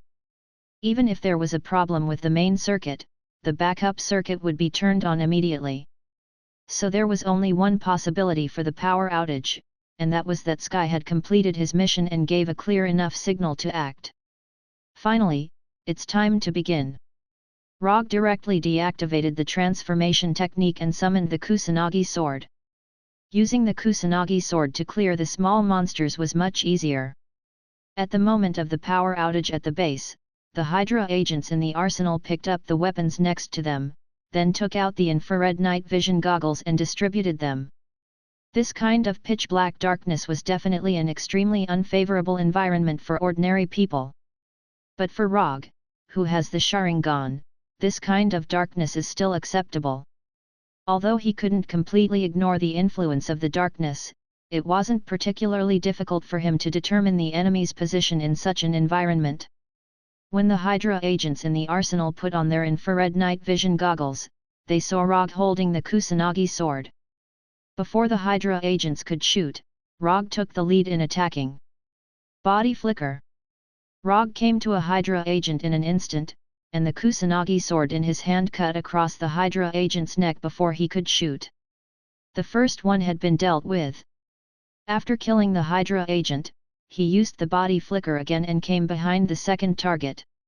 It wasn't until then that the other Hydra agents found his trace and began to turn their muzzles. As soon as these Hydra agents pulled the trigger, he had already dealt with the second target and disappeared again. Bang bang bang bang bang.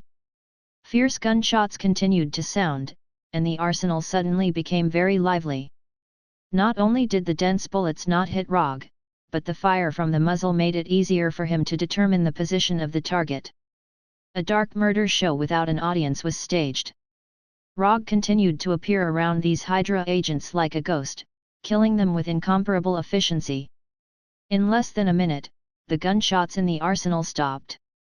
More than a dozen Hydra agents guarding the arsenal lined up to report to hell without even seeing Rogge's appearance. After dealing with these people, he didn't leave the arsenal immediately, but quickly picked up something in the arsenal. Small gravity proton instrument, received. Energy rifle, received. Energy grenade, received. This energy cannon is good, also received. I don't know what this is, but it looks good, also received. Rogge was like a customer picking up a favorite product in a store, quickly sweeping through. After tossing all the messy stuff into the channeling scroll, he picked up a bag filled with timed explosives. 1 minute, no, 10 seconds is enough. After setting the time, he threw a few in different directions in the arsenal, then picked up the bag and left the arsenal. The base's power supply system has not been restored yet, but this does not affect Rogge's speed. He doesn't know if this base has a self-destruct system, but even if it does, it probably won't work now. So he intends to destroy Hydra's base by manually throwing mines. Whenever he passes by a room or area that looks more important, he will throw a few time bombs inside. How much he throws depends on his heart. He throws it with his eyes closed, no pressure. It didn't take long for dozens of time bombs in the bag to be thrown clean by him. Okay, it's time to go back. Rogge pressed the start button on the remote control device and crushed it directly. Dozens of time bombs in the base began to count down at the same time. After doing all this, he teleported to the nearest location of the Flying Thunder God technique. Standing on the top of the building where the Flying Thor is located, Rogge looked down at the factory not far below and waited patiently. 10 seconds later, dozens of explosions sounded in the factory at the same time. The power of the time bombs is not great, but when these time bombs exploded, a small mushroom cloud rose into the sky. Rumble. The strong shock wave directly destroyed the entire factory, and the buildings around the factory were also hit by the shock wave, with large and small cracks appearing. It is absolutely impossible to cause this effect with the power of the time bombs themselves. The reason for the mushroom cloud should be that the other bombs in the arsenal helped a lot. When the blast of the explosion began to dissipate and the flying dust began to calm down, Rogge once again came near the gate of the factory. There are still 3 relatively tenacious elite monsters here that need to be dealt with. Chapter 183.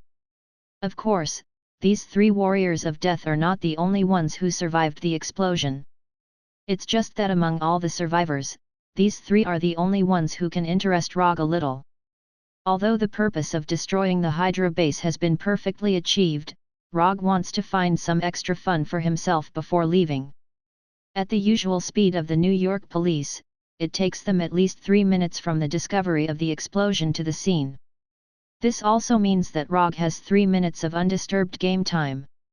When he used the lightning body flicker to the gate of the factory, which had been completely seen, the 3 warriors of death also discovered his arrival for the first time. The 3 warriors of death did not find out that Rogge was not a shadow clone, but a shadow clone. In their view, the Rogge who now appears in front of them is the shadow clone who was flashing around the factory before.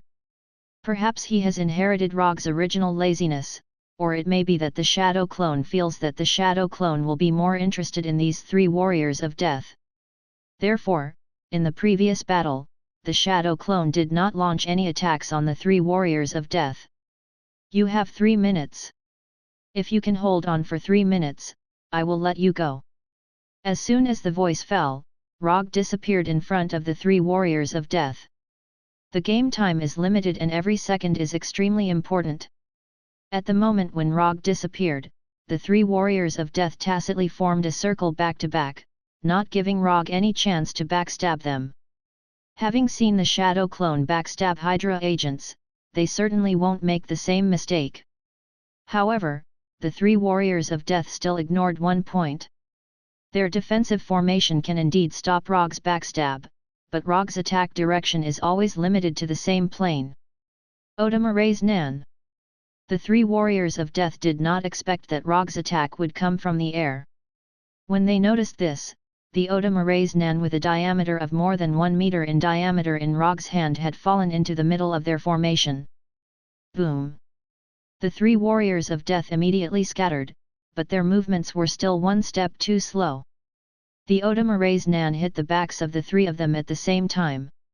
Under the irresistible force of the terrifying distortion and impact, the three of them flew out like a baseball hit by a bat. The Odomara's Nan, which was enough to cause fatal damage to ordinary people, didn't cause too much damage to the three death warriors. Their strengthened bodies saved them. Even so, the three death warriors still felt pain that they hadn't felt for a long time. After sending the three death warriors flying, Rogge did not hesitate and once again attacked one of them. Only the left arm of the death warrior has been mechanically transformed. He intends to deal with it at the end because this guy is similar to Hydra's chief male model. They both have only one metal arm, although one is left and the other is right. As for the one whose arms had been modified, he was ranked second. His first target was the warrior of death whose left arm and right leg had been modified. Before the warrior of death whose left arm and right leg had been modified could land on the ground, Rogge appeared behind him like a ghost. Lightning release thunderbolt sword draw. A dazzling and sharp lightning blade flashed across the body of this death warrior, instantly chopping off his metal left arm and right leg. Dong dong dong. 3 sounds of different sizes landing on the ground were heard. The warrior of death, who had lost his left arm and right leg, just struggled to sit up and Rogge's thunderbolt tachi cut across his neck, completely ending his life.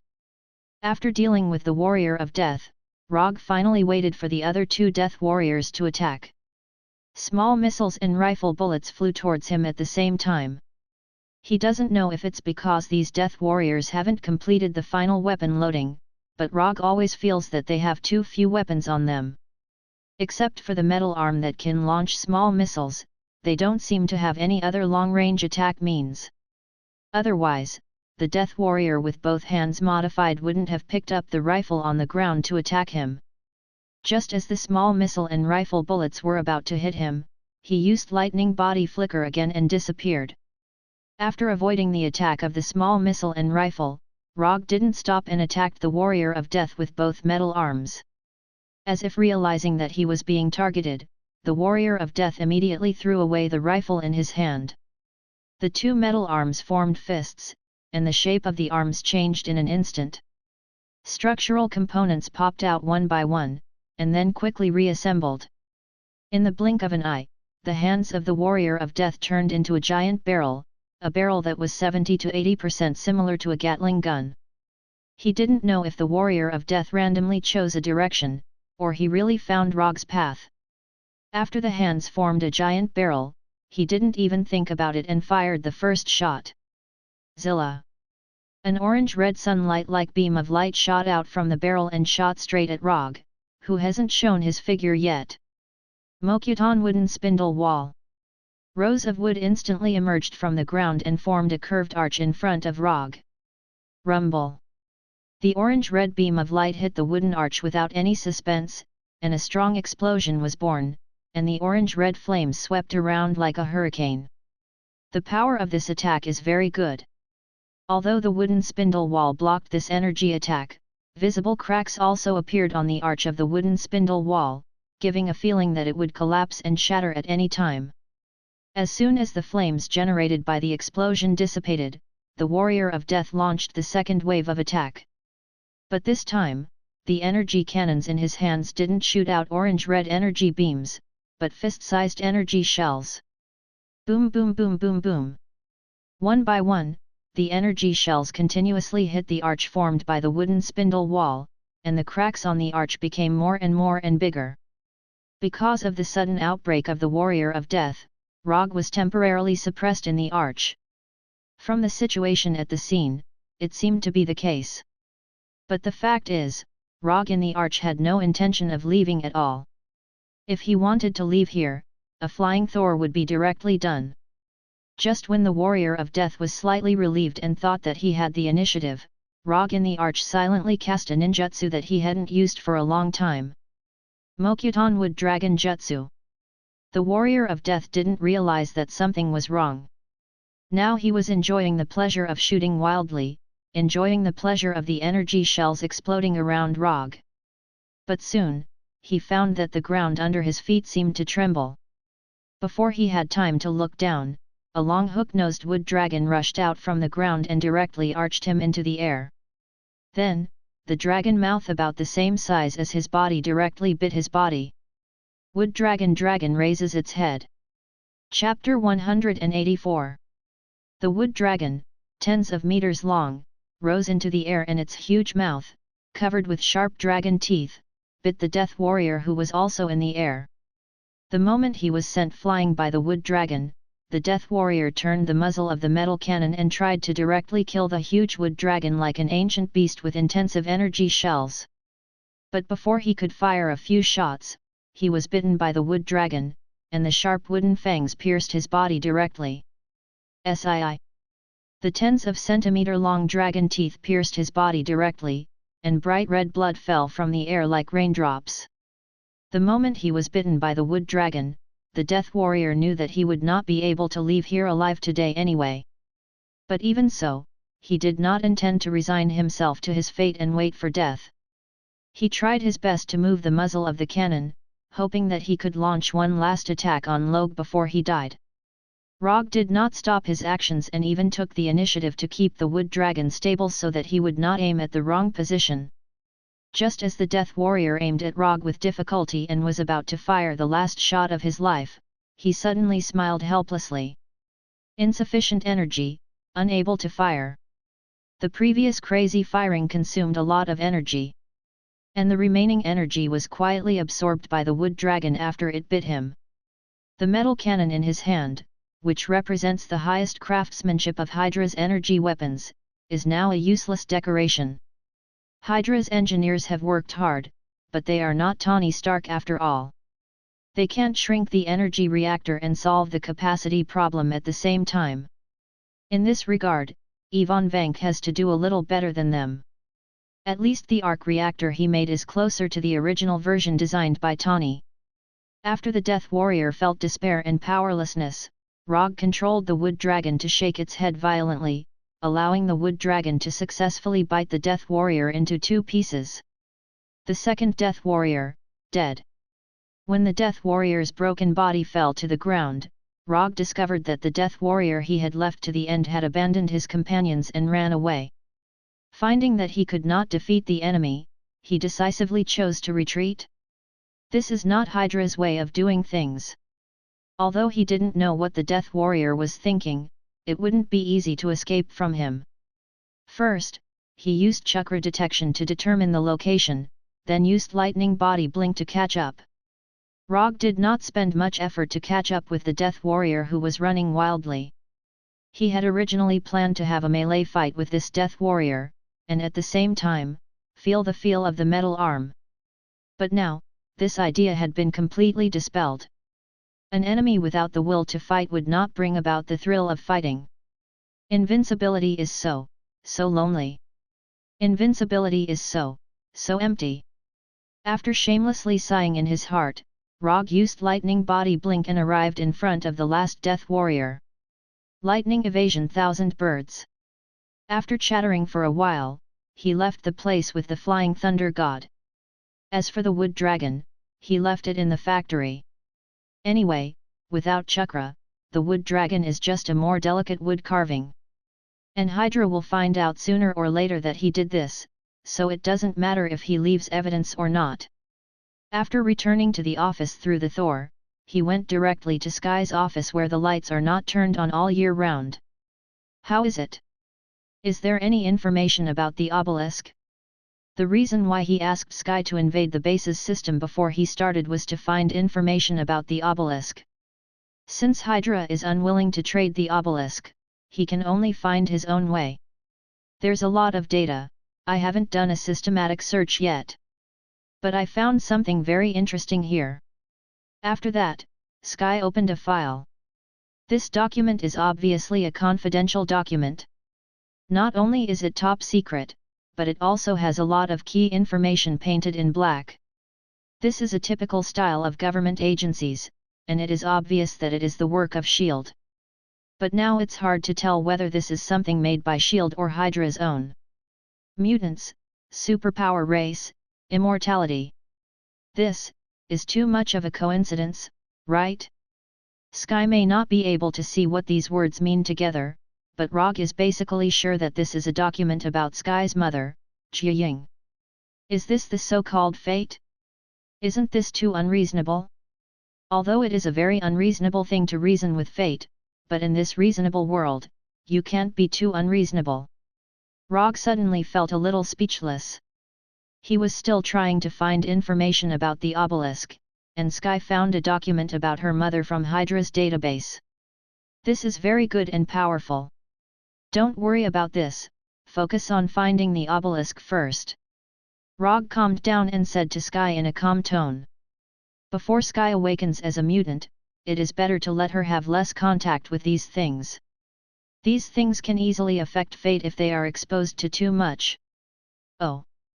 But I think Hydra's plan is still a bit crazy. How can there be immortal people in this world? I guess they are crazy about superpowers, so they think there is a magical superpower race in the world.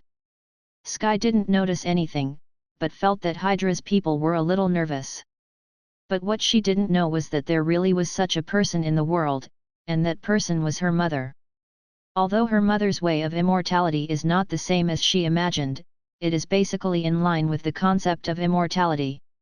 It makes sense. Although he knew that Sky's inference was wrong, he nodded in agreement. More than an hour later, the Punisher and Abomination returned to Dr. Connor's laboratory and reported the results of the operation to him. Both bases were destroyed. But as he expected, the Punisher and Abomination were also attacked by Hydra's new energy weapons. However, one of them has an immortal body, and the other has a thick skin and fast blood recovery, so neither of them suffered any fatal injuries, but it took a little more effort. Very good. Next, be vigilant and be careful of Hydra's revenge.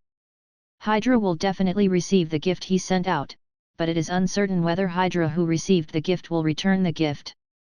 Hydra was sometimes very rational, but at other times, it could be very crazy. Rogge had just hung up the phone when more than a dozen heavily armed soldiers suddenly broke into his company. Mr. Rogge, according to reliable information, you are suspected of illegally embezzling U.S. military property. I hope you can come back with us. Chapter 185. No way, sir. If you want to find an excuse, you should find a better one. What do you mean by illegally embezzling U.S. military property? When did I embezzle U.S. military property? How can you accuse me out of thin air? Although this was what he thought in his heart, Rogge said something else. If I don't cooperate, are you going to take me away by force? More than a dozen heavily armed soldiers didn't look like they would politely invite him. Sir, I hope you can cooperate with our investigation. The leading officer didn't care about the dissatisfaction in Rogge's tone and said with a righteous face. You are not qualified enough for me to cooperate with you, do you understand, Lieutenant? Let your immediate superior do it, you are not qualified. After saying that, he returned to the office without looking back. They came to his door inexplicably and then asked him to cooperate with the investigation. Rogge didn't know who sent these soldiers, but he could guarantee that these soldiers would never dare to do anything here. For ordinary people who don't know the truth, he is at most an entrepreneur with a little money. But for those who have a certain status and channels, it is no secret that he is the masked man. Rogge's behavior of ignoring them made more than a dozen soldiers present feel uncomfortable. Several soldiers even silently turned on the safety of their rifles. However, their actions were quickly stopped by the first lieutenant. "Don't cause trouble for me, pack up, let's go." The lieutenant was also very upset, but he also didn't dare to do anything here.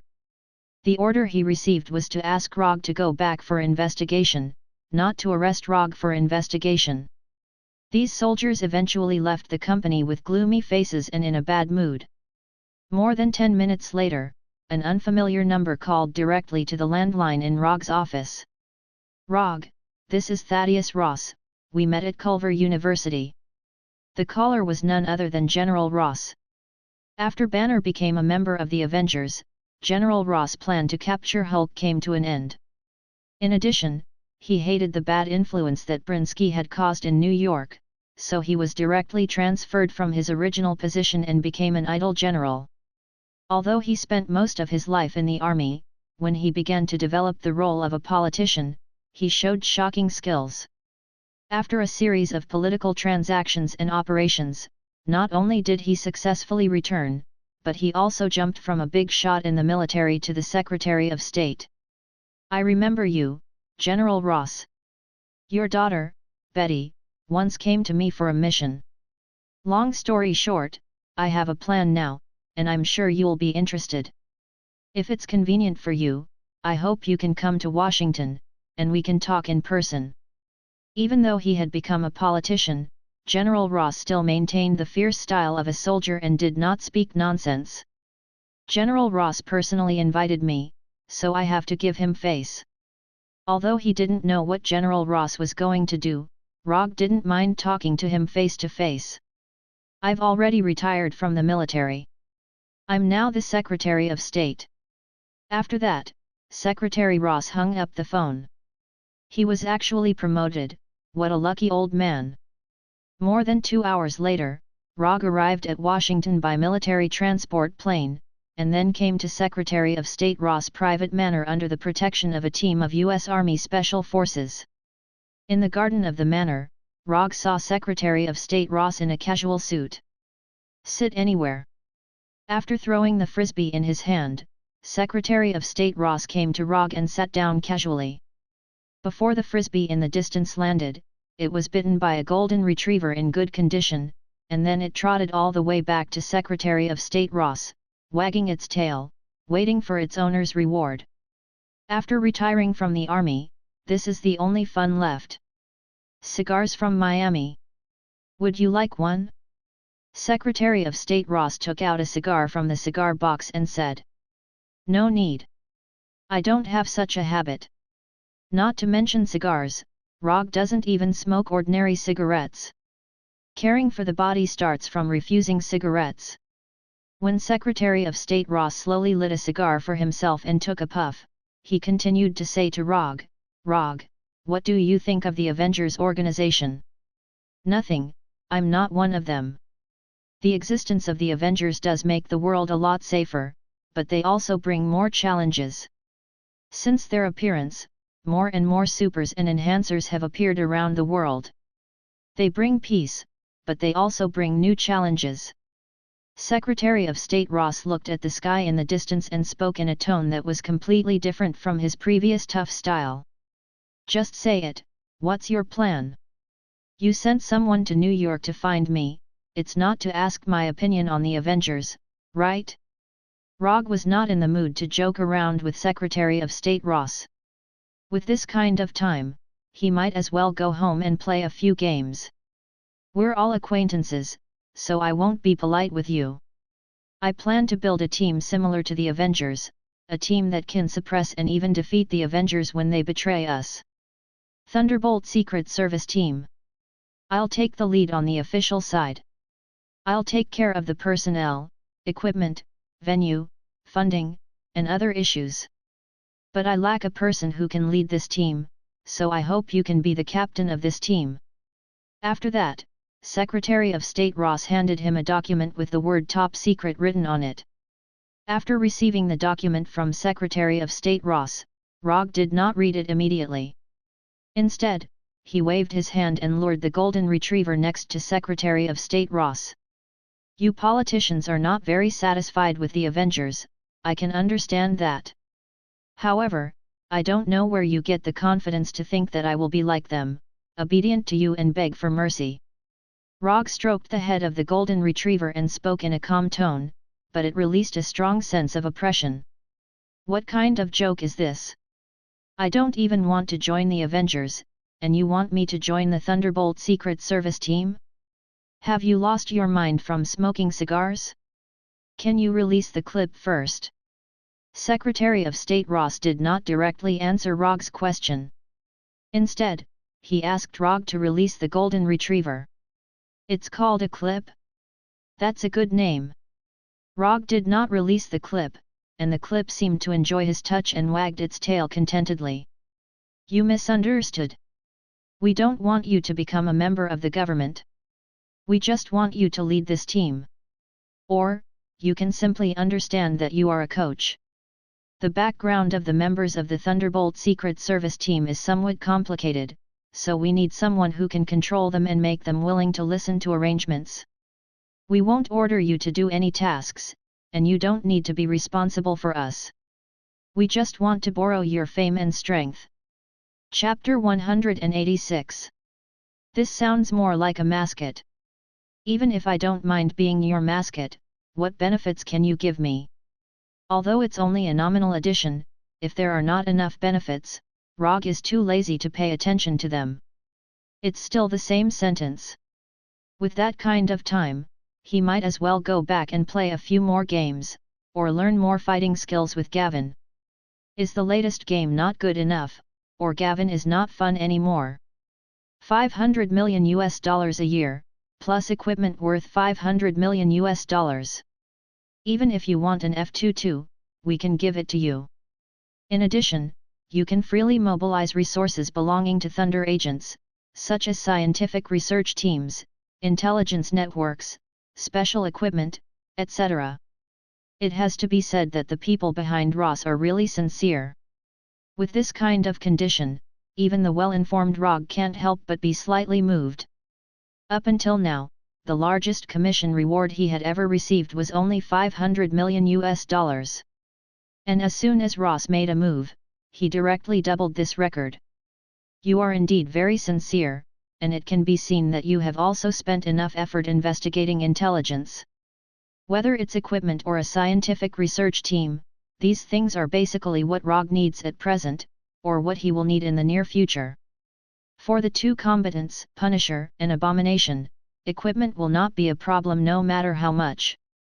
Dr. Connors will also be happy to accept the scientific research team and special equipment. As for the intelligence network, it's Sky's favorite. Since the Avengers appeared in the Battle of New York, S.H.I.E.L.D.'s hand has been stretched longer and longer, and some people are very dissatisfied with their practices. So we need a team that can compete with the Avengers, at least on the surface. Ross took a puff of his cigar and said faintly.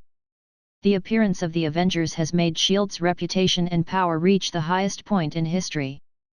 Some people are glorious, and naturally, some people are lonely.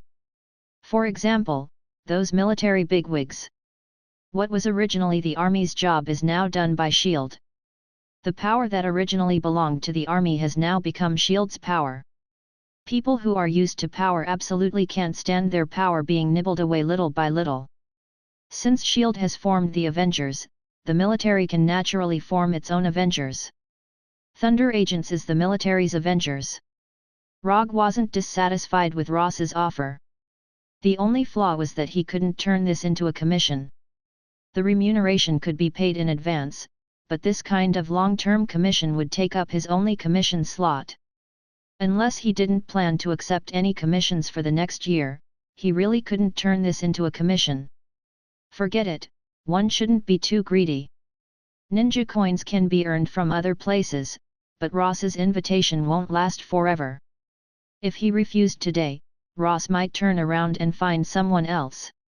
He was the most suitable candidate, but not the only one. Prepare for the press conference. Also, remember to help me settle the tax issue. I want $500 million US. The IRS was a very special existence. Whether you were a superhero or a supervillain, these guys would dare to come to your door and collect taxes, and they would not miss a single cent. However, Ross and the people behind him could definitely help him settle the tax issue. It was only now that Roger picked up the document on the table and began to read it carefully. Just as he had guessed, the members of the Thunder Secret Service team were all from prison.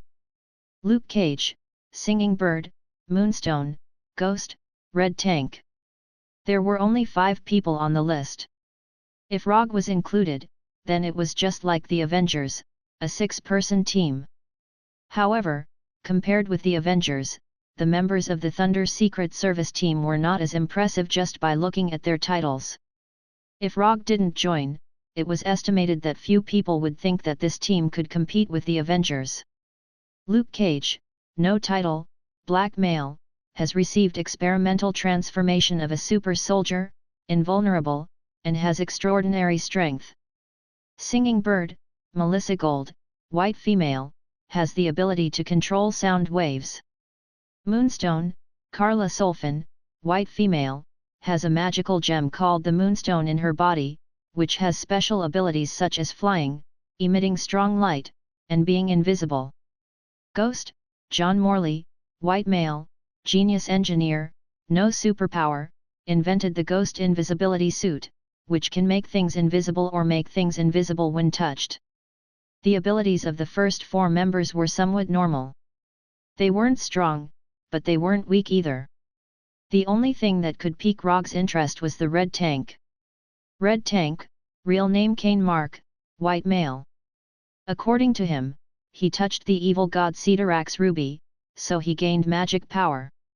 His power came from the evil god, so it was inexhaustible. Rogge chose to ignore his statement. It was just an evil god. Even the father of gods, Odin, didn't dare to say that his power was inexhaustible, let alone an evil god. They had outstanding endurance, strong bodies, and after accumulating potential, they had a terrifying impact that could destroy everything. Other than Red Tank, who was slightly better, the other 4 members could only be said to be barely passable. Rogge thought that Ross and the others would carefully select a very good team, but now it seemed that it was just so-so. Where are they now? I plan to meet them first and see how capable they are. After all, information was just information. As the nominal captain of the Thunder Secret Service team, Rogge felt that he needed to personally test the strength of his team members. In the training base in the suburbs, you can check it at any time. Ross had obviously taken this into consideration as well, and had already made all the necessary arrangements in advance. More than an hour later, under the protection of the Marines, Rogge came to the training base mentioned by Ross. Although it has been renovated, it was obvious that the former training base was a military camp. However, considering the background of Ross and the others, this is not surprising.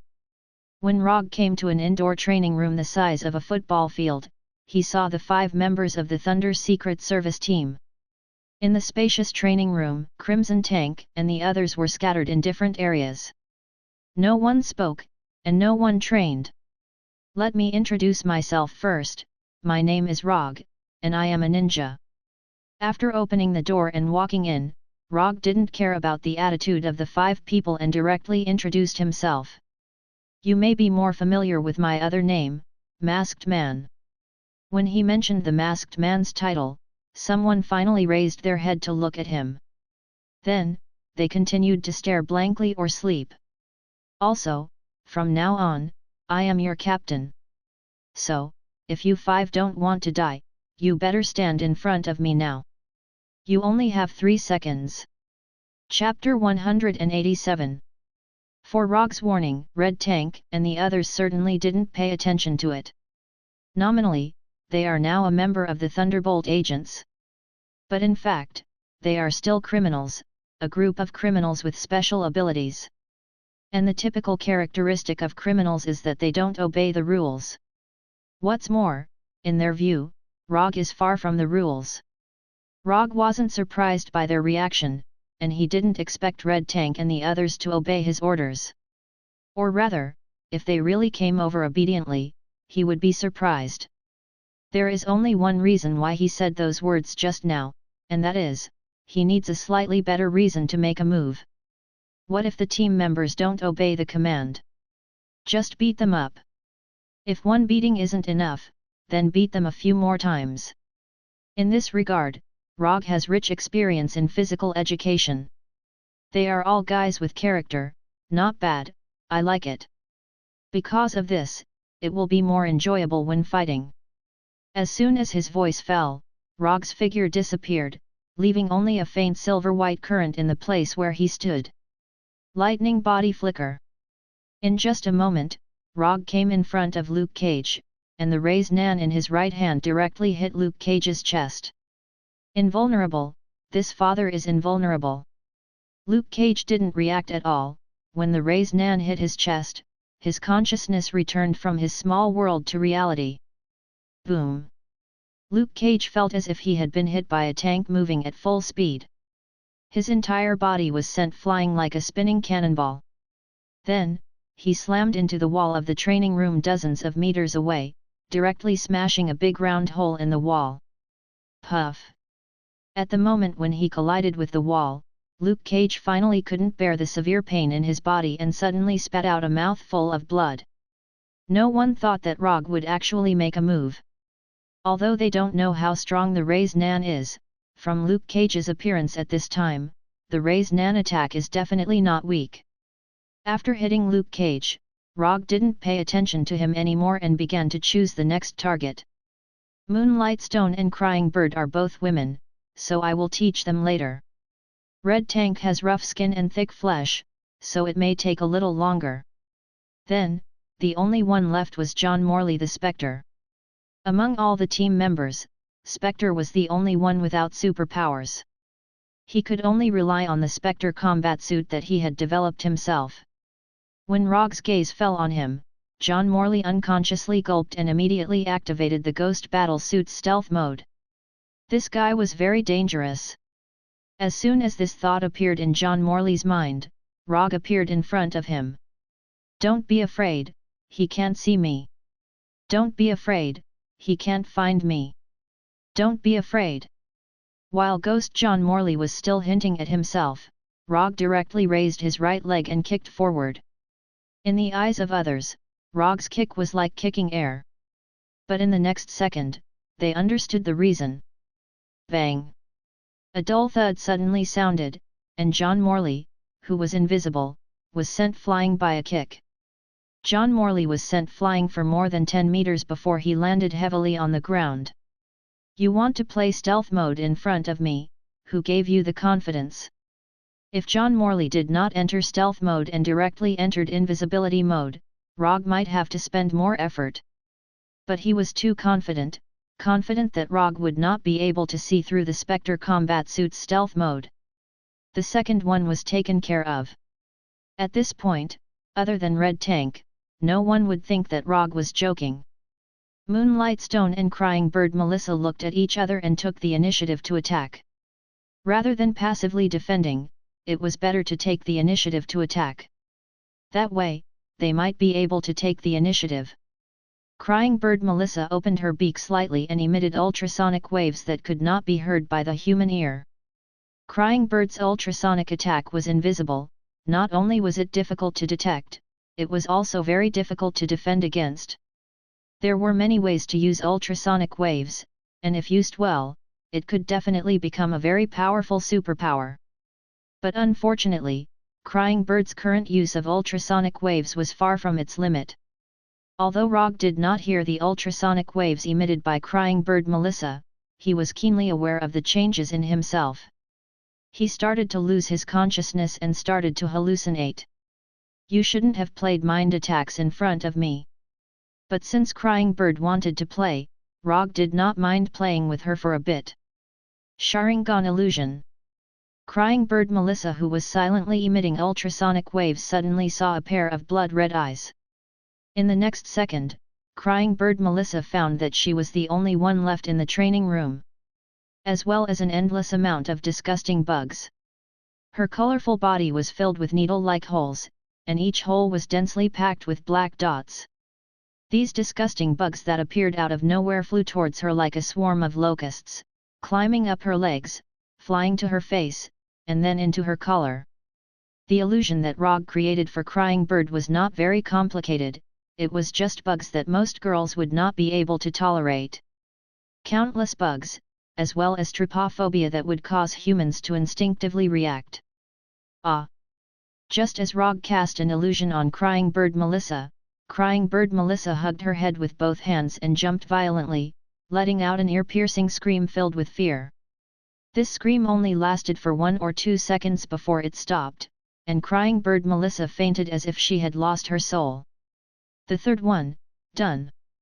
Crying Bird Melissa's scream filled with fear made Moonlight Shekala involuntarily look back, and then she was grabbed by the neck by Rogge. Before she could use the Moonlight Gem's ability, Rogge cast the same illusion on her. The only difference was that the bugs in the illusion were replaced by cockroaches, colorful cockroaches that were covered with abscesses. Another ear-piercing scream filled with fear, and another fainted. The fourth one, done. From the time Rogge sent Luke Cage flying until Moonlight Shekala fainted, only less than 10 seconds had passed. Luke Cage, who was the first to be attacked, endured the pain and stood up again. Ghost John Morley lay on the ground moaning in pain, as if he was heavily injured by Rogge's kick. Currently, apart from Rogge himself, only Red Tank, who was blessed by Cedarak, was still alive and kicking. Don't say that I didn't give you a chance, I'll allow you to run 40 meters first to accumulate potential. Chapter 188. The Red Tank is the strongest of the 5. Not to mention the power given by the evil god Cedarak, his extraordinary size is enough to prove this point. Height 287 centimeters, weight 862 kilograms. This is the data recorded in the information provided by Ross. Coupled with an almost indestructible body and inexhaustible strength, the Red Tank could definitely wrestle with Hulk. The reason why Ross recruited the Red Tank into the Thunder Agents is probably because of this. The Red Tank against Hulk, the Ghost against Iron Man, Luke Cage against Rogers, Crying Bird, and Moonstone against Black Widow and Hawkeye. Logue, on the other hand, was up against Thor. The Red Tank with a huge semicircular helmet doesn't know what Rogge is thinking. But since Rogge took the initiative to propose, he certainly won't refuse. Dong dong dong dong. The gigantic Red Tank began to move, running towards Logue step by step. At first, his speed wasn't very fast. But after running for a while, his speed became faster and faster, and the potential energy accumulated in his body became more and more. Although the Red Tank has the power given by the evil god Cedarak, his attack method is simple to the point of being extremely violent. Collision. Destroy everything in front of him with an irresistible collision. The collision is unparalleled, the collision is irresistible, the collision is destructive. Looking at the Red Tank running toward him like an ancient beast, Rogge didn't stay idle and directly used ninjutsu. Wood release, wood human jutsu. When the Red Tank was only 10 meters away from Rogge, a wooden Arhut twice the height of the Red Tank jumped out of the ground and directly rushed toward the Red Tank. Arhut's attack is not weak, but the weight of Arhut can't be said to be not heavy. Even so, when the wooden Arhut rushed in front of the Red Tank, the larger wooden Arhut was directly knocked out. Boom! The wooden Arhut, which was 6 to 7 meters tall, was sent flying like a baseball. It smashed through the wall of the training room and flew to the square outside the training room, creating a large crater in the ground of the square. This kind of impact was pretty good. Rogge sighed in his heart. The distance of 10 meters was closed in an instant. When Red Tank arrived in front of Rogge like a train at full speed, a huge fist about the size of Red Tank's body struck out from the ground. Boom! This huge fist hit the Red Tank without any suspense, sending the Red Tank flying into the air like a hot knife through butter. Just as Red Tank was sent flying by the fist from the ground, Wooden Arhut, who was sent flying by him, once again appeared in front of him. Wooden Arhut clenched his fists and used all the strength in his body to fiercely hit the Red Tank's head. Boom! The moment Wooden Arhut hit, Red Tank in the air flew to the ground like a falling meteor, creating a large crater with a diameter of nearly 1 meter on the ground. The huge wooden fist from the ground and Wooden Arhut completed a tacit joint attack. The initiative of the battle returned to Rogge's hands. After Wooden Arhut landed, he didn't immediately chase after Red Tank lying in the crater. Instead, he ran to the front of the huge wooden fist and pressed his hands directly on the fingers of the wooden fist. Under Rogge's control, Wooden Arhut began to merge with the wooden fist, and Wooden Arhut's body shape changed again. In just a second or two, the huge wooden fist disappeared.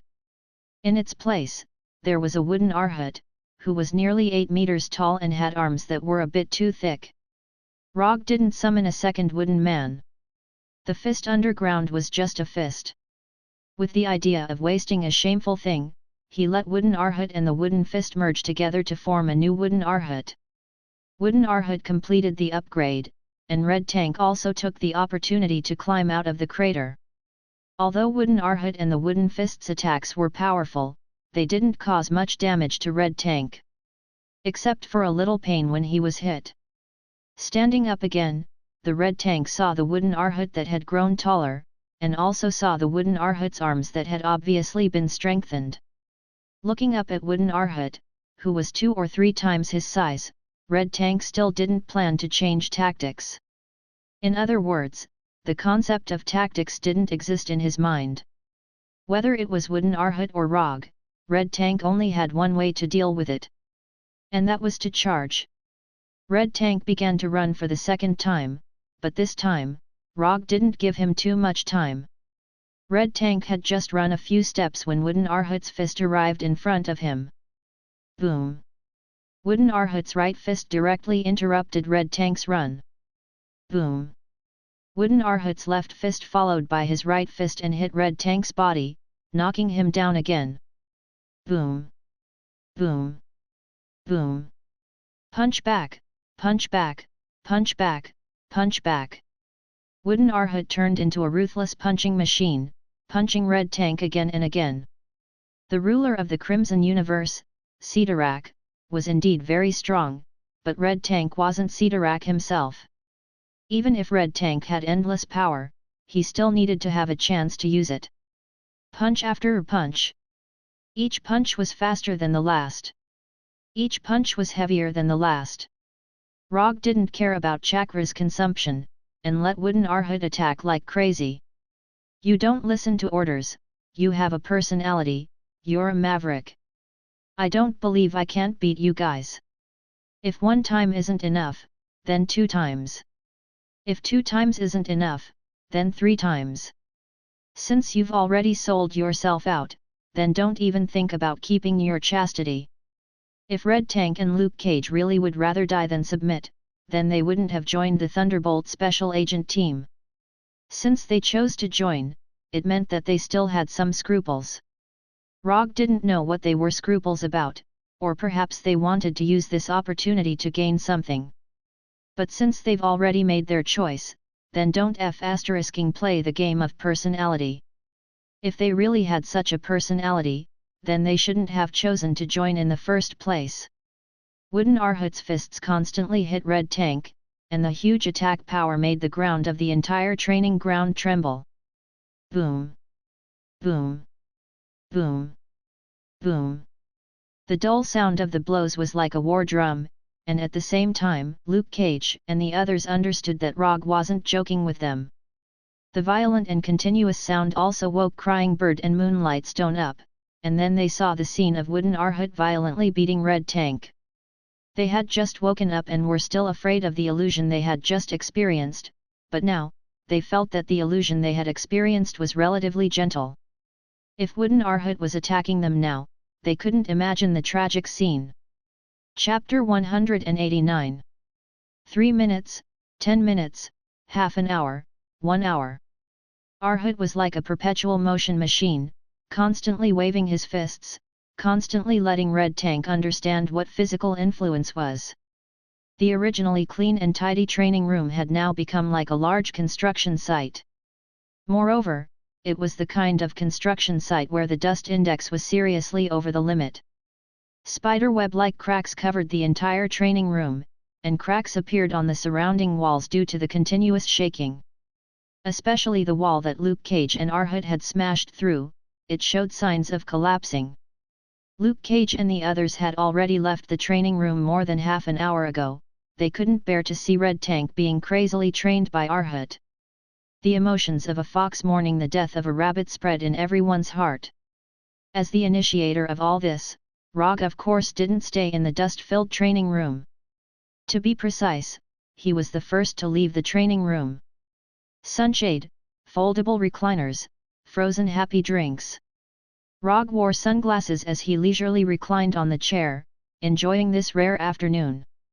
If there were 2 bikini beauties next to him, this afternoon would be even more perfect. Thinking up to this point, Roger lifted his sunglasses slightly and scanned the crying bird and Moonlight Stone back and forth a few times with a malicious gaze.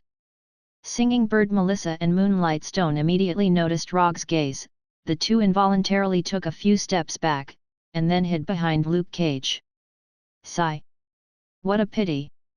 The wooden Arhut's training continued, and time passed by little by little. When the sun set and they enjoyed a barbecue that was full of military style, the training room that was constantly emitting sounds finally quieted down. That's enough. If he really killed Red Tank, Ross would more or less have some opinions.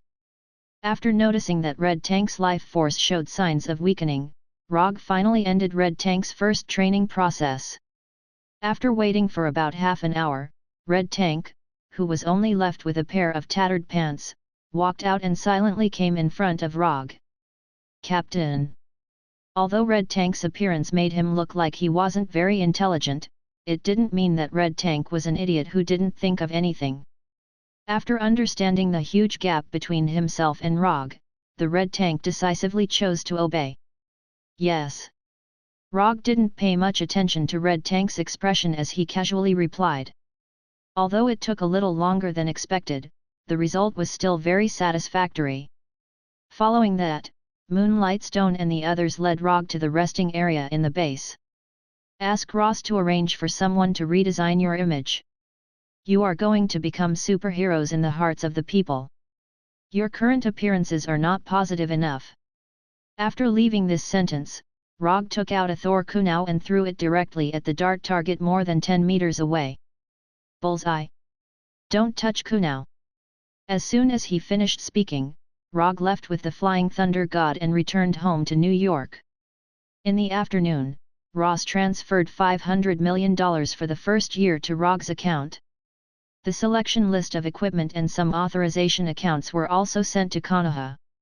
As for the research teams and professional equipment, Ross directly gave him a list of research institutes and laboratories. As long as he needs it, he can arrange for Dr. Connors to go to these places to conduct relevant research experiments at any time. At around 11 o'clock, Gavin, who had performed a righteous patrol outside, also returned here. Rogge briefly told Gavin about the deal between himself and Ross, and then it was a dry and raging night. 3 days later, the first press conference of the Thunder Secret Service team officially began. Ross did not arrange the site of the press conference in the previous base, but in Arlington County, where the Pentagon is located. Although Rogge came to the press conference with Luke Cage and others, he did not appear directly at the press conference. According to Ross, he needs a way to make an appearance that is eye-catching enough. In fact, it's just a way to make an appearance that is more in line with the appearance of a superhero. Ross first made a very ambitious opening statement, then talked about the Avengers and S.H.I.E.L.D. Then, the topic changed and entered the theme of the press conference. Today, on behalf of the U.S. government and the Pentagon, I will officially introduce to you a new team of heroes that can be compared to the Avengers. They are the Thunder Secret Service team. After Ross finished speaking in a high-spirited tone, there was a burst of salute at the press conference. With the sound of the salute, Luke Cage and others came to the podium one by one and waved to the reporters below. After Luke Cage and others appeared one by one, Ross began to introduce the members of the Thunder Secret Service team to everyone. In order to make the Thunder Avengers look more decent, Ross followed Rogge's advice and designed a new image for them. When introducing Luke Cage and others, Ross did not hide the fact that they were once criminals. And in a country like the United States, it doesn't make sense to hide this.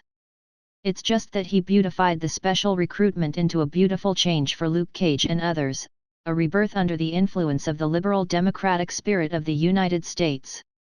It has to be said that since he changed his career to become a politician, Ross has mastered these elements that can ignite the emotions of the people. Former criminals have changed their ways and decided to use their own strength to protect the people. What better way to show the noble sentiments of Luke Cage and others? Sure enough, under Ross's provocative words, the reporters present did not dwell on the fact that Luke Cage and others were once criminals. In order to lead such a team of heroes, we specially invited a superhero that everyone is familiar with to be the captain of the Thunder Secret Service team. Under his leadership, we believe that the Thunder Secret Service team can make a great contribution to world peace, just like the Avengers. He is the Masked Man. Ross suddenly raised his right hand and pointed to the sky, pointing to Rogge who was standing on the round fan. Rogge had been staying hundreds of meters in the air at the press conference, watching Ross's slightly exaggerated performance. Although he didn't like Ross's way of expression, as a ninja with good professional ethics, he knew very well what it meant to take someone's money to solve a problem. I'll play along with you. Rogge jumped lightly and directly left the round fan and flew toward the podium like a meteor. Just as he was about to have a close contact with the ground, he flashed to the podium through the flying Thor kunai on the moonstone. Chapter 190. Although it was not the kind of superhero landing that Ross had imagined, Rogge's approach was perfectly in line with his identity. At this time, Rogge was still wearing his iconic three-tomo mask. And he was wearing a white haori. The Akatsuki's robe was not suitable for such an occasion, and wearing the Akatsuki's robe made him look more like a supervillain than a superhero. When he flashed to the podium, the reporters at the scene couldn't help but exclaim. Some thought he would fall directly to the ground, while others were surprised by his appearance. Good afternoon, everyone. After a simple greeting, Rogge controlled the thunder fan in the air to fly in front of him, and then grabbed the fan. The three-hook jade mask and the round fan that could fly were enough to prove the identity of his true self. Masked Man. Sir, do you really want to join the Thunder Secret Service team? As soon as Rogge caught the flying fan, a blonde female reporter in a light grey professional suit stood up and asked the first question. When asking the question, the delicate female reporter hesitated for a few seconds because she didn't know if it was appropriate to call Rogge the Masked Man. But she didn't have a better choice. Because Rogge had never revealed his true identity in front of the public, even the title of the Masked Man was given by the public casually. Before answering your question, I'll make a simple self-introduction. Rogge said calmly. No way. He's going to announce his identity? For a while, the reporters present were excited. Although the New York incident had been a long time ago, people's curiosity about who the Masked Man was had not diminished at all. This could be seen from the website Who is the Masked Man set up by Sky. My name is Rogge, and I'm a ninja. After that, Rogge took off the three-tomo mask and revealed his true face. Wearing a mask can indeed hide one's identity, but at this time, Rogge felt that he didn't have much need to hide his identity. At worst, there would be a group of paparazzi around in the future. When he took off his mask, people realized that Rogge was younger and more handsome than they had imagined. As for the fact that he always wore a mask, many people thought that he chose to wear a mask because of his appearance. Many people even thought that it was because of his disfigurement that he didn't dare to show his true face. But at this moment, these reporters finally understood how unreliable those rumors were. Other than his eyes being different from normal people, Rogge's appearance perfectly met the standard of a handsome young man. With her looks, it would be a pity if she didn't act in a movie. It would be best if it was a restricted film. Several classic scripts flashed through the mind of the female reporter who asked the question, and the way she looked at Rogge became a little strange. Ninja? Mr. Rogge, are you referring to those ninjas in Japan? Although a lot of images that were not suitable for children had already appeared in her mind, the good professionalism of the female reporter still kept her calm and continued to ask questions. Although the names are the same, they are not the same profession. I am the kind of ninja who can release ninjutsu, for example, this one. As soon as his voice fell, Rogge raised his right hand, and then released a real thunderbolt into the sky. Rumble. A huge thunder suddenly sounded. Mr. Rogge, are you an earthling, or an alien like Thor, or a mutant like Hulk? The blonde female reporter continued to ask. I'm an earthling, a pure earthling, and I'm not a mutant like Hulk. Let's put it this way, ninjutsu is a power that can be learned. I learned these ninjutsu in a place called Konoha Hidden Village. Anyway, no one knows what ninjutsu is, and no one can prove this, so Rogge said without changing his expression. A man who can't lie is not a good man. Especially a man who can't lie in front of a woman. Konoha Hidden Village? Where is that place?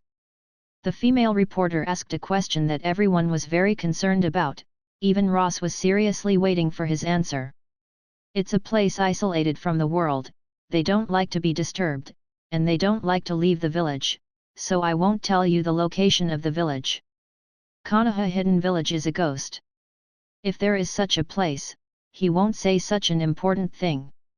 After hearing Rogge's answer, many people sighed in disappointment.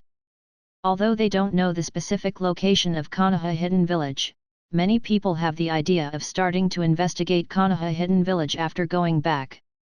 Including Ross. Then why did you leave the village? It was the same female reporter. Good question, I said so much just to wait for you to ask this question. This is a bit complicated. In Konoha Hidden Village, the most powerful ninja is called the Hokage. The Hokage is the only person who can choose whether to leave the village or not. And I am the current Hokage of Konoha Hidden Village, the fourth Hokage. After that, Rogge directly turned around, revealing the red characters on his Hayori. Fourth Hokage. Rogge didn't intend to continue with the title of the Masked Man. Instead of worrying about whether he will get some strange title after announcing his identity, it's better to take the initiative to choose one. When he was choosing his title, he hesitated for a moment, wondering which one he should choose. God of Shinobi, Golden Flash, Konoha's White Fang, Sunin, First Hokage, Fourth Hokage. After thinking about it, he finally chose the Fourth Hokage as his future hero title. Not for anything else, but because the Hayori of the Fourth Hokage is more handsome. And Minato's appearance is a little bit closer to him. Although it's not as good as him, it's not bad. So only the title of the Fourth Hokage is worthy of his temperament and appearance. In the next 10 minutes, the reporters asked some questions about Rogge and the Thunderbolt agents. Of course, the main questions were about Rogge. Although it didn't take long, the content of this press conference was enough to cause a sensation. The news of Rogge's new title, the Fourth Hokage, and the Thunderbolt agents also spread out at an amazing speed. As soon as the press conference ended, Rogge's personal mobile phone rang crazily. Tawny, Captain America, Natasha, and Banner all called for the first time. Rogge didn't want to answer the calls from Captain America and Natasha for the time being. So he called Tawny back first. Fourth Hokage, I have to say, this title is much better than the previous Masked Man. Tawny didn't care about Rogge joining the Thunderbolt agents at all, and he didn't believe that Rogge would go with Ross. Deal, everything is a deal. Tawny saw the key point in it at a glance. Chapter 191. Of course, this is the title I chose myself. If the title of 4th Hokage is not as good as the Masked Man, then Rogge would eat the Haori now. I'm a little curious, what kind of conditions did Ross give you that you are willing to cooperate with him to disclose your identity? Tawny and Rogge have known each other for a long time, and the current Rogge made Tawny feel like he was seeing himself in the past. Of course, this does not refer to the ability to invent, but to the style of life. It was my own decision to disclose my identity, and he only bought me to join in name. There is nothing to hide about this, and as the Thunder Task Force officially begins to act, Tawny will be able to guess this sooner or later. What's the price? Tawny continued to ask. $500 million a year, plus equipment of the same value, and some additional rights. That's all, it's not a lot. Rogge directly said Ross's price. That's $1 billion a year, your endorsement fee is high enough. Even the billionaire Tawny was a little shocked after hearing this price. Even for him, $1 billion a year is not a trivial matter. This is barely a medium amount. The military is still very rich, you should know this best. Stark Industries originally made its fortune as a military enterprise. It can even be said that the Pentagon contributed a lot to Tawny's current net worth.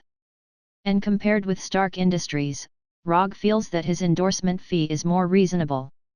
That's also true, they can't fight, but they have a lot of money. Tawny also took advantage of this opportunity. By the way, let me remind you, be careful of Ross, he is not a good person, don't be sold by him without knowing. At the end of the phone call, Tawny specifically reminded Rogge, which is also a kind concern from a friend. I will pay attention, and if he wants to sell me, it depends on whether he has the ability to do so. After ending the call with Tawny, Rogge also called Dr. Banner back. What Banner wanted to say was similar to Tawny's.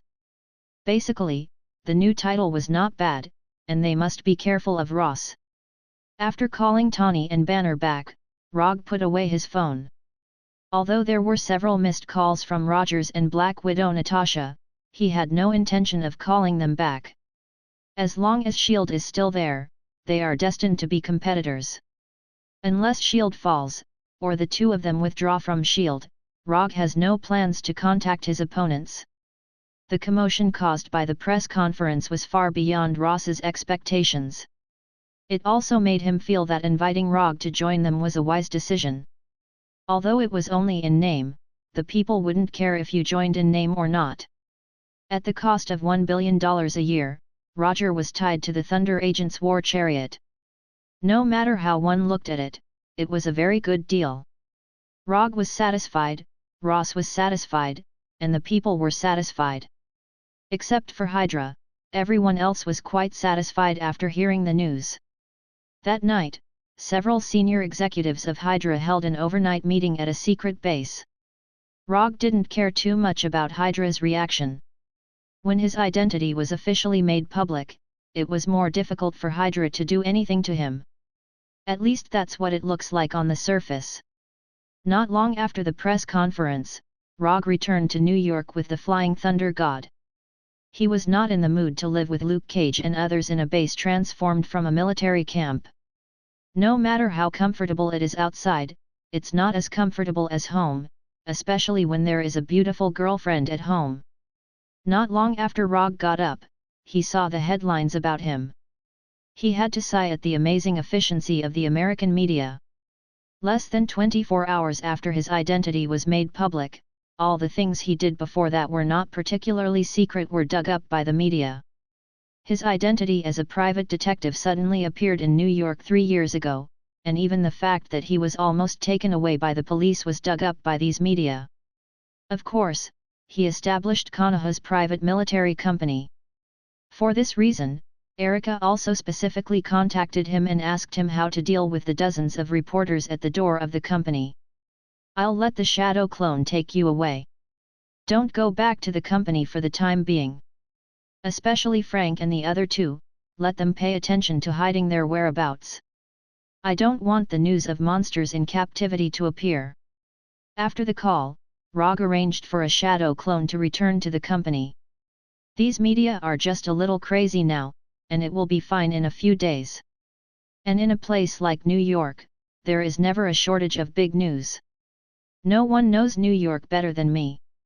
A ninja who has lived in New York for several years said with great certainty. After dealing with the team's affairs, he Flying Thunder God came to the Thunder Agents headquarters base in Washington. It was still the same. This headquarters base was originally a military base, but it had been renovated. In the conference room of Thunder headquarters, the Thunderbolt Secret Service has already spread the word, but you still lack actual results. Therefore, we chose 3 missions as the first operation of the Thunder Secret Service team. After that, Ross arranged for the male assistant next to him to turn on the screen in the conference room and began to introduce the mission brief. Terrorists in Ukraine bought a nuclear warhead on the black market in Russia. A UA cargo ship was hijacked by pirates in the waters of Somalia and the UA government was asked to pay $50 million. A U.S. military overseas base in Afghanistan was attacked by terrorists and 5 U.S. soldiers were kidnapped. After reading these 3 mission briefings, the first thing that came to Rogge's mind was not the details of the mission, but the UA government was really hateful. Is this the international charm of the world's most powerful country? I love it. Except for the mission in Afghanistan, the other 2 missions were originally the CIB's missions, but SHIELD intervened. But we took it from SHIELD again, so these 3 missions now belong to us. The missions are not very difficult. 2 people go to each place. There is not enough manpower, so Rogge, you have to go on a mission. As soon as Ross finished speaking, Rogge threw an unused commission scroll to him. That depends on whether you have the luck. I want the mission in Ukraine, and the reward is no less than $30 million USD. Before the press conference, Rogge and Ross reached some additional agreements. As the captain of the Thunder Agents, Rogge certainly can't stay idle. So in order to solve this problem, Rogge proposed his favorite and best commission mode. As long as Ross' commission can be judged by the system, he will perform the mission in the name of the Thunder Agents. Of course, if Ross is unlucky and the commission does not pass the system's judgment, then he can only blame his bad luck. Chapter 192. Robbing a helicarrier. This behavior is very exciting. Especially when doing this kind of thing under the eyes of SHIELD and Hydra, the difficulty and excitement of the robbery has greatly increased. If Hydra hadn't suddenly kidnapped Skye and Jessica, Russell wouldn't have had the idea of robbing the helicarrier.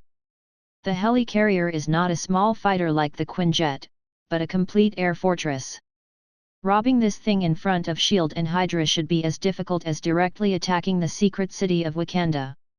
More importantly, even if a behemoth like the helicarrier is successfully robbed, it will not be easy to hide it.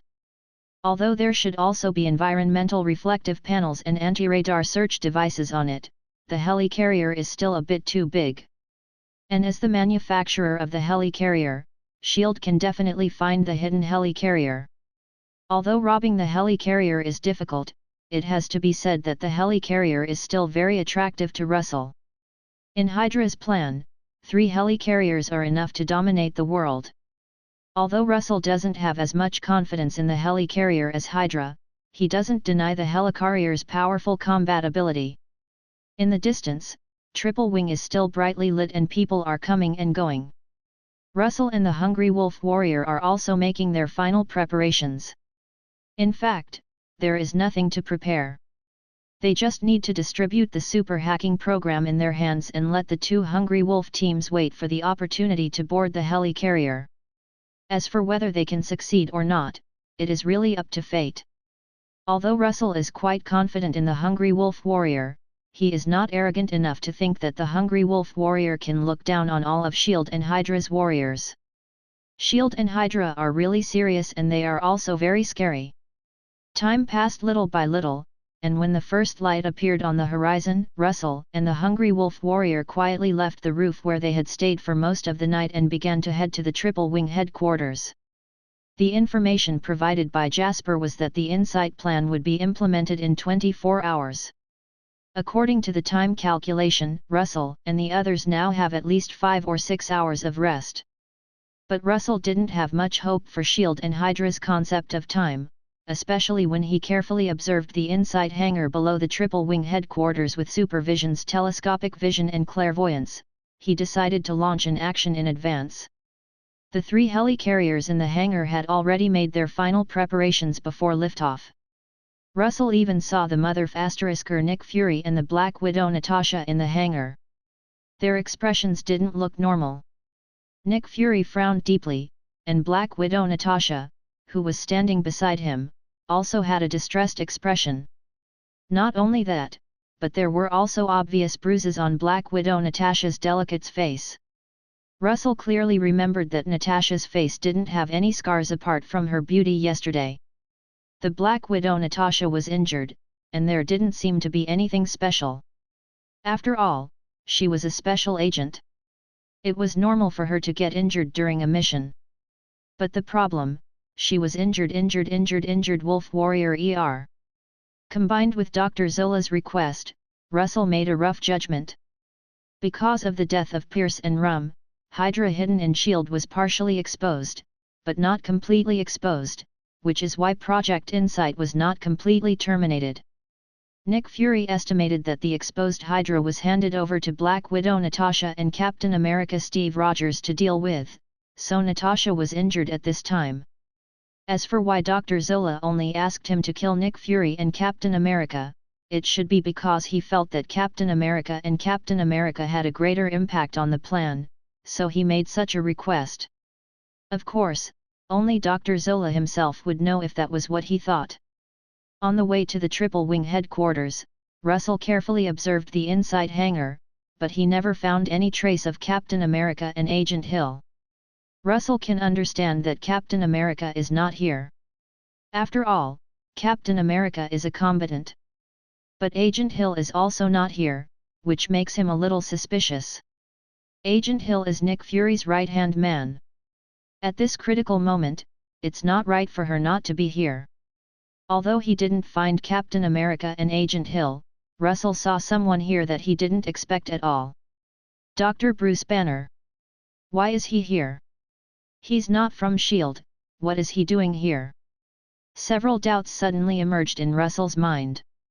Although Dr. Banner has not turned into the grumpy Hulk now, he still felt his scalp tingle when he saw him in a suit and glasses. Compared to Hulk, he would rather see the fully armed Captain America and Falcon now. Captain America and Falcon are still normal human beings anyway. But the Hulk was different. He was completely inhuman. He is not even a human being, he is a pure extraordinary creature, an extraordinary creature that has evolved to a certain limit. Captain America and Falcon didn't come, but Hulk came. Loiso suddenly felt that he had used up all his luck in yesterday's lottery draw. Like Russell, when Dr. Bruce Banner came to the hangar and saw the 3 extremely oppressive helicarriers, a look of shock appeared on his face. Not only that, Russell also saw an obvious puzzled expression on his face. It seems that Dr. Banner is also here for the first time, otherwise, he wouldn't look like this now. When Dr. Banner came to Nick and Natasha, they began to talk fiercely. Although Russell doesn't have super hearing, he can't read lips. But as long as he looked at Dr. Banner's reluctant expression and Natasha's somewhat ambiguous eyes, he could infer the general situation. If Russell guessed correctly, Dr. Banner was fooled here by Black Widow Natasha. Although Dr. Banner is also a member of the Avengers, he is different from Captain America and Natasha. He is a relatively neutral party. He will take on the responsibility of protecting the world, but he will not become a member of S.H.I.E.L.D. Compared to the identity of a S.H.I.E.L.D. agent, he prefers his identity as a doctor. At this time, although Dr. Banner looked reluctant, but under the persuasion of Black Widow Natasha, he finally stayed in the hangar and stood silently beside Natasha. Seeing this scene, Russell couldn't help but sigh. This robbery plan is really getting more and more exciting. Chapter 193. This kind of mission, which requires disguise and intelligence gathering, is actually more suitable for CIB and SHIELD agents. But in order to give Thunder agents more opportunities to perform, Ross will not care about this kind of thing. For Ross and the military bigwigs behind him, as long as this mission is completed by Thunder agents, then they have sufficient reason to further apply to the White House and take back the rights that originally belonged to them little by little. It is not impossible to go further. After all, SHIELD's example is in front of them. Although Rogge and Kara were disguised to a certain extent, the taxi driver still looked at them from time to time when they took a taxi to the hotel where Captain Jack was staying. This is not because the image of the two of them is too outstanding, but because the two of them are a little too unfamiliar now. The taxi driver can see at a glance that they are not locals, but if the two of them are tourists, they are completely different from tourists. As a veteran taxi driver in Kiev for more than 10 or 20 years, the man, who is over 40 years old, immediately thought of something. "Are you Interpol?" The driver asked in broken English, with a look on his face that said he had understood everything. "No, we are terrorists." Rogge didn't want to answer the driver's question, but after noticing the driver's uncontrollable excitement, he opened his mouth and gave an unexpected answer. Sure enough, after hearing Rogge's answer, the driver's face suddenly turned black. "You are really joking, ha ha ha." The driver laughed to hide his nervousness at this time. "You think I'm joking?" Rogge said in a gloomy tone with a straight face. The driver began to panic, and he began to regret why he spoke. If it were anyone else, the taxi driver would think that the other party was joking at most. However, when Rogge purposely released his aura, the driver, who was a commoner, could not help but feel instinctive fear. "Forget that we have been here. If you can't do it, I will help you do it, understand, Viktokovsky?" "Understood, sir, I will forget." The driver named Viktokovsky answered immediately, then tensed his body and looked straight ahead. For the next 10 minutes or so, nothing was said. After sending Rogge and Kara to the entrance of the hotel, Viktokovsky stepped on the accelerator and quickly disappeared from Rogge's sight without even paying. "Why are you scaring him? He's just an ordinary driver." "Scaring him is meaningless," Kara asked in confusion. "There's no special reason. It's just to give him some extra memories. When he's old, he might sit on the sofa and brag to his grandchildren about what happened today. Back then, Grandpa met 2 terrorists in Kiev. That was an extremely dangerous day." Hearing Rogge's words, Kara rolled his eyes and walked straight into the hotel lobby. If one looked at it from the perspective of the purpose, his method was indeed quite boring. But isn't life made up of these boring little things? The thrilling and exciting legendary life was a privilege that only a few people had. After a sentimental sigh, he slowly walked into the hotel. According to the information, Captain Jack lived in room 703. Except for leaving the hotel every night to go to the Ecstasy night bar, Captain Jack almost never left the room. Although Captain Jack was the only one who checked in, for someone like him who worked in a special industry, he might not be the only one in the room. Knock knock knock. After arriving at the door of room 703, Kara knocked on the door. After waiting for more than 10 seconds, the closed door was opened, and Captain Jack, who was in his 40s or 50s and had a bushy beard, appeared in front of Kara. "Oh, beauty, can't you find your room?" After seeing Kara's appearance, Captain Jack said in a tone that all men understand. However, just as he was looking up and down at Kara's attractive figure, Kara suddenly lifted her 1-meter-long leg and kicked him directly. Captain Jack had never thought that Kara would actually make a move on him. Caught off guard, Captain Jack was kicked by Kara and fell to the ground in a very embarrassing manner. After doing all this, Kara slowly walked into the room as if nothing had happened. Rogge, who witnessed Kara's kick, suddenly remembered a sentence that he didn't know where he had seen it before. "The longer the legs, the more painful it is to kick. The thinner the heels, the higher the damage." He had never been kicked by a woman, let alone a woman wearing high heels, so he couldn't confirm whether this sentence was correct. However, judging from Captain Jack's groaning on the ground, this sentence was likely to be true. After closing the door, Rogge came to Captain Jack and began his first interrogation. Although he had no experience, Captain Jack was obviously not the kind of tough guy who could ignore the damage. After casually trying out a few interrogation techniques that he had learned not long ago, Captain Jack told them the entire situation in full detail. Captain Jack did receive a commission to smuggle something to the United States, but he hadn't seen the item yet. According to the plan, he was going to the bar tonight to confirm the final delivery time, and then send the agreed goods to the United States. Only responsible for delivering the goods, not inquiring about the employer and the goods is the rule of their line of work. As long as the employer can pay according to the agreement, no matter what the goods are, they will deliver. After confirming the contact method between Captain Jack and the employer tonight, Rogge directly hit Captain Jack's neck, making him completely unconscious. "Don't you need to kill him?" Kara suddenly asked. "Yes, you do it." After that, Rogge gave up his position and motioned Kara to do it himself. "What's wrong with people now? They want to kill people to inquire about information. Am I not keeping up with this era? Although he has killed a lot of people, those were needed for combat or missions. If you are worried that he will wake up halfway, just tie him up." Glancing at Rogge, and then at the unconscious Captain Jack, Kara finally shook his head. Rogge ignored Kara and began to use the transformation technique. Boom! When the white smoke dissipated, Rogge had completely disappeared and was replaced by Captain Jack, who couldn't see the difference at all. Transforming into Captain Jack and coming into contact with the terrorists was a plan he had decided on early on. But what he didn't expect was that after he transformed into Captain Jack, Kara looked at him with a shocked face. "Why are you looking at me like this? It's just a transformation technique, not a high-level ninjutsu. Don't be surprised." Chapter 194.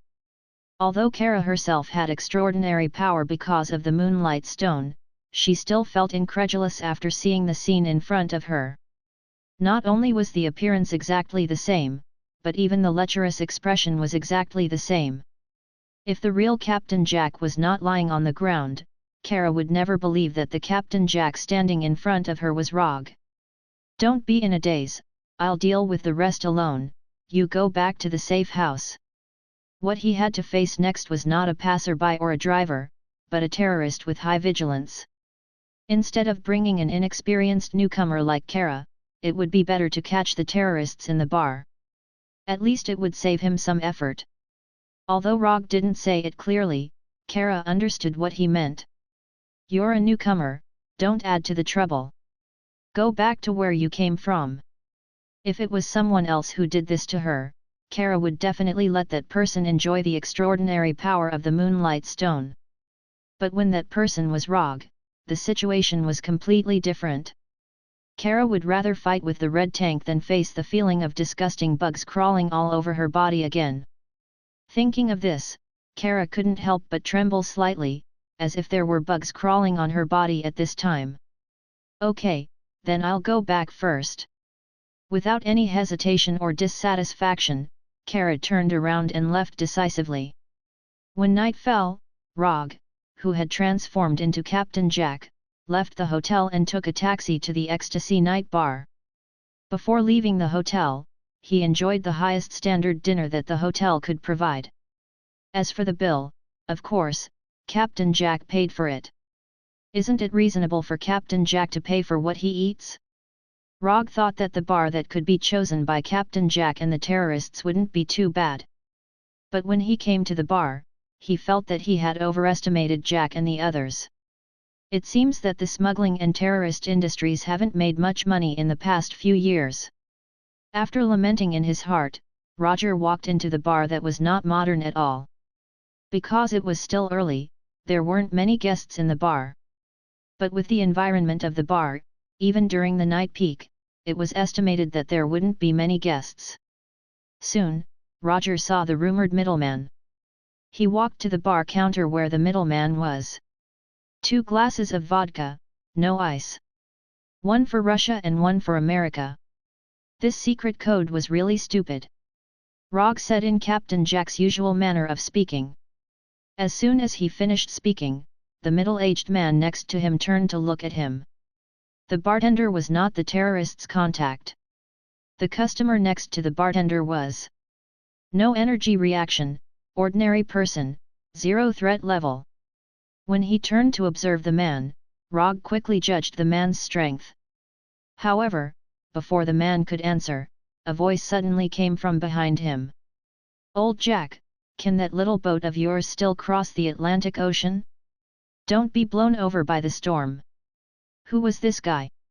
Looking in the direction of the voice, he saw a tall man dressed like a Viking. What's wrong? You don't recognize me? Or was your brain eaten by a shark?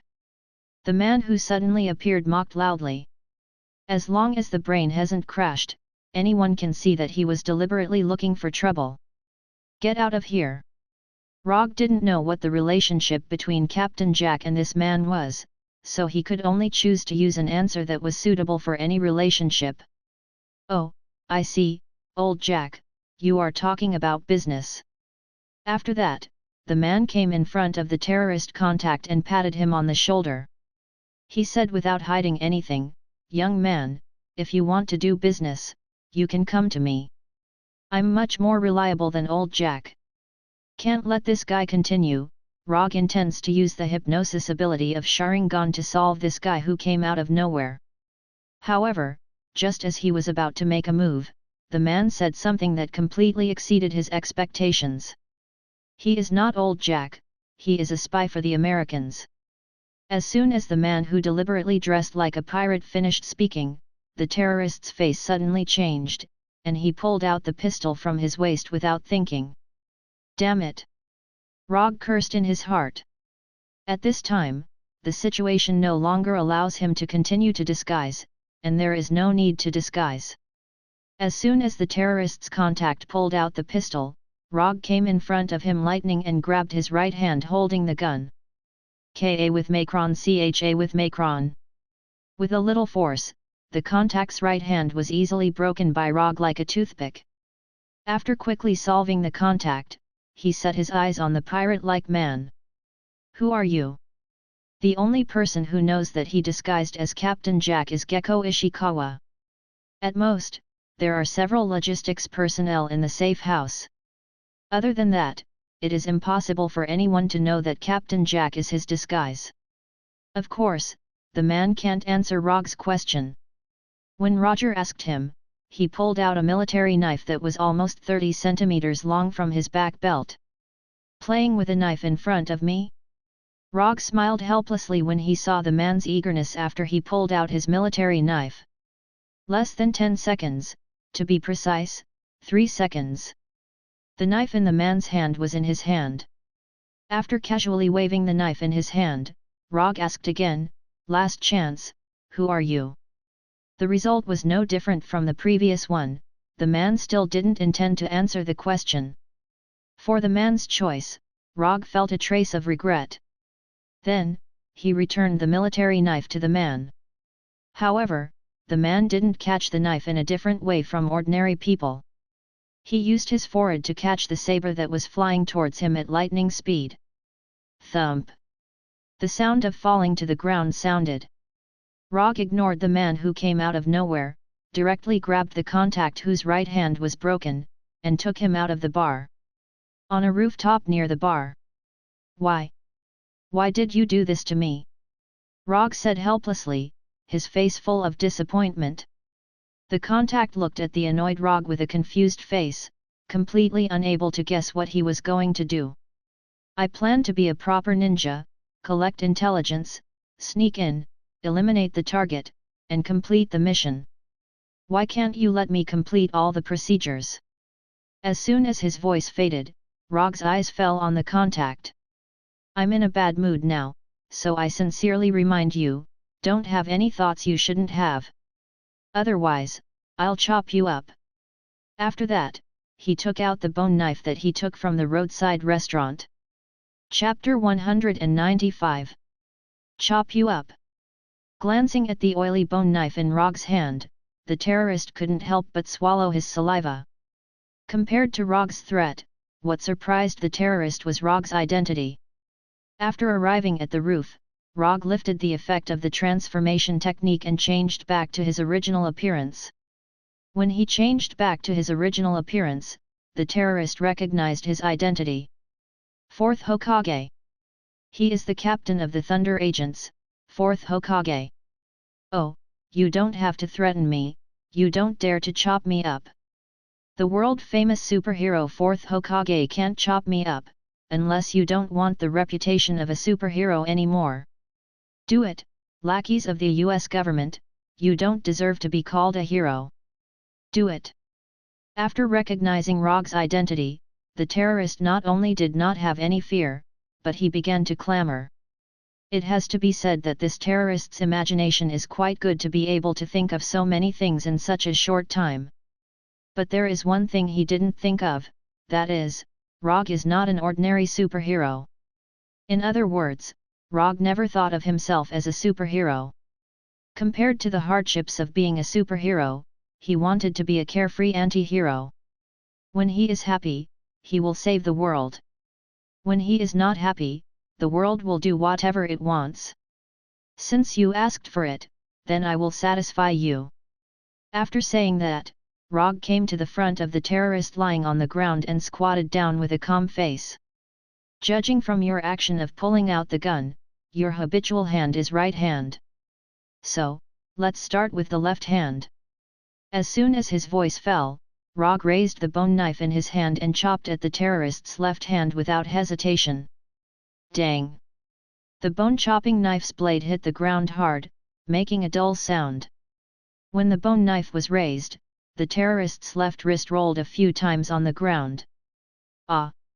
The terrorist never thought that Rogge would really dare to do it, and he was so determined and calm. SHH. This is just the beginning. The main event is coming up. Do your best. Rogge raised his left index finger to his lips and shushed her. Then, he ignored the terrorist's screams, and ignored the blood spurting out of the wound on his left hand. He raised the bone-chopping knife again. Clang! There was another sound of metal colliding with the ground. The terrorist's left upper arm was also detached from his body. No, stop, don't! The terrorist began to struggle with all his might. However, Rogge was still unmoved. He raised the machete in his hand for the third time. Go ahead and ask. How am I supposed to answer if you don't ask? Go ahead and ask. Seeing the chopping knife raised once again, the terrorist shouted loudly, as if this could disperse the intense pain from his left hand. Is that so?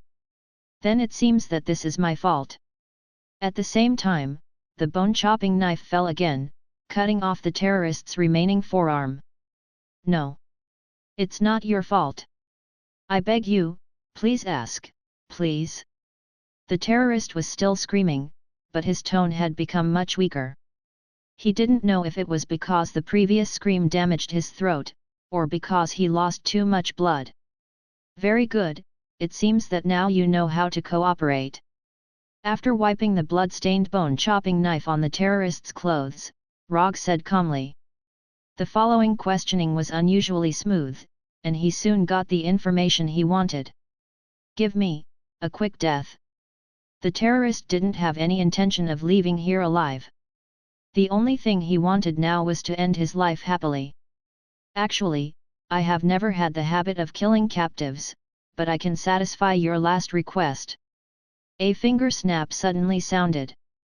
Rogge in front of the terrorist suddenly disappeared like a bubble. The blood on the ground and the broken arm also disappeared. Even the intense pain that made the terrorist hover between life and death disappeared in an instant. The terrorist didn't realize what had happened. He saw Rogge standing a few meters away. From the beginning to the end, what he felt was the genjutsu of the Sharingan. Rogge's left hand was holding the bone-chopping knife that made him tremble with fear, and his empty right hand was in the posture of a pistol. Water release, water iron cannon technique. Puff! A liquid bullet pierced the terrorist's forehead, completely ending his life. This terrorist was not an important person. According to him, he was just a contact, so he didn't know where the nuclear warhead was. In the information he provided, there were only 3 points that were slightly valuable. The first was that the terrorists intended to send the goods out as soon as possible. If there was no problem, they hoped to send the goods on the ship at 3 o'clock in the morning.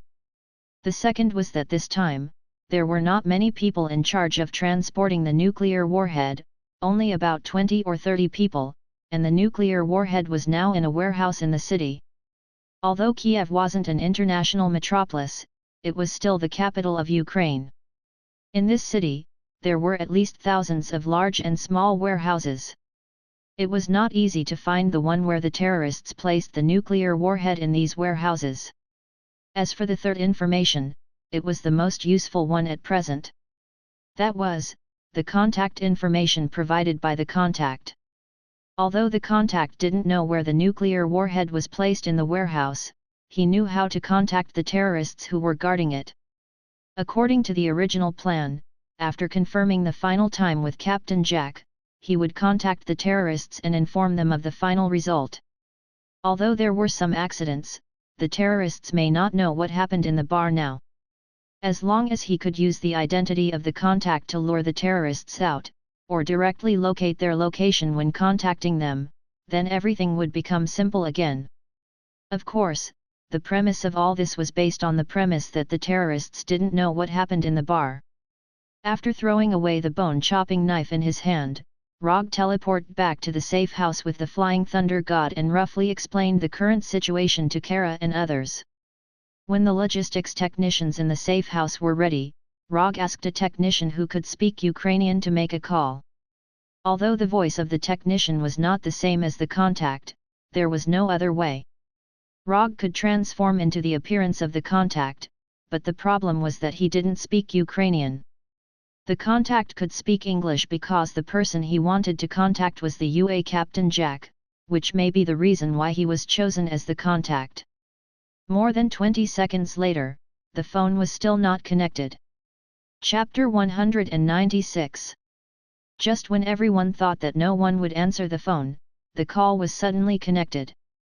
At number yen at. There was an authentic Ukrainian voice on the phone.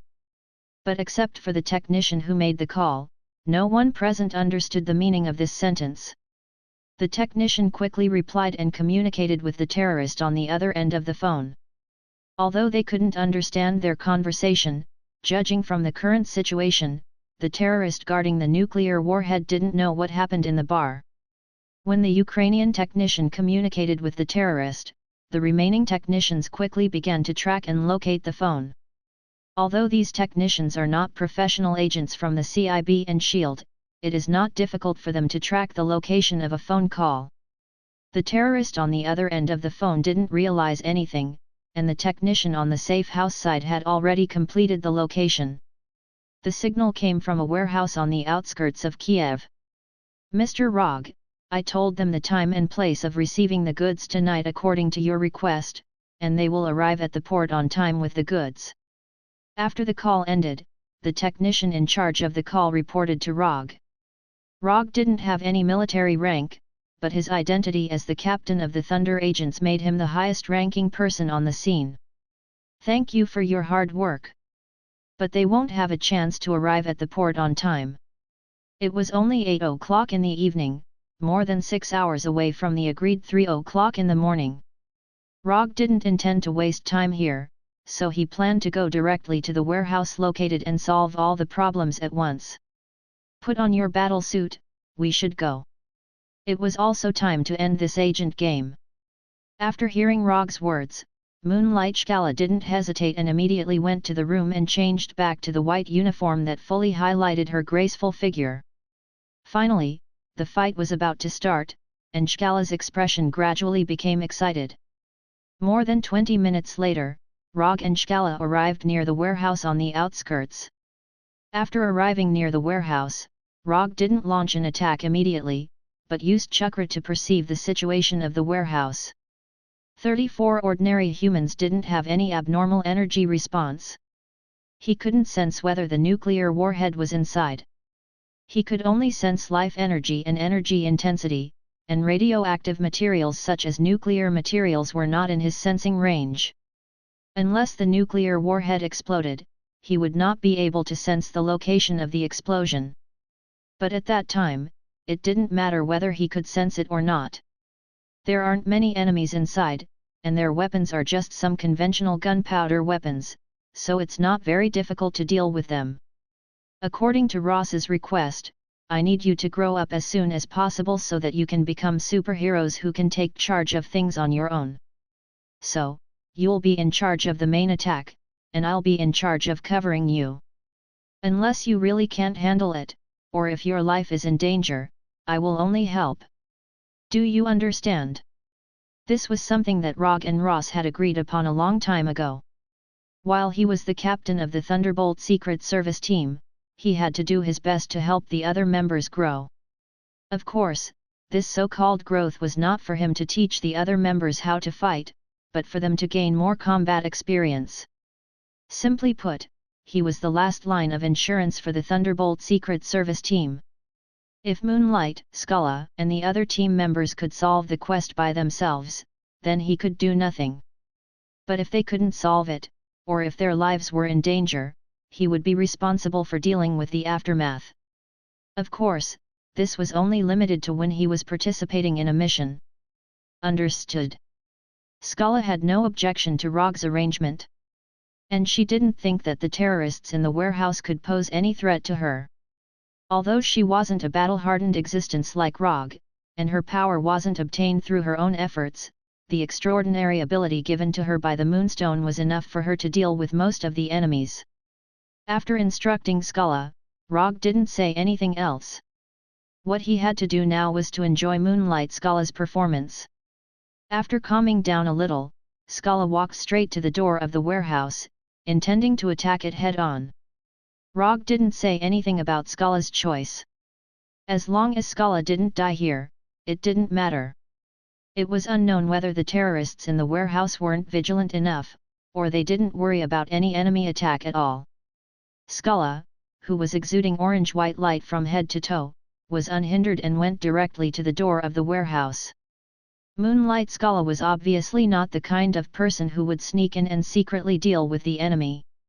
After coming to the warehouse door, she raised her hands and launched an orange-white beam of light. Boom! The beam of light hit the dilapidated door of the warehouse without any suspense, blasting a big hole in the door. The huge sound resounded throughout the warehouse in an instant, and the terrorists in the warehouse understood the situation at this time even if they were slow to react. There are enemies attacking. It didn't take long for fierce gunshots to ring out in the warehouse. After entering the warehouse, Scala, who was exuding orange-white light, flew into the air and constantly fired energy beams from her hands, attacking all the terrorists who appeared in front of her like an energy turret. At this time, Rogge stood dozens of meters behind Scala, silently observing her battle while paying attention to the movements of the terrorists. Although Scala didn't have much combat experience, she easily gained the upper hand with the extraordinary ability given by the Moonlight Gem. Judging from the current situation, it won't take long for Scala to solve all the terrorists in the warehouse and complete the mission smoothly. However, the terrorists who can buy nuclear warheads from the Russian black market are obviously not rookies. They may not have any extraordinary abilities, nor do they have high-tech weapons like Hydra or S.H.I.E.L.D. But they have as many conventional gunpowder weapons as they want. After finding that ordinary bullets couldn't penetrate the energy shield around Scala's body, these terrorists didn't hesitate and directly moved out their heavy weapons. Anti-material sniper rifles, rocket launchers, Gatling guns. Rogge even saw the Javelin anti-tank missile developed by the United States on them. These terrorists were well armed. Even ordinary US soldiers might not be as well armed as them. When the terrorists took out their heavy weapons, Scala completely gained the upper hand in the battle and the situation began to change. Boom! Boom! Boom! Boom! Rockets and missiles continued to explode around Skulla, and the shock waves and airwaves caused by the explosions made Skulla, who was flying in the air, float around like a kite with a broken string. Chapter 197. Still not enough experience. If Kara had been a little more cautious, instead of relying on her extraordinary ability to go on a rampage, she would definitely not have been used as a target by the terrorists. The bullets from the Gatling gun hit Kara's energy shield like a storm, creating ripples on the energy shield. What's worse, because of the suppression of the Gatling gun, Kara couldn't care about other attacks. Rockets and anti-tank missiles exploded one after another in front of her. If it weren't for the moonlight gem, Kara would have been blown to pieces. Rogge thought that he could easily watch the battle as a spectator, and then smoothly end the mission. But Carla's performance directly shattered his beautiful dream. He really didn't want to do it. Although he thought so, he still summoned his new Haori, the Yandere Hokage's white Haori. Along with the Haori, dozens of flying Thor Kunao were summoned. Although there were only 9 flying Thor Kunao enchanted by Odin, but for a ninja who regarded flying Thor as a talent, how could he not have flying Thor Kunao? In his summon scroll, there were a total of 300 flying Thor Kunao. Don't ask why he saved so many. If you ask, it's because he has too much money. After putting on the Haori, Rogge began to use his ninjutsu. Wood release, wooden spindle wall. In the blink of an eye, a semicircular wall made of wood appeared in front of Kara, completely enveloping her. Lightning body flicker. What followed after the wooden spindle wall wasn't flying Thor, but lightning body flicker. Rogge's figure disappeared in an instant, and a weak electric current that had yet to dissipate appeared where he had been standing.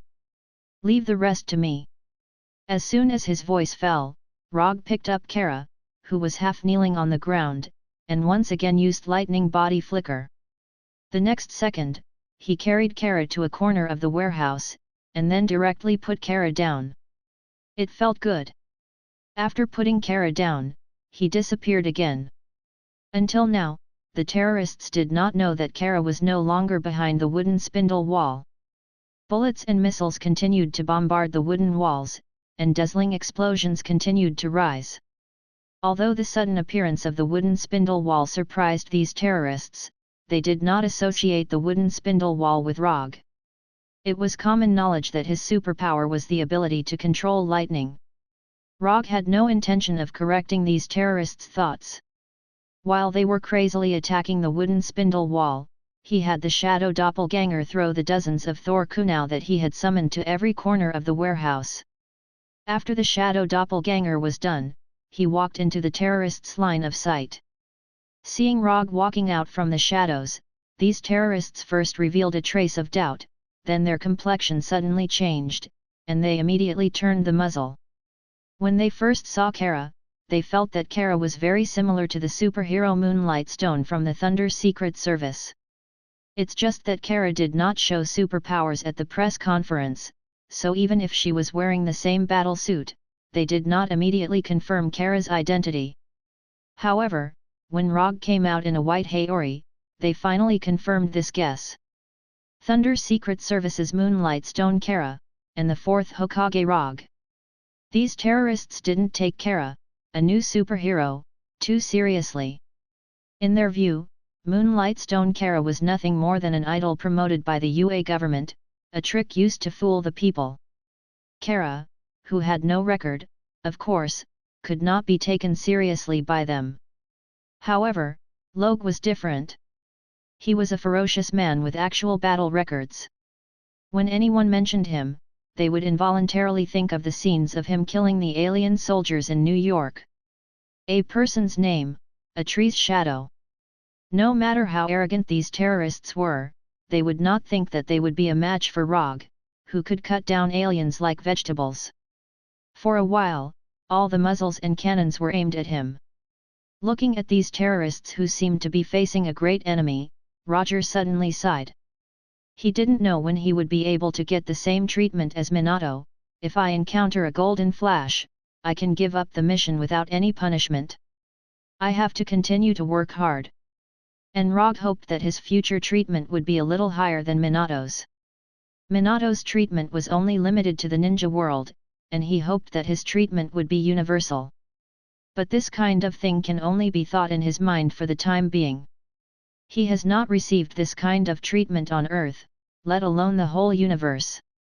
Although this goal is a bit far away, it is also a direction worth working towards. When the terrorists aimed all their muzzles at Rogge, Kara, who was placed in the corner of the warehouse by Rogge, also sneaked out. She wanted to see how Rogge would deal with these terrorists. Rogge is strong, she knows this, but she wants to know how strong Rogge is. Kara, who personally experienced the bombardment of modern gunpowder weapons, wanted to see how big the gap between herself and Rogge is. Cheer up! The opposite is the Yandere Hokage, as long as we kill him, the entire United States government will be afraid of us. He is only one person, don't be afraid. These terrorists shouted loudly one after another in Ukrainian. Rogge couldn't understand what they were saying, but this didn't affect what he was going to do next. They saw him suddenly take out a flying Thor kunai and play with it in his right hand. Just when everyone thought that he was going to use the flying Thor kunai to launch an attack, he suddenly threw the kunai up. Da-da-da-da-da. At the moment when he threw the kunai, the terrorists who were already prepared didn't hesitate and immediately pulled the trigger. However, their attack was destined to have no effect. The moment the flying Thor kunai left his hand, Rogge disappeared with the flying thunder god. The bullets and missiles flew directly over his original position, hitting the wall behind him, the ground, and the container. These gunshots almost stopped abruptly, and a sudden strange silence quickly enveloped the entire warehouse. At the same time when the gunshots stopped, Rogge's figure reappeared in the original position, and his right hand easily caught the flying Thor kunai that had not yet fallen to the ground. Done, done. When he put away the flying Thor kunai in his hand, there was a burst of falling sounds in other parts of the warehouse. It's over? Kara thought that she would be able to see a wonderful battle, but the reality was completely different from what she had imagined. The only thing she saw was that Rogge suddenly disappeared, and then suddenly reappeared, and then there was no more. How is this possible? What did he do? Is he really human? Chapter 198. Inform the military to deal with the aftermath, I'll go back first. Rogge ignored Kara, who was in a state of shock and confusion, and directly ordered. Taking care of more than 20 ordinary terrorists in one go was nothing to be surprised about. Minato can kill 50 rock shinobis at once with the same flying Thor. Compared with the rock shinobis, the terrorists don't seem to be on the same level. Not to mention that the number of enemies is only about half of Minato's. Before the flying thunder god left the warehouse, Rogge didn't forget to let the shadow clone recover the Thor that was thrown out. Until Rogge's figure completely disappeared, Kara still couldn't believe the scene in front of him. So many terrorists, how could they die so easily? Even if there were more than 20 chickens, they wouldn't die so easily. Rogge didn't pay attention to what happened next in the warehouse, but the day after he returned to New York, he saw Ross once again hold a press conference. All 3 missions were successfully completed. The Thunder Secret Service team finally delivered the first answer sheet as a superhero team. Before Ross held the press conference, Rogge received 30 ninja coins from the system. Unconsumed ninja coins, 335. After redeeming King Kong seal and 4 symbols seal, his ninja coins that didn't change for a long time finally began to increase again. After announcing his identity in public, he can no longer receive ninja coins through Konoha's company as before. But this doesn't have much impact on him. As early as half a year ago, he used Konoha's company to accept commissions, but none of them passed the judgment of the system, and he wasted several commission scrolls. Since then, he rarely personally executed the commissions received by Konoha. Just when Rogge was enjoying his rare leisure time, a fierce father and son quarrel occurred in the hall of Asgard's Golden Palace, far away from the earth. You are taking a risk, if you fail, the weapon will fall into the hands of the enemy. Odin, holding the Gungnir, stood in the hall of the Golden Palace, which was originally magnificent, but now seriously damaged, and directly rejected Thor's proposal. It will only be more dangerous if we just sit here and wait. His fleet may be hovering above us right now, and we won't know. Thor did not give up and continued to persuade Odin. When he arrives, his men will be defeated by tens of thousands of Asgard soldiers. Odin remained unmoved. Then how many people do we have to sacrifice? Thor also insisted on his suggestion. No matter how much we sacrifice, I won't hesitate. Odin's tone suddenly became fierce. We will fight until the last Asgard is dead, until the Asgard's blood runs dry. Then what's the difference between you and Malekith? The difference is that I will eventually win. Odin left the hall of the Golden Palace, looking exhausted. The invasion of the Dark Elves and the death of Queen Scarlet made this king, who was no longer young, look even more aged. Watching Odin leave, Thor stayed in place silently, then said in a voice that only he could hear, "I will protect Asgard, in my own way." A few hours later, Thor learned of the latest order issued by Odin. Close Bifrost, no one is allowed to enter or leave Asgard. If even I can't see the enemy, then who can? After the military meeting, Heimdall, the guardian of Bifrost, found Thor in the tavern and said helplessly, "Malekith will come back, you and I know this very well. We need the help of others, a reinforcement from another planet." After drinking the beer in the cup, Thor said meaningfully, "We can't contact him, and even if we can, he can't come to Asgard." Heimdall immediately understood what Thor meant. "No, I can get in touch with him." When night fell, Thor gathered Sif, Fandral and Volstagg and went to a secret room in the Golden Palace with Heimdall. "What I want you to do is the most serious crime of treason. Even if we succeed, we will be exiled, and if we fail, we will die. Malekith knows that the ether particle is here, he can sense its energy. If we don't take action, he will lead the Dark Elves to attack again, but this time, he will completely destroy Asgard. We have to take Jane away from here, so that Asgard will not become a battlefield again," Thor said with a serious face. This was his way of protecting Asgard, completely different from Odin's. But Bifrost has been closed, and the Tesseract is locked in the palace's treasury. Moreover, we are no match for Malekith. There are only a few of us, we can't defeat him, and we can't protect the ether particle in Jane's body. Sif did not object to Thor's proposal, but the key problem was that they could not leave Asgard now. Even if they left, they could not defeat Malekith, the king of the Dark Elves. This was undoubtedly giving the ether particle to Malekith. There are other ways to leave Asgard, and not many people know about these ways. To be precise, there is only one. In addition, this time, we are not the only ones in this operation. We will have a very powerful reinforcement." As soon as he finished speaking, Thor took out a scroll that did not belong to Asgard. "This is..."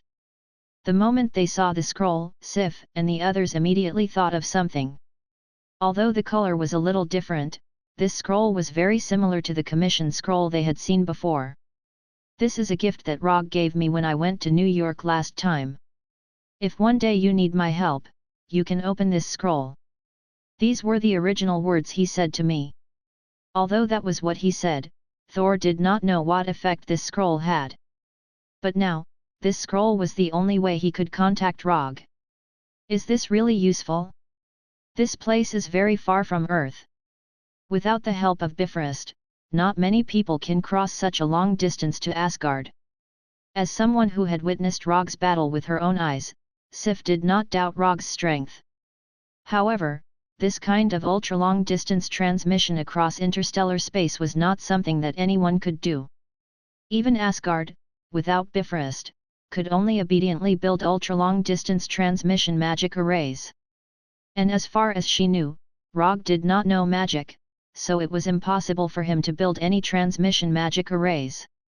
"I don't know, but I'm willing to try." After saying that, Thor directly opened the unknown scroll that Rogge gave him. Chapter 199. Bang! As soon as Thor opened the scroll, a cloud of white smoke appeared out of thin air in the room. When the smoke dissipated, Rogge's figure appeared in front of them. Did he really come to Asgard? Thor and the others looked at Rogge in disbelief and couldn't react for a while. I'm not the main body, I'm just a shadow clone of the main body. After seeing the puzzled look on Thor and the others' faces, the shadow clone immediately explained. This scroll isn't a teleportation scroll, it's just a simple shadow clone scroll. Rogge left a shadow clone technique in the scroll, and he also left enough chakra technique in the scroll.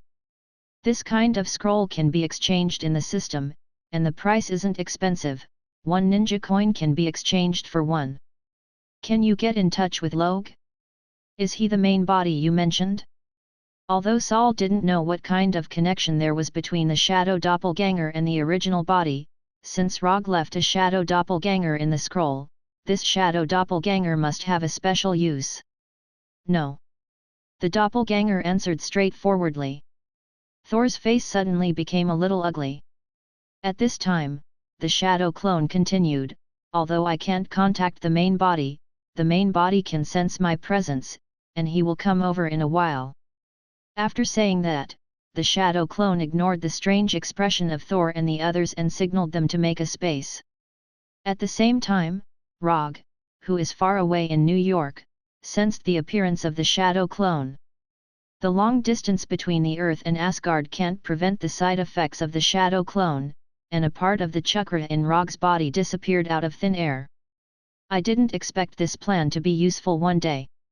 He did give the scroll to Thor, but he can't be sure whether Thor will really use it or not. After taking a few deep breaths, he went to the training room and summoned a shadow clone. No matter what the result is, you have to summon the Shikotsu forest again in 10 minutes. If I'm still inside, remember to get me out. The shadow clone nodded and directly summoned the Shikotsu forest in the training room. Inherent barrier, Shikotsu forest. In just a moment, the training room was transformed into a Shikotsu forest that contains rich natural energy. The Shikotsu forest summoned by the shadow clone wasn't that big, only about 10 square meters, it didn't even cover the entire training room. However, the current Rogge did not need a large area of the wetbone forest. The shadow clone's plan, the size of the forest is not the size of the plan. After the shadow doppelganger summoned the wetbone forest, Rogge went straight to the wetbone forest that looked like a little garden. He summoned a rectangular iron box. The iron box is about 2 meters long, half a meter, and from the outside, it looked like a coffin. Well, it is a coffin of the coffin. But it's a metal coffin. The outer layer is vibranium and the inner layer is URU metal. Remember, no matter what happens, you have to summon the Shikotsu forest again in 10 minutes. If this thing is still inside, save me. If it's not, you have to remove it yourself. Rogge sighed helplessly and opened the coffin. He laid down in it and let the shadow clone close the lid of the coffin. What bad luck! Regardless of whether the plan succeeds or not, he has to ask for compensation from Thor. Or else, it won't be able to make up for the mental damage. Before this, he had experimented on chimpanzees and other animals over 100 times, and none of them had failed. However, an experiment was just an experiment. No one could guarantee what would happen when they actually operated it. What if Lady Luck is not happy these few days and gives him a debuff? It's not impossible. The theory behind this interstellar teleportation is actually very simple. It uses the only effect of the Shikotsu forest. No matter where the Shikotsu forest is summoned, the same Shikotsu forest will appear. Although only one Shikotsu forest can be summoned at a time, as long as the timing is arranged, the teleportation method can be executed smoothly. First, the Shikotsu forest will be summoned on Earth and the express delivery will be placed in the forest. Then, the Shikotsu forest will be removed from Earth. After the storage on Earth is completed, Asgard's shadow clone will summon the Shikotsu forest again and the express delivery will be retrieved. This way, the entire process of the express delivery will be completed. The reason why Rogge gave Thor a shadow clone scroll was so that Thor would have a specialized delivery boy. The principle behind the entire process was flawless. He had also tested it over 100 times on Earth. However, the area he tested was limited to Earth. Therefore, when he started the interstellar express delivery, he couldn't help but feel nervous. Rogge realized for the first time that 5 minutes was so long. Just as he was considering whether or not he should open the ceiling that had been sealed for 5 minutes was finally opened. The first thing that appeared in front of him was his own face. Shadow Clone Scroll. From the angle of lying down, he still looked very handsome. As expected, my handsomeness is 360 degrees. After seeing the shadow clone, a strange thought suddenly popped up in Rogge's mind. After coming out of the metal box, he saw Thor and the others who were in a daze. What, have you never seen a handsome guy climb out of a coffin before? This kind of attitude is definitely Rogge himself. After confirming that it was Rogge who climbed out of the coffin, Thor immediately went forward and gave him a warm hug. Enough, if you're Sif, I don't mind letting you hug me for a little longer. After saying that, Rogge pushed away Thor, who was a little too enthusiastic. When he was on Earth, he didn't see this guy being so enthusiastic. When Rogge came out, the Shadow Clone Scroll removed the Shikotsu forest and then removed its own existence. Since the original body was here, the Shadow Clone Scroll naturally had to leave. Tell me, why did you call me here this time? After observing the expressions of Sif and the others in the room that was not gorgeous at all, Rogge directly asked. If there was nothing, Thor would never have let him come. We have to leave Asgard and deal with Malekith. In the following time, Thor roughly explained the current situation to Rogge. The invasion of the Dark Elves, the death of Queen Scarlet, the ether particles on Jane, the imprisoned Loki, and the grieving Odin. Chapter 200. Thor's plan was as simple and crude as ever. The only thing that had improved was that he no longer underestimated any enemy. However, Malekith, the king of the Dark Elves, was indeed not an opponent to be underestimated. Not to mention the results of Malekith's attack on Asgard this time. A long time ago, Malekith's enemy was Thor's grandfather, the previous king of Asgard, King Beor. Although he lost the battle and his ether was taken away, Malekith still lived to this day. Generally speaking, the king of the Dark Elves, Malekith, was an opponent who was not lacking in both martial strength and strategy. Rogge has arrived, so what we have to do next is to bring Loki out of the dungeon. Only he knows how to secretly leave Asgard without using the Bifrost. As soon as Thor finished speaking, Volstark, who was sitting next to him, shook his head helplessly. I know you don't like Loki, but we can only rely on him now. Thor knew very well what others thought of Loki. If it weren't for his and Queen Freya's insistence, Loki might have been sentenced to death by Odin the day he was brought back to Asgard. Well, let me interrupt you first. In order to come here from Earth, I personally suffered some serious mental damage, so I hope you can make it up to me afterwards, Thor.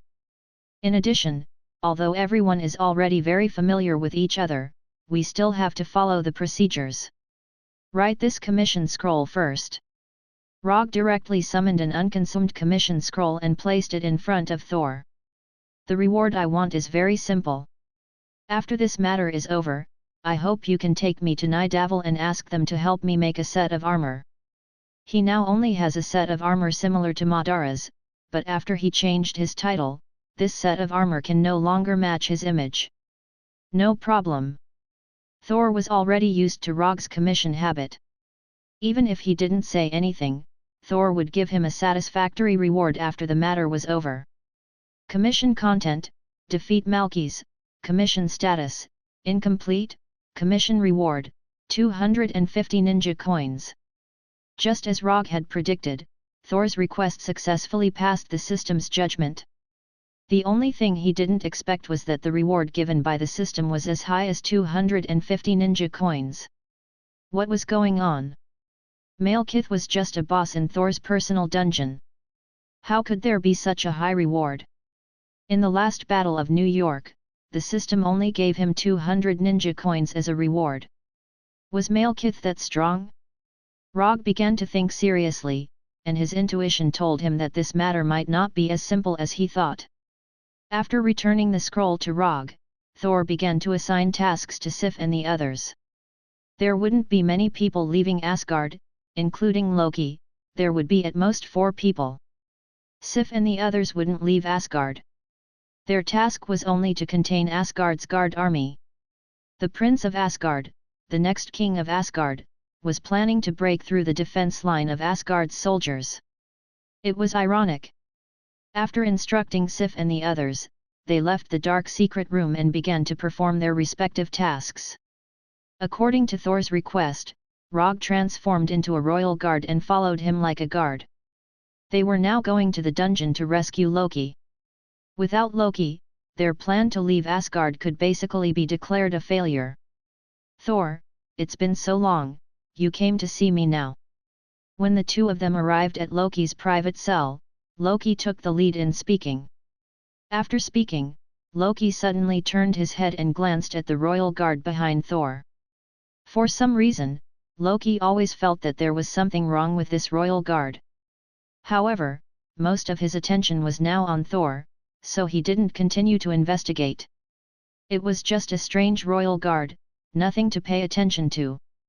Looking at Loki in the cell, Thor didn't say a word. He looked at his brother who had lived with him for thousands of years with a complicated expression. "Are you here to gloat?" Loki spoke again, and his tone began to be sarcastic. "Loki, that's enough, don't use illusions anymore." Thor ignored Loki's sarcasm and said calmly. As soon as Thor finished speaking, Loki disappeared in front of them, and the tidy cell also changed. Loki, with disheveled hair, sat among the broken furniture and leaned against the innermost wall, his face full of loneliness. "Now you see, my brother." Thor came to the other side of the cell and began to move his wrist. "Is it painful for her to leave?" "I'm not here to mourn mother with you, I'm here to give you a chance to get something better." Loki looked at Thor in confusion, and for a moment, he didn't understand what Thor was going to do. "Just say it. I know you want revenge as much as I do. If you help me escape from Asgard, I'll give you a chance to take revenge, and then put you back here." After listening to Thor's words, Loki suddenly laughed. "You must be desperate, so you came to me for help. Why do you think you can trust me?" After a few seconds of silence, Thor replied, "I don't trust you, but mother does. You have to know, when we fought in the past, I still had a glimmer of hope that my brother hadn't completely disappeared. That glimmer of hope is gone, and I can no longer protect you. If you dare to betray me, I'll kill you." Listening to the conversation between Thor and Loki, Rogge really wanted to say to Thor, "No, you won't kill Loki, you're a brother con from head to toe. When do we leave?" Looking at the serious look on Saul's face, Loki gave his answer. For other Asgard people, it might be difficult to release a prisoner from the prison. But for Thor, it was just a matter of words. However, Thor didn't expect that Loki's first words after he came out would be, "What do you plan to do with this royal guard?" "He'll definitely tell Odin, and then you and I won't be able to go anywhere." "Can I turn him into a sheep? Or let him sleep for a month?" If it wasn't for Thor's presence, Loki's first choice wouldn't be to turn into a sheep or sleep, but the more direct eternal sleep. "Up to you, if you can do it." Thor didn't intend to stop Loki. "It's just a small royal guard, no one will care." Loki showed his natural evil smile and went straight to the royal guard, and then he heard a somewhat familiar voice. "If you dare to do this, I promise you can only use your left hand to cast spells."